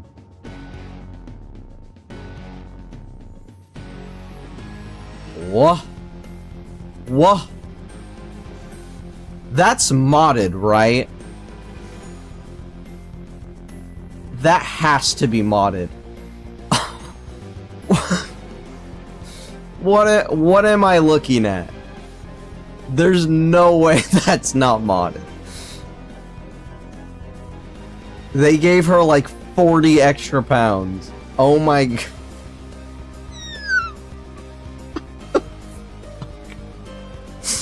Thank you, Resident Evil. Oh my god, there's no way that's actually in the game.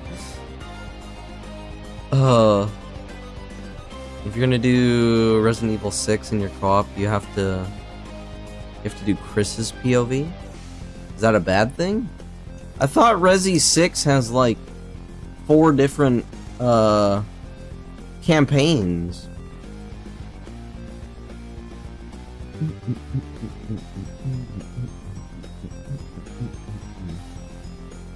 Yo, Castle Crashers got an update? What? Screw Delta Room. New Castle Crashers update just dropped.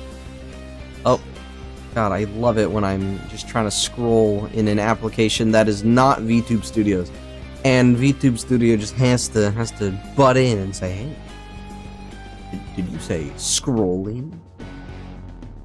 Oh, that's so annoying.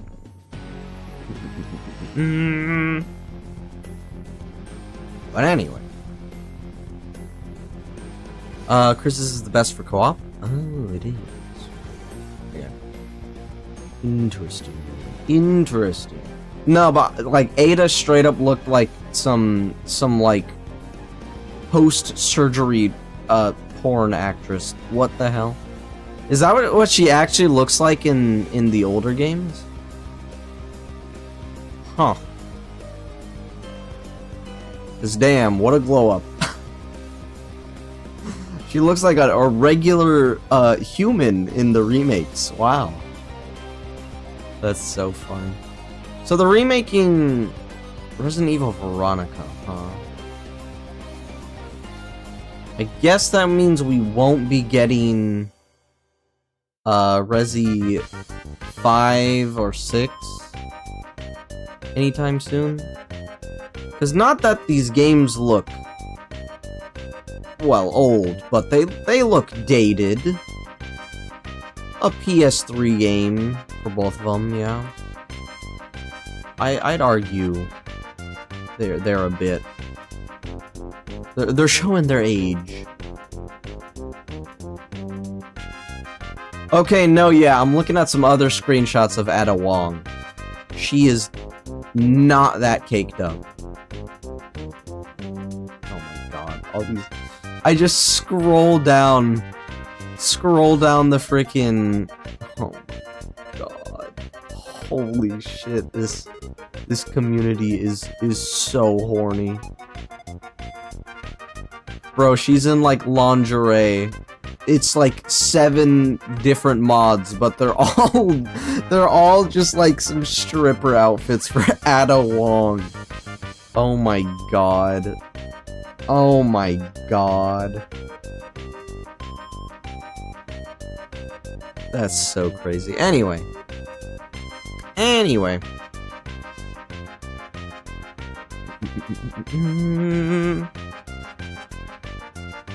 don't know what they did there. Thing is, if they remake 5, 6, they might have to change a lot of things story-wise, and it won't be the same as the original. I mean, for... Let me just go to the Resident Evil 3 remake.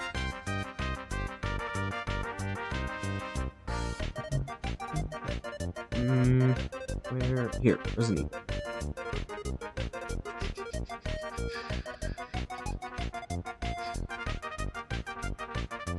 Here is... Oh yeah, should I play Revelations? Is this like worth playing? I got all the main series games. And I guess Resident Evil 0 as well. I was supposed to play this already, wasn't I? Resident Evil 0? 2016? Oh. Anyway, Resident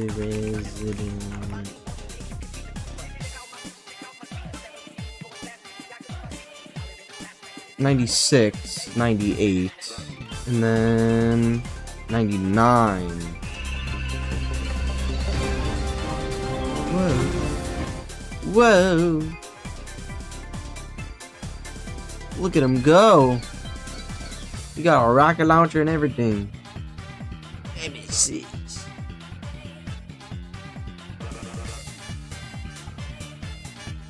Anyway, as I was saying, yeah, it's gonna change the gameplay a lot. Like this game, I would argue plays so entirely differently. I mean, yeah, look at this. I don't even recognize that area. Also, I'm sorry, what is Jill wearing? What is she wearing? Oh, hey, Nemesis.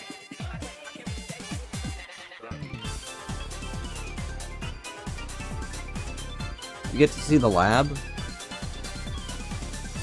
Kinda wanna see, what the lab looked like.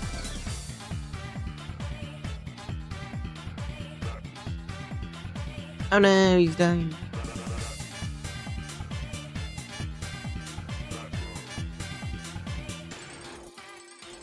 Took out a lot of maps of the original, so you can beat it in 2 hours. Well, I respect tightening up the pacing, because I'm not gonna lie, even at 6 hours, I felt like some of the areas were just like a slog to get through.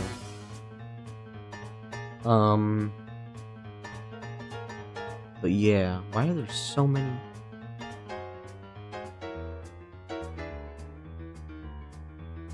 handgun ammo DLC. Okay.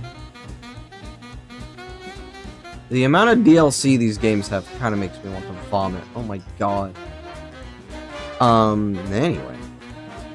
Anyway. Yeah, can't wait to play 7-8, honestly. Village and yeah, Biohazard. I've heard really good things about 7. But I am pretty excited to see what happens in 6, because I think that that really makes Wesker like super epic. I mean, since we're here, since we don't really got much else to do. We already finished our game. Let me see.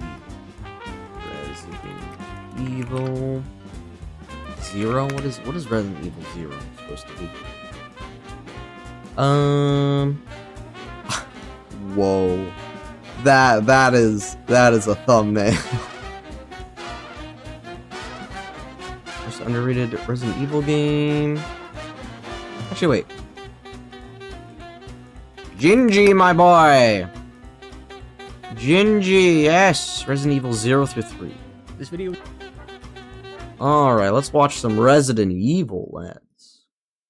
Let's watch some freaking Resident Evil. This is a story-focused retrospective on the entire Resident Evil franchise. Over the course of 3 parts, we'll be going through all of the Resident Evil games. Resident Evil 2, and I will not only 3. be telling you the stories of these games, you know exactly what's going on, but I'll also be analyzing familiar with, but RE3 expands on this a bit more, by implying that they may have bought the mayor as well. Umbrella practically runs the entire city. Staff were told that... What? That little tidbit of information didn't make its way to my mind even once throughout the entirety of the game. Maybe the original was just like way different in the way of... Oh. Hello? It's broken. Maybe the original was like infinitely better in its storytelling, and I just didn't get to see that because I obviously haven't played it yet. This video is a story-focused retro... Yeah, I know. ...protagonist of the 4th Survivor game mode from RE2, as he stows himself aboard a cruise ship to steal a sample of... Who's that? ...again, which was intended to be the next main entry in the franchise. Yeah. As outlined by the fansite Project Umbrella, Kamiya's new game, the then-titled Biohazard 3, was meant to star Hunk, protagonist of the 4th Survivor game mode from RE2, as he stows himself aboard a cruise ship to steal a sample of the G virus.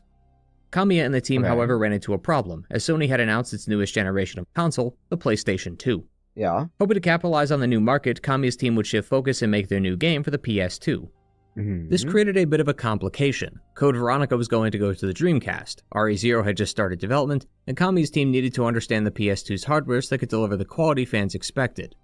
So Kazuhira Oyama, director for the Gaiden title, was then told that his game would then be upgraded to the last numbered entry in the Resident Evil series for the PS1. With the priorities being shifted, significant chunks of the game had to be changed though. What was initially going to be a simple look at the outbreak from a survivor's perspective turned into what we now know as Resident Evil 3. Resident Evil 3 takes place at the same time as RE2, but we get to see a different side of the outbreak, specifically through the eyes of Jill Valentine. RE3 begins with a rather explosive intro. Quite literally. Police and SWAT are gunning down dozens and hundreds of zombies. If it wasn't clear from the opening, this game is going to be a bit more action-focused. According to a journal, Barry and Jill planned on following Chris to Europe. Barry was first going to get his family to Canada and then join Chris in Europe. But Jill stayed in Raccoon City because she was given info by Chris on the G virus. So she had stayed behind to try and find this research facility prior to the outbreak. What? Jill is then...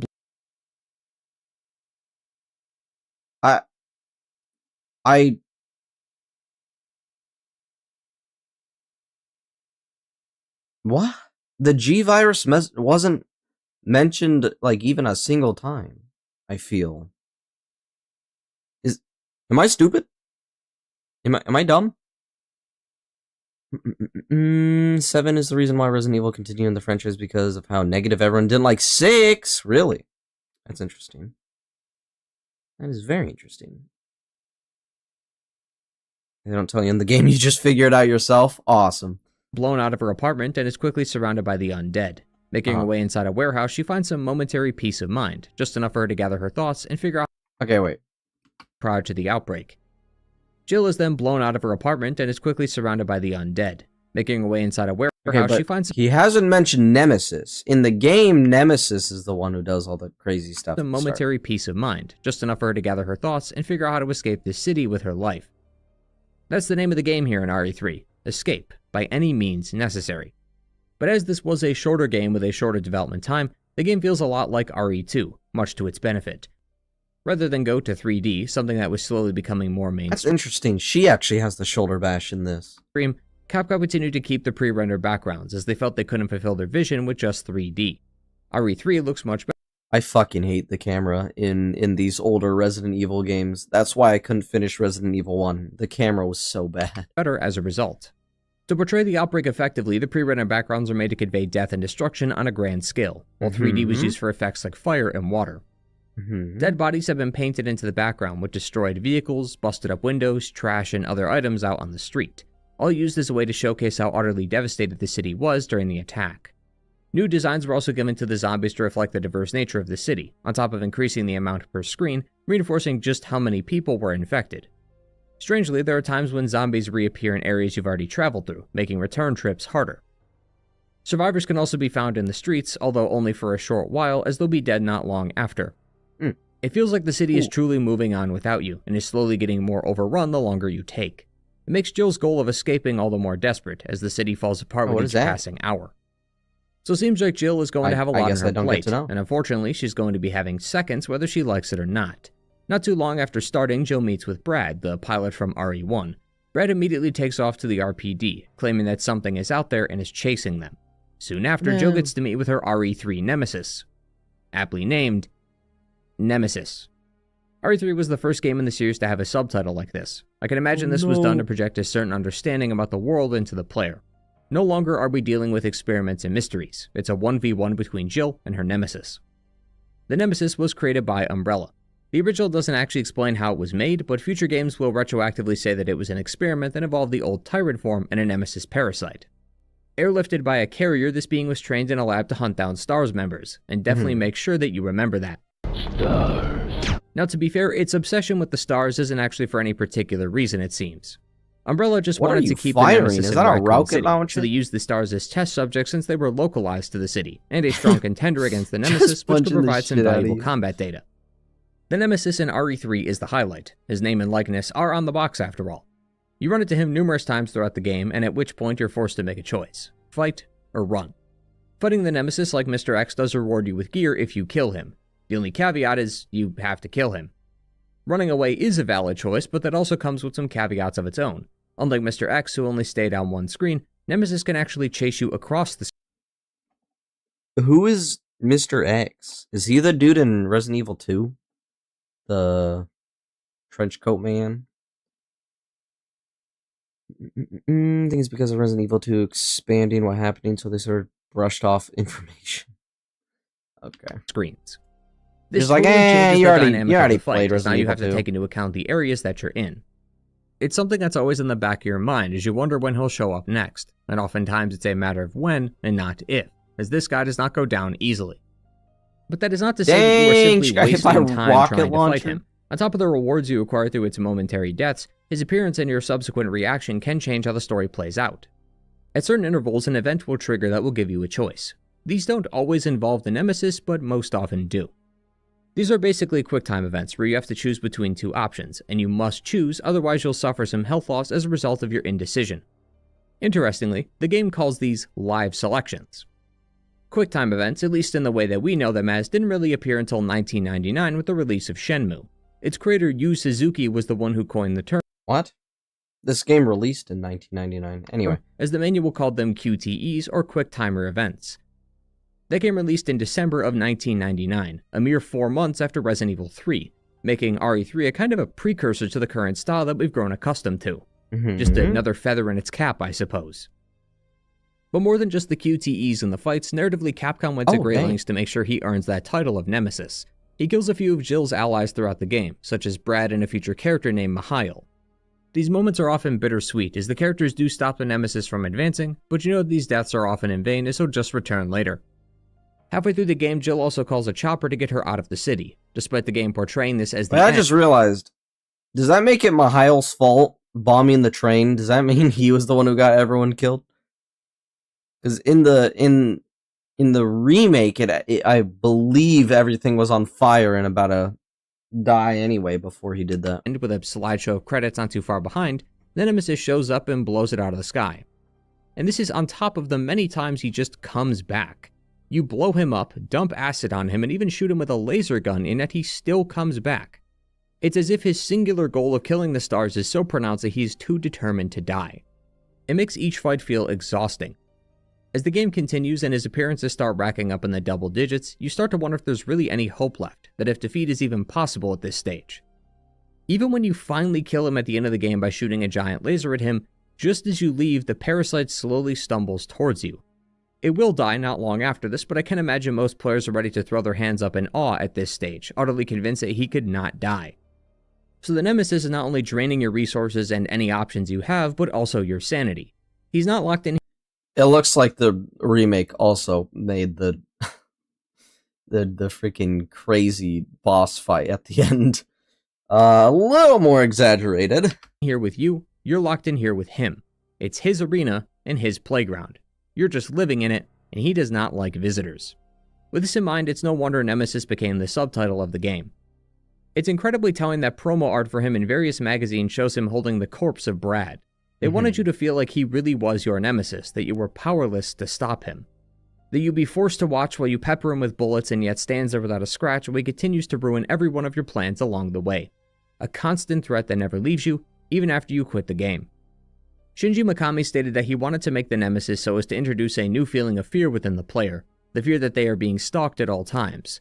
Well, I can say with certainty that they nailed it, as while the nemesis definitely didn't like me, I loved him, as he's by far the best part of this game. But to make the nemesis appear as threatening as he is in-game, he's going to need more characters to hunt down besides Jill. Most of the STARS members are out of the question, so RE3 ramps up the stakes by having Jill run into Umbrella's own forces. The Umbrella Biohazard Countermeasure Service, or UBCS, is an armed force created by Umbrella specifically for biohazard containment. This is not to be confused with the other Umbrella soldiers like the ones who attacked Birkin. These guys are mercenaries, most often criminals who are given a second life in exchange for joining the force. Their jobs are kept under lock and key most times, as they mostly deal with illegal products, so their existence isn't known by many. The group also has a high mortality rate, as while they are briefed on what to expect, seeing and hearing are two different things. UBCS teams are told to take out any infected they find and rescue. What? Where's Carlo and Nikolai and the other suicidal dude? I don't know. What? Survivors when necessary, although Umbrella staff and those affiliated with the company were given higher priority. But the few memos and diaries left behind detail the final moments of some of these men, who more often than not took their own lives, believing that leaving this existence was better than staying here in the city. The opening scene and a few other notes show us that they were not only unsuccessful, most were wiped out within a few hours of landing in the city. While RE1 and 2 focus on the new strains of the virus and the ensuing outbreaks that occurred from their use, RE3 wants to take a different look at one we're already familiar with. So rather than waste time re-explaining the T or G virus, RE3's files give us glimpses into the personal lives of the people here in Raccoon City. A director at the hospital writes in his notes how he has seen more people arrive with this so-called cannibal disease. My creation! He upholds that he will figure out what is going on as he is a doctor, and it's his job to save people. But as more patients pile in, he loses more sleep and even more hope. Marshall... My cat's making noises. What's wrong? You okay? What happened? Scaring me, cat. What you doing?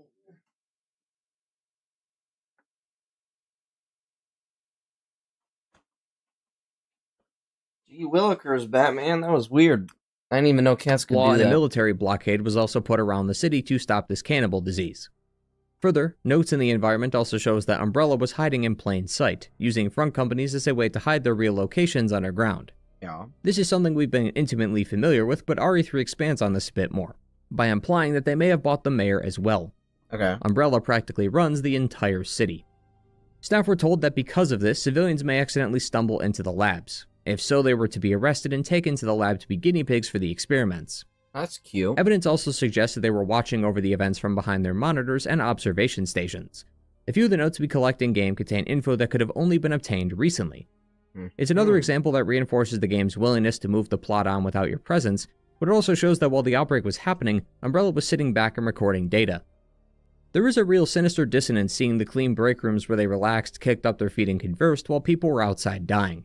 Umbrella has always been a sinister company, but there's levels to their evil, and RE3 is certainly ramping that up. Back to the soldiers, some of those within the units were considered supervisors. Dang, Supervisors were briefed on the real mission, while Jill gets like so many more weapons in the original than the remake. Others were just on a need-to-know I basis. assume you don't even play as Supervisors Carlos. were to obtain samples of information pertaining to the outbreak, and record combat data of the UBCS as they fought the zombies. They were also told to destroy any evidence in the medical facility to hide Umbrella's involvement, and it's here where our story takes us. As while trying to escape the city, Jill meets with a few members of the UBCS, Nikolai, Mikhail, and Carlos. Nikolai is a supervisor and knows more than he is letting on. He's against Jill joining the group, likely because he's aware of the Nemesis and its sole mission to hunt down stars, thus it would bring them in conflict with the Nemesis by having Jill with them. Nikolai can also be seen killing other UBCS soldiers. Now, due to the live selection system, this sometimes isn't Nikolai. This first scene with the soon-to-be infected Murphy actually swaps Nikolai with Carlos depending on some earlier choices. But when he does show up in these live selections, Nikolai expresses very little concern for the others' well-being, viewing their conditions rather pragmatically. Nikolai does eventually confess to the whole ordeal, but he also further states that he was also here to kill all the other supervisors, in an effort to be the only one remaining, as that would give him more bargaining power when he talks to Umbrella about the attack. He also planned to take out Jill later to get a nice little bonus on top of his large pay cut, although depending on the choices, he will either die to the Nemesis, die to Jill, or flee with the last chopper out of the city. He is by far the best character of the supporting cast, a truly evil man who is only looking to exploit others in order to get ahead. Seems he and Umbrella have something in common. Mikhail and Carlos are a step below, but still good. The thing about Mikhail and Carlos is that Jill does not trust them, since they work for Umbrella. Part of the journey here... I feel like the game just was not long enough for me to actually even have any real opinions about him other than, oh hey, he's at the start of the game. Oh hey, he's betraying everyone. Oh hi, Nemesis. And then the game ends. Is learning to trust them more as Jill realizes that they're just soldiers taking orders, not Umbrella. But Mikhail only appears twice, once at the beginning when you first meet, and another during an optional encounter. He was injured prior to Jill's arrival, so he's mainly rested in the nearby cable car. His star-studded moment is giving up his life by blowing up the Nemesis in the other cable car as they all tried to flee. But there is a semblance of a personality within him. When you first meet, he's screaming about the zombies and asking his men to fire. He's already got PTSD from the attack. Later, we could see him fighting off another group of zombies before collapsing. His injuries have gotten the better of him, but he doesn't want to be dead weight. He wants to be of use to his team, so he's trying to make himself feel useful. It's an interesting start, and in a way carries over to his self-sacrifice, but with so little screen time, I find it hard to connect with him. Carlos does at least make a few more appearances in the script, but he mainly just talks to Jill about their escape plan. Unfortunately, his role is a lot like Barry or Rebecca's from RE1. At the very least, Carlos does also show some personality too, like when he has to put down notable moments, which is when he has to save Jill after a fight with the Nemesis. Jill gets infected, so Carlos needs to make a vaccine. The game then switches perspectives as you play as Carlos. When not escaping, Carlos basically flirts with Jill, and it's a really hard watch given Jill has zero interest in him whatsoever. Oh, it's bad. Overall, they aren't a terrible cast, I just think I would have liked to see a bit more interactions with them, especially with Carlos and Mikhail. It's just a night and day difference when you go from the conversations with Ada and Sherry to these guys. There was a lot of personality in them. It actually made me feel things. I just didn't really feel all that much for the RE3 cast. Returning to the story, after being cured thanks to Carlos, both he and Jill learn that the US Army plans to nuke the place by morning, so Carlos and Jill have very little time to escape. Jill then has to make another live selection, which specifically determines your ending. Jill is ambushed by the Nemesis. Pushing him off or jumping off leads to two unique endings. In one, Nikolai is killed by the Nemesis, which leaves a chopper behind for Carlos and Jill to take, or Nikolai commandeers the last chopper. Regardless of if Jill shoots him down or negotiates, he still steals the last one. But that's when the game pulls a rabbit out of its ass and has Barry Burton appear out of nowhere to rescue Jill. Little strange to include this since it's never set up and comes out of nowhere, but I cannot deny that seeing Barry rescue Jill reminded me of the partnership they had in RE1, which with that context in mind, makes the ending much more rewarding. Barry? But to get to the chopper, Jill has to square off against the Nemesis a few more times. This leads to a brief encounter where she has to spill acid on its body, which initially seems to be the killing blow until it's found later mutating out of a corpse. This area also contains many dead tyrants and US Army soldiers, reinforcing that the US Army is on the move, and that Umbrella deployed multiple tyrants to the city, something we saw in RE2. No matter what happens, Carlos, Jill, and possibly Barry escape the city just as the US Army launches a missile that takes out all of Raccoon City, quite literally wiping it off the map, bringing down the curtain on the Raccoon City trilogy and its role in Resident Evil. Resident Evil 3 is a hard game to talk about, because I do enjoy it, but I also think it's one of my least favorites in this early era in the franchise. When talking with Edge magazine, Shinji Mikami said that RE2 That's really was interesting. I was watching a ranking video, actually, on, like, all of the Resident Evil games, like 30 of them. It was crazy. By the Moist Critical. And he put Resident Evil 3 as his favorite for all 30 of the games. Number 1. The mass market, while RE3 was for the hardcore gamers, the ones who like action games. At the time, it was an attempt to ramp up the action and send off Raccoon City in a beautiful firework. Literally only an and action figuratively. game when Carlos was Nowadays, on it could screen. also be seen as a sign of the times.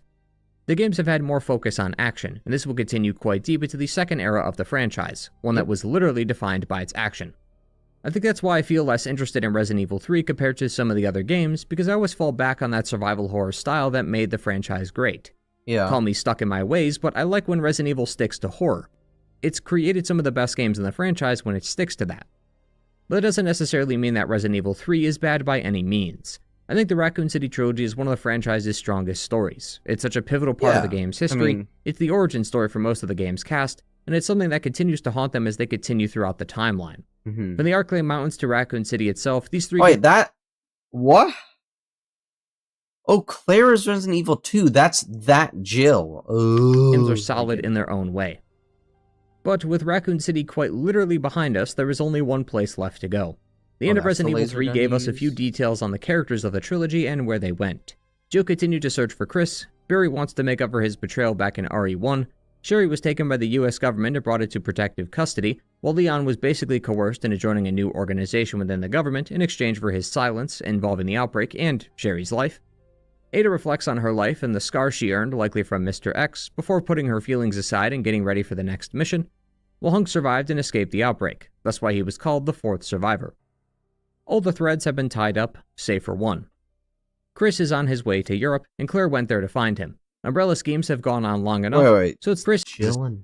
Ada reflects on her life and the scars she earned, likely from Mr. X, before putting her feelings aside and getting taken by the US government and brought into protective custody, while Leon was basically coerced into joining a new organization within the government in exchange for his silence involving the outbreak and Sherry's life. Ada reflects on her life and the scars she earned. No, Ada. Okay, I don't know who Mr. X is. Mr. X.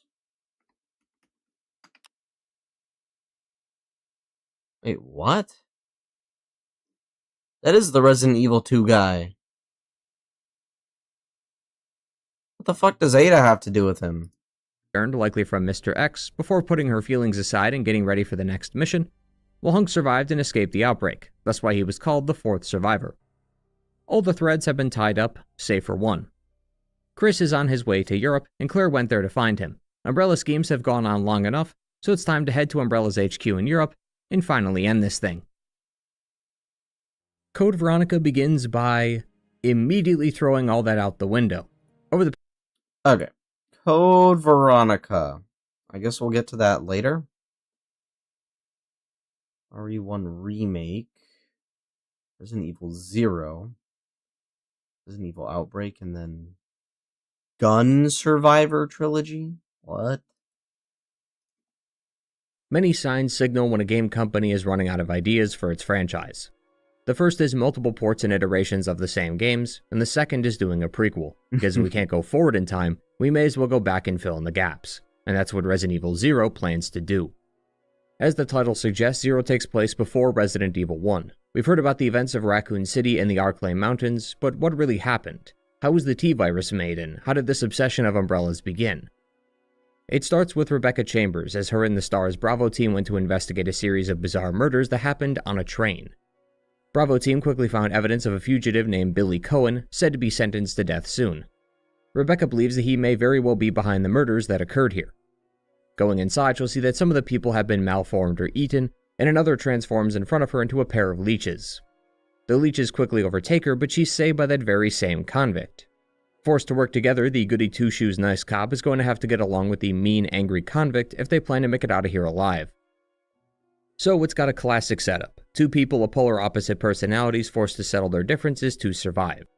Zero wants to set itself apart from the others though by not following the past games. No more A and B, RE1 overlap, and no Code Veronica switching. It's one continuous playthrough with both characters at the same time. With a touch of a button, you can swap control to another character. You can also command the side character. Oh no! I don't. Oh, that sounds awful. In a Resident Evil 1 style game? Oh no. I was not lying when I said I didn't finish Resident Evil 1, and it was for a reason. To stay or follow, and even give them supplies. I'm still quite impressed that the game is able to keep tabs on your locations and switch between them without much lag in between. And this is important too because you're going to be doing lots of switching. To help make the co-op actually feel cooperative, Billy and Rebecca can only do certain things. Rebecca isn't strong enough to operate some machinery or move boxes, so Billy's meant to do it instead. However, Billy can't mix herbs or fit in tight spaces, so that's where Rebecca comes in. It makes each character pull their own weight, forcing you to actually use both of them rather than stick to one throughout the whole game. Being able to exchange items and also hold more items is a great bonus, and this unique form of interactive storytelling through the cooperative experience is a unique take for the franchise. I personally found it to be incredibly monotonous with how much switching and menuing needs to be done just to do simple tasks. Yeah. Especially when you have to backtrack to grab old items that you left behind on the floor hours ago because there is no item box anymore. Oh my god. But I do think the idea was certainly there. Later games would kind of build off this by giving you a co-op partner, but one that was AI controlled unless you played with a friend. One argument can be made as to the intelligence of the AI in these games. I think there is a reason these are more practical and commonplace than games these days. Trying to juggle two characters at once can be overwhelming for some and could really hamper the experience. But this could easily be hand-waved away as just an ambitious attempt if the characters you played as actually contained interesting personalities or stories. Guys, I don't think I'm gonna play Resident Evil 0. I think I'm just going straight to 5. This is a game. This is certainly a game, but it's not really one I want to play. I hate to be the bearer of bad news, but they don't. Something I feel needs to be addressed with prequels is the characters. Why choose these people to feature in the origin tale? Zero doesn't do that and just puts two characters in the story, one of which has no relevance to anything going on. Rebecca Chambers is just Rebecca. Zero does nothing but reaffirm her personality in RE1 as a purveyor of medicines and a helpful hand. No extra backstory is given. I assume this is because we already know Rebecca, but in my defense, like most of this game's cast, we know so little about them that any knowledge would have just been great. Instead, Billy gets much of that attention. As mentioned earlier, Billy is a criminal who is assumed to be the perpetrator of the attack. Obviously, that's not the case. Billy, though, is a convict, and that does worry Rebecca. She demands that Billy tell her the truth about his past, and if the stories are true, that he really did kill 23 people back in the day. According to Billy, he was a part of the Marines and was sent to Africa to intervene in a civil war. His men were outclassed by the locals as they knew the territory better, and they were also operating on wrong information. When they finally got to their mission objective, rather than find a guerrilla hideout, it was a village of innocent people. But the commanding officer did not want to go back empty-handed after how many of his men died for this. So the officers and some others fired on the civilians. Billy refused and tried to stop, but was hit and forced to watch as innocent people died for nothing. What's wild to me is how matter-of-fact this is. Billy is asked about the backstory, he tells it, for some odd reason refuses to tell Rebecca that he didn't kill them and instead leaves her guessing, and then it's never brought up again. Genuinely, this comment about his past is only mentioned right here, and it's never spoken of again. It's not even hinted at or alluded to, the entire conversation is just dropped. Now, one could say this is a commentary of sorts, of how the US gets involved in wars it shouldn't for the sake of money, power, or resources, or maybe a commentary on the psyche of an American soldier. But this is Resident Evil. This game rarely ever comments on anything other than capitalism bad. This is fine, I don't expect Resident Evil to do so, not every game needs to have an underlying meaning attached to it. It could simply just be about the bioweapons and the characters. But I do think it highlights a bit of a flaw with this writing that they drafted up a simple tragic backstory just to provide some mystery to Billy without really understanding the weight of the backstory. It's clear that Billy was never going to be a bad guy. That's the oldest trope in the book. Yeah. But it was the how that interested me. Was Billy framed? Was it an accidental killing? Those are the questions I was most curious about. How do you accidentally kill 24 people? Fascinating to me is that the game does set up something that could have been used to further Billy. Billy's being transported to a military base to be executed for his crimes. Crimes, of course, he did not commit. Separate from this, we learned during the game that human test subjects were used in experiments. Not as many as future games, since this is still early in the timeline, but late enough to where this was still starting to grow. It's common knowledge that criminals or anyone that would be easy to make disappear were used in testing, so why not have Billy be a test subject? In that his exploration of the training facility he and Rebecca walk through is a look at the life he would have experienced. An experience that may haunt him, or serve to reinforce his hatred for Umbrella, knowing that he could have been one of these zombies they gunned down with no remorse. Yeah. I mean, the train itself is implied to be run by Umbrella in some respect, so there is some evidence in-game that could have been used to further this, but nothing of the sort is mentioned. Well, hey, they He's a soldier the who door didn't commit a war cutscenes. crime, was basically framed, and is now on the run. That's it. Resident Evil 0 seems to want this bond, or attachment, that comes from learning a character's history and their place in the world, to come from the Looks forced pretty damn nature of your cute in those encounter. CGI You're meant to cutscenes, be though. piloting them for the entire journey, so naturally you'll Gotta come to form admit. opinions about these two during these small interactions of your Those own windows gameplay. are definitely just GIFs. But I'm not even sure if that was supposed to be intended, or if they simply just gave Billy the most basic of backstories to give him some mystery and identity, knowing that they would just move on to the next thing. The game isn't even invested in its own characters, which makes me hard to be invested in them. They seem like characters that just happen to be involved in the plot, not with people with actual ties to what's going on. Why is Shelly chosen for Dead by Daylight? I like to think of games like, say, Red Dead Redemption 2, a prequel to the first that has you seeing the Vanderlyn gang and their downfall, which makes their presence in Red Dead 1 make more sense. Or say Halo Reach, a game about the Spartans of Halo that helped defend against one of the first big attacks against the Covenant. They're even directly involved in the game's events as they help ship Master Chief to the Pillar of Autumn, thus starting the events of that series. What? There is a reason and a purpose behind each character in those games, as they help recontextualize events that you're already familiar with, by showing you the other he's side just of talking them. about how prequels are done right. Things. Zero's duo could have been Serve a replaced with purpose. anyone. Rebecca only exists because of her involvement with Stars, and Billy is quite literally a newcomer who never appears again. They don't even do the usual trope of making the side character have a lasting impact on the main one as they continue throughout the series. I mean, come on, she doesn't even use Billy's dog tag. I've never seen her wear that in any of the other materials she's in. At least Claire briefly quoted Steve in Revelations 2. His presence is just to exist as a character for this game, and this game only. Designed to be a foil for Rebecca Claire's Chambers, as his in tough guy persona Revelations? contrasts well with her nice girl attitude, but one that rarely ever gets a chance to shine in this game outside the opening. What's strange is that there is a semblance of a story being presented here, but it was dropped as soon as it began. Late in the game, Rebecca finds Enrico, who you'll recall was killed by Wesker in RE1. Enrico is going to check out the mansion that would soon lead to his death. Rebecca ends this conversation with a narration to herself, and how she never saw him again after this point. With Rebecca already confirmed to have survived these events, this seems like the perfect method of storytelling. Have Rebecca reminisce about her time here, reflect on her thoughts regarding Billy or the mission in general. Something other than the literal nothing we have for her. Oh, she was in Resident Evil 1. I had no idea. I played with Jill. I played with Jill. I straight up had no fucking idea she even existed. I'm so drawn to Rebecca in this game out of all the other characters in this franchise. She's the one character who was given main character stardom, but never actually given a chance to thrive in it. Rebecca's last appearance outside of non-canonical material or reused scenes from other games is right here. She's mainly been relegated to the animated films these days. It's always puzzled me how little attention they give her. Even in her own game, she feels like a side character. Billy's backstory is short and never mentioned again, but it's more time spent on his past than we've ever gotten with Rebecca, and it's such a wasted opportunity to have her final curtain for the games be this. For what it's worth, I could see the appearance of a friendship budding in this game by way of them literally surviving through hell together. But Billy's plot is left unresolved by the end, and Rebecca just carries on with her life, leaving me to wonder if this game would have just been better suited as a solo experience for Rebecca, or if that even would have mattered given her lack of attention by the series at large. But in the game's defense, Resident Evil 0 was not trying to answer questions about Rebecca or Billy. It wanted the origins of Umbrella and things like the T-Virus. You get those answers, but it's rather light on details for it being a supposed origin tale. It's not long into the game before you're introduced to some familiar faces, Albert Wesker and William Birkin.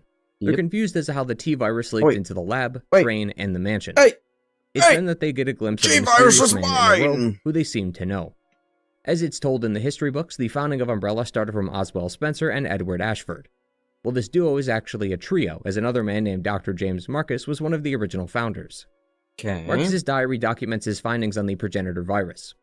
A few months into their discovery, Spencer decided to create Umbrella, although Marcus did not care about the business side of things, so long as he could study the virus. Not long after, Spencer would establish a training facility, which is the mansion that both Rebecca and Billy explore after the train they're on derails. This training facility is meant to train the best and brightest of Umbrella.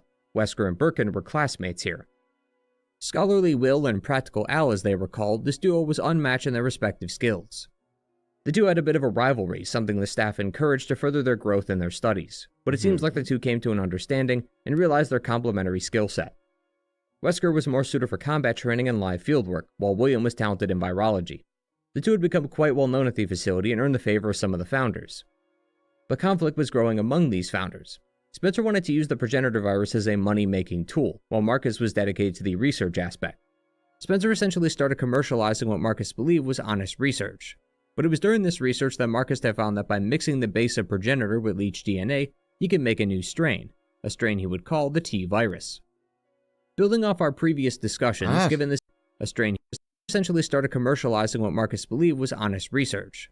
But it was during this research that Marcus had found that by mixing the base of progenitor with leech DNA, he could make a new strain, a strain he would call the T virus. Leech DNA and progenitor?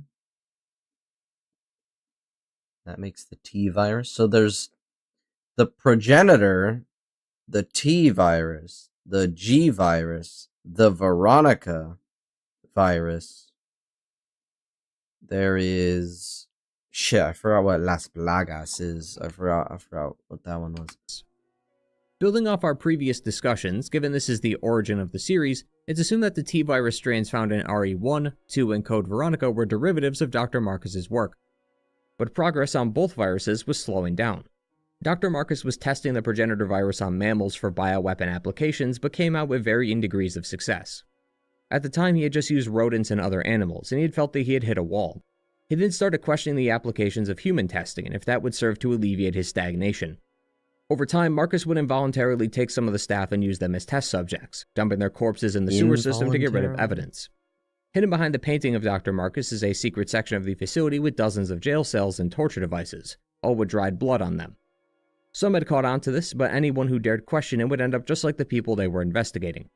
Marcus had also started growing more attached to his leeches. He noticed how they respond to him almost as if they saw him as a father. But more conflict began to brew as Marcus found evidence of people snooping around his office, which he presumes to be people on Spencer's payroll. He planned on announcing his research on the T-virus at the next meeting to solidify his position and collect his rewards, but it only served to paint a larger target on his back. In the middle of experimenting on his leeches, Umbrella operatives came in and killed Marcus. Looking over him was Wesker and William, who planned to take his research and reap the rewards of it. Marcus's body was then disposed of the very same way he disposed of the others, but some of the leeches made their way into the sewers and somehow melded with Dr. Marcus. They seem to have gained some kind of sentience as the leeches formed into a younger Dr. Marcus, the mystery man in the robe. They also have a fascination with the opera. Not quite sure what that's about. But this Leech Queen, who now has the memories of Dr. Marcus, wants to destroy Umbrella and the world for assassinating him. That's why the T-virus leaked, as the Leech Queen spread it on the train, lab, and mansion. Wesker and Birkin are quite surprised to see Dr. Marcus alive, even in this state. The two both agree that he must be dealt with. If news comes out about Dr. Marcus's death at the hands of Spencer, Umbrella and Spencer will be finished, along with Birkin and Wesker. Wesker then says it's time to enact his plan. He's going to lure the STARS members into the mansion to acquire combat data. Meanwhile, Birkin plans to stay at Umbrella and continue work on his G-virus. But not before setting this training facility to blow so that Marcus and all the evidence can be destroyed. During all of this, Billy and Rebecca will make their way through the train before it derails and ends up at the Umbrella training facility. From here, they work their way through the halls that confront the Leech Queen. They fight off the Leech Queen while the lab self-destruct sequence goes off. They open the shutters as it's weak to sunlight, cook the thing alive, and then escape before the base explodes. In the end, Billy and Rebecca go their separate ways. Billy likely goes into hiding or something since he's still a fugitive, where Rebecca will eventually head to the Spencer mansion and get wrapped up in another outbreak that will result in her running from another exploding building, and thus is the story of Resident Evil 0. Resident Evil 0 clearly went above and beyond with the wackiness, something that would become quite commonplace for this franchise. A Queen Leech somehow melding itself to match its creator is not the weirdest thing this franchise will do. As you can probably tell though, the extra details we received were quite slight. All it explains is that 3 people created Umbrella, not 2, and that Dr. Marcus created the T-Virus. I wish there would have been a bit more focus on the established lore, as Zero seems more interested in creating its new lore with the leeches. It's also strange how Wesker is once again relegated to being a side character who only appears in a couple of cutscenes before disappearing. All it shows us is that Wesker was heading to the mansion, something we would know by RE1, on top of name-dropping the G-Virus, which was mentioned in RE2. It's just incredibly vague connections rather than anything meaningful. In an interview with Capcom for the 20th anniversary, they talk about Resident Evil 0, and they mention how one of the things that made 0 interesting was that it was sort of a super secret side episode hidden in Raccoon City's history. They felt that retelling the deaths of Bravo Team would have been too boring since fans already knew this, so they decided that rather than focus on the events of the trilogy, they instead focus on how 0 connects to 1. This seems to run counter to their intentions because they quite literally name-dropped the events of Resident Evil 1, 2, Code Veronica, and Survivor at the beginning of the game, implying that this was all connected. Plus, it's a prequel. It's inherently going to be connected to these games whether they wanted it to or not. Ironically, the game even has some continuity errors because of this.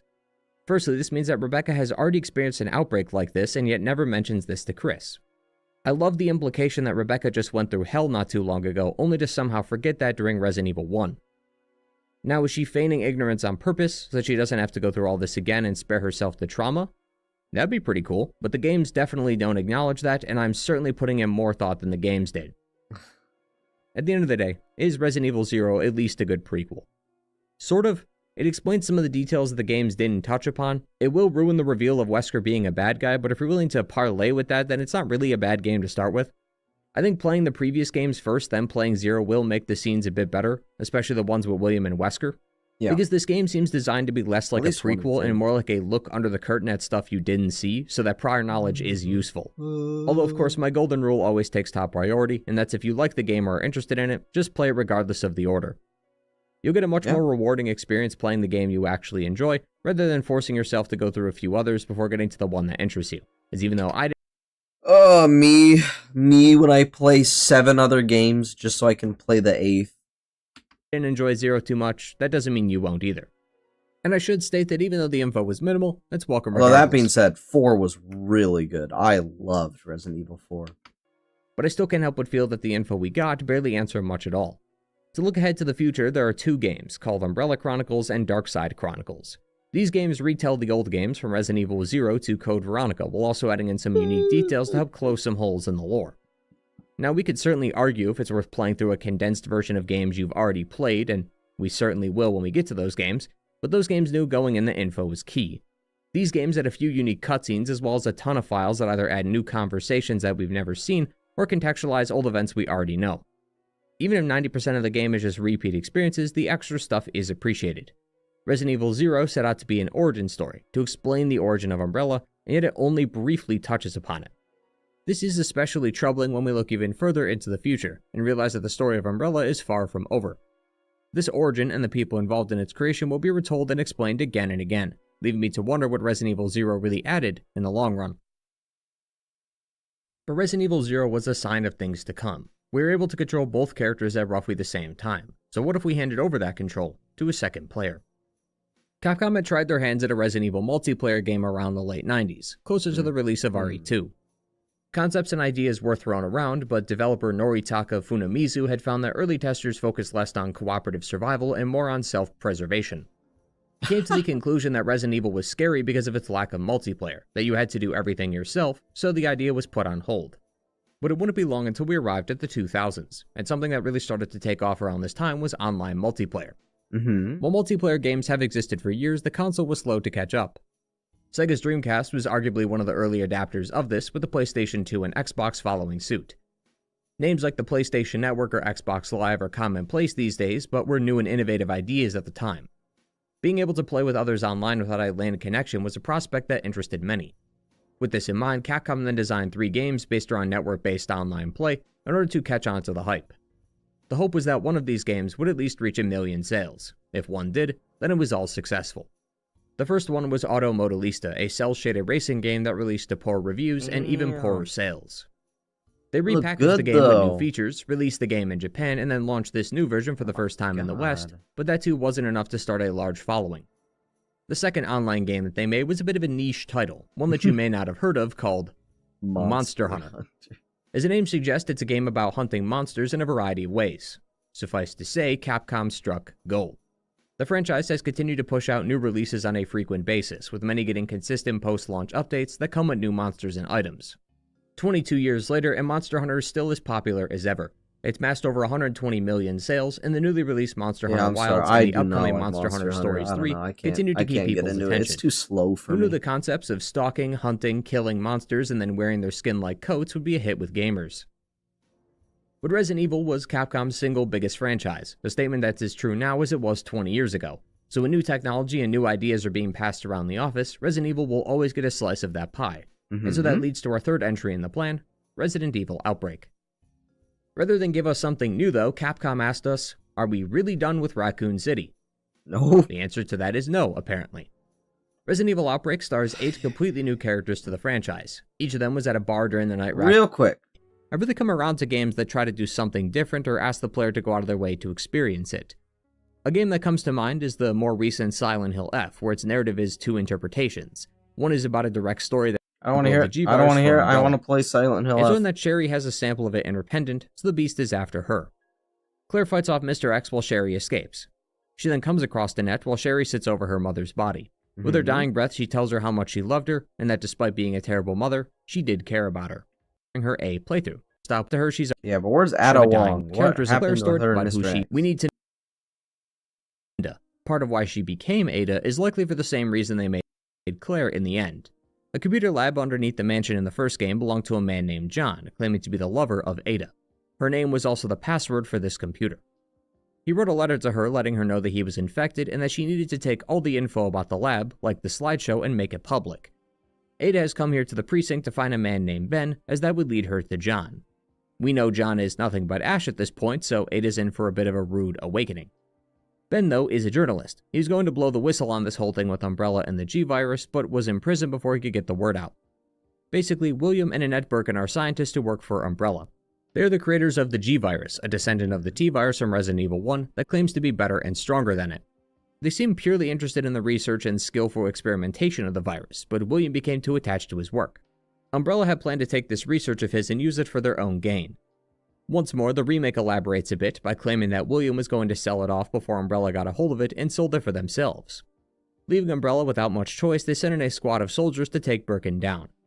They quickly killed Birkin and retrieved the samples, but unwilling to let his creation go, he injected himself with a sample of the G-Virus he kept for himself, which turned him into the terrifying monster that he is. Annette has been trying to calm things down in the lab since William had been wreaking havoc on the facility, but William had broken out and started making a mess of the place.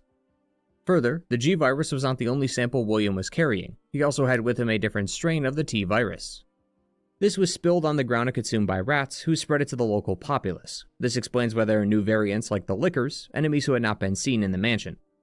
Worse, according to Annette, those of the G-Virus can implant embryos into people and make more G creatures. Most reject this bonding, which is likely what happened to Ben and Chief Irons, but others like Sherry bond with it well. So the virus can create more monsters that can then create more offspring continually. Sherry? Learning of this, Ada and Leon then plan to work together to stop Umbrella and the Birkins. But it's learned pretty quickly though that Ada is just using Leon for her own gain.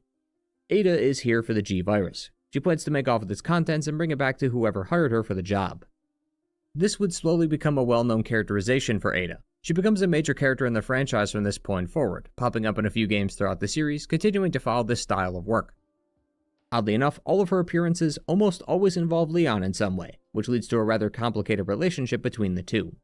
Leon is always trying to save people, and Ada is always doing her job, which often leads to her working against Leon. It's a dynamic we'll return to frequently, but here in this early era it's more about introductions and setting up this series-long relationship. Contrasting well to Ada's cold and calculated demeanor, Leon is someone who wants to do good. He sees the good in lots of people, even Ada. He's incredibly inexperienced, which is why Ada finds it easy to manipulate him, but it also shows his own heroism. It's his first day on the job and he's dealing with a zombie outbreak already. It's a day that he would continue to remember as we get deeper into the franchise, but it's never once stopped him from doing what's right. Isn't Ada, like, knocked out one time during Resident Evil 2? I don't know why. I'm pretty sure you just come across her and she's like that, but In the remake, at least, I'm pretty sure. I find this kind of positivity infectious, like trash pun compactor intended. or something. It's nice knowing that there's always someone willing to do good, no matter how bad it gets in these games. But that doesn't make the betrayal sting any less. So, firstly, Ada doesn't technically betray Leon during the B playthrough. Annette tells Leon of Ada's true nature, that she is from the agency, and that she was sent here to obtain a sample of the G virus. But he finds this revelation hard to believe, claiming that he knows Ada better. But in this playthrough, Ada already finds the sample she's looking for, so she doesn't need to take it from Leon or Annette. Even still, despite having what she came for, she comes to Leon's aid when he's attacked by Mr. X, even taking a fatal injury from it. She'd sooner sacrifice her own safety than let Leon die. Leon's A side is just as good. In this instance, Ada doesn't have the sample, so she has to steal it off Leon. He refuses to give it up, especially now that he knows that Annette was telling the truth about Ada. But as the two have a bit of a standoff, Annette decides the duel by shooting Ada. The pain makes her stumble and fall off the ledge. Leon grabs her and tries to pull her up, but Ada knows it's too late. As she falls, Leon is crushed. This hurts all the more when you examine her gun and realize it was empty. She never intended to shoot Leon. Ada just hoped that he would give up the sample, but he was too stubborn to do so. Ada confesses that she appreciates Leon's company, and that even though they've only known each other for a short time, she does care about him and does not want him to die, because ultimately that's what scares her the most. She knows that completing her mission means betraying Leon, and she does not want Leon to be a casualty. It led to her feeling stuck in a tug of war, between doing what she wants over what she needs to do. She can't have Leon and the G-Virus together. She needs to choose. But Annette chose for her. This kind of emotional send-off is rare for the franchise. It's always focused on the bioweapons and I don't remember seeing literally any of that in Resident Evil 2 Remake. What? The zombies. But every so often we get brief moments like this, and I always cherish them. It's a rare look at the human cost of the bioweapons, the people who are killed or have to sacrifice their lives to stop a conflict, even when the next one comes just months later. Those kinds of moments are often Resident Evil at its very best. Now, a lot of this emotional payoff is completely squandered by the fact that Ada appears at the end of the game to help the B character fight off Mr. X, thus removing all the emotional weight from these scenes. But because Ada keeps reappearing in the franchise, I feel less bad about it, since it would give us more moments of tension like this between the two. Had she just survived and never returned like many of the side characters in this game, I think I'd be a bit more annoyed. But as a whole, Leon's campaign is one of the best, just as good as Claire's, although for different reasons. Eventually, though, you will reach a point where both playthroughs converge. A self-destruct sequence for the base goes off, forcing both characters to run. The A character fights Birkin for the final time and gets on one of the trains, while the B character has to actually get the train running, forcing them into an encounter with a souped-up Mr. X. This is also when Ada will appear to drop a rocket launcher for the B character, disproving her death. They then get aboard the train, but have to fight William again, who is insistent on killing them. The B character holds them off while they stop the train, as the timer for the self-destruct sequence on the train, they have a lot of these it seems, goes off and threatens to take the crew with it. Upon doing so, they escape from a tunnel and survive the blast that takes William, as the three rest knowing that they survived. Although there is still work to be done. Umbrella is still out there, and so is Chris, so we'll be heading to Europe very soon. Now, I do admit that this retelling was rather disjointed. I mean, we talked about William's antics in Claire's section, but didn't bring up all of it until Leon's, but that's just how this story is told. You learn the pieces of the story one playthrough at a time. Most of the Resident Evil franchise... Okay, so the canon path is that Ada comes to save Leon, doesn't have the duel with fucking what's her name? I don't know, dude. This focuses on singular narratives. We wouldn't see this kind of dual style again until technically Resident Evil 6. I think that's what makes Resident Evil 2 so unique to me. I really come around to games that try to do something different or ask the player to go out of their way to experience it. A game that comes to mind is the more recent... Split it up into two journeys like the original version of the game. They not only interweave both tales, but create enough changes to justify a third and fourth run to uncover the full truth. It's like assembling the pieces of a puzzle. After you finish, you could step back and examine the full piece, knowing that the fun comes from both the finished product and the time invested in finishing it. But I can also see how this can cause some issues amongst fans. It's nice to be able to experience a story, even a dual one like this, without having to replay the same content over and over. Having a singularly focused story also leaves little room for error, something baked into the DNA of Resident Evil 2. Claire and Leon go through similar events to an extent. The FMV that played of William's death is something you can watch during Claire or Ada's talk with Annette. They both play out during the character's A playthroughs, so it can be hard to piece together who is actually doing what. While technically all 4 playthroughs are canon, Claire's A then Leon's B seems to be widely regarded as the most canon, if that makes any sense, since it has the final meeting with Ada, the moment during the boss fight after her supposed death, as well as the virus that infected Sherry, that last one being mentioned in RE6. But the answer to this long debated question of canonicity, on top of the numerous playthroughs required to get the full story, is explicitly why the remake would alter its story to accommodate this. So I can sympathize with those that feel that 4 playthroughs is exhausting, but I can't help but feel a deep appreciation for this rather unique take on storytelling, especially for a game made in 1998. But the Raccoon City disaster was only just the beginning. Resident Evil 2 showed us 2 POVs, but they were of the same attack. What else was going on during the outbreak? Well, that way of thinking is how we got Resident Evil 3 Nemesis, although it didn't always start that way. Due to the back-to-back success of the previous 2 That's interesting. That's very interesting. It was also a lot of fun. I will say the ending of Resi 3 was it was pretty good. I don't mind it. I don't mind it too much. But unfortunately, that's about all the time I have for today. So, thank everybody so much for watching. Make sure to like, subscribe. Join me on the Discord down below, because if you liked it, my schedule is down there every single weekend. I stream just about 4 times a week. Tomorrow, we're going to be back with our Final Fantasy VII 100% for Rebirth. That's going to be a lot of fun. And then, on Friday, we're going to be doing our normal FNAF stuff. I am going to find a new game, because I really can't keep making myself do, the Frick Bear 3 game. It's so bad. I really don't like playing it. But, yeah, with all that out of the way, that's gonna be about it. So, thank you everybody so much for watching. Make sure to like, subscribe, and, lots of love to all of you, of course. As always, have a day.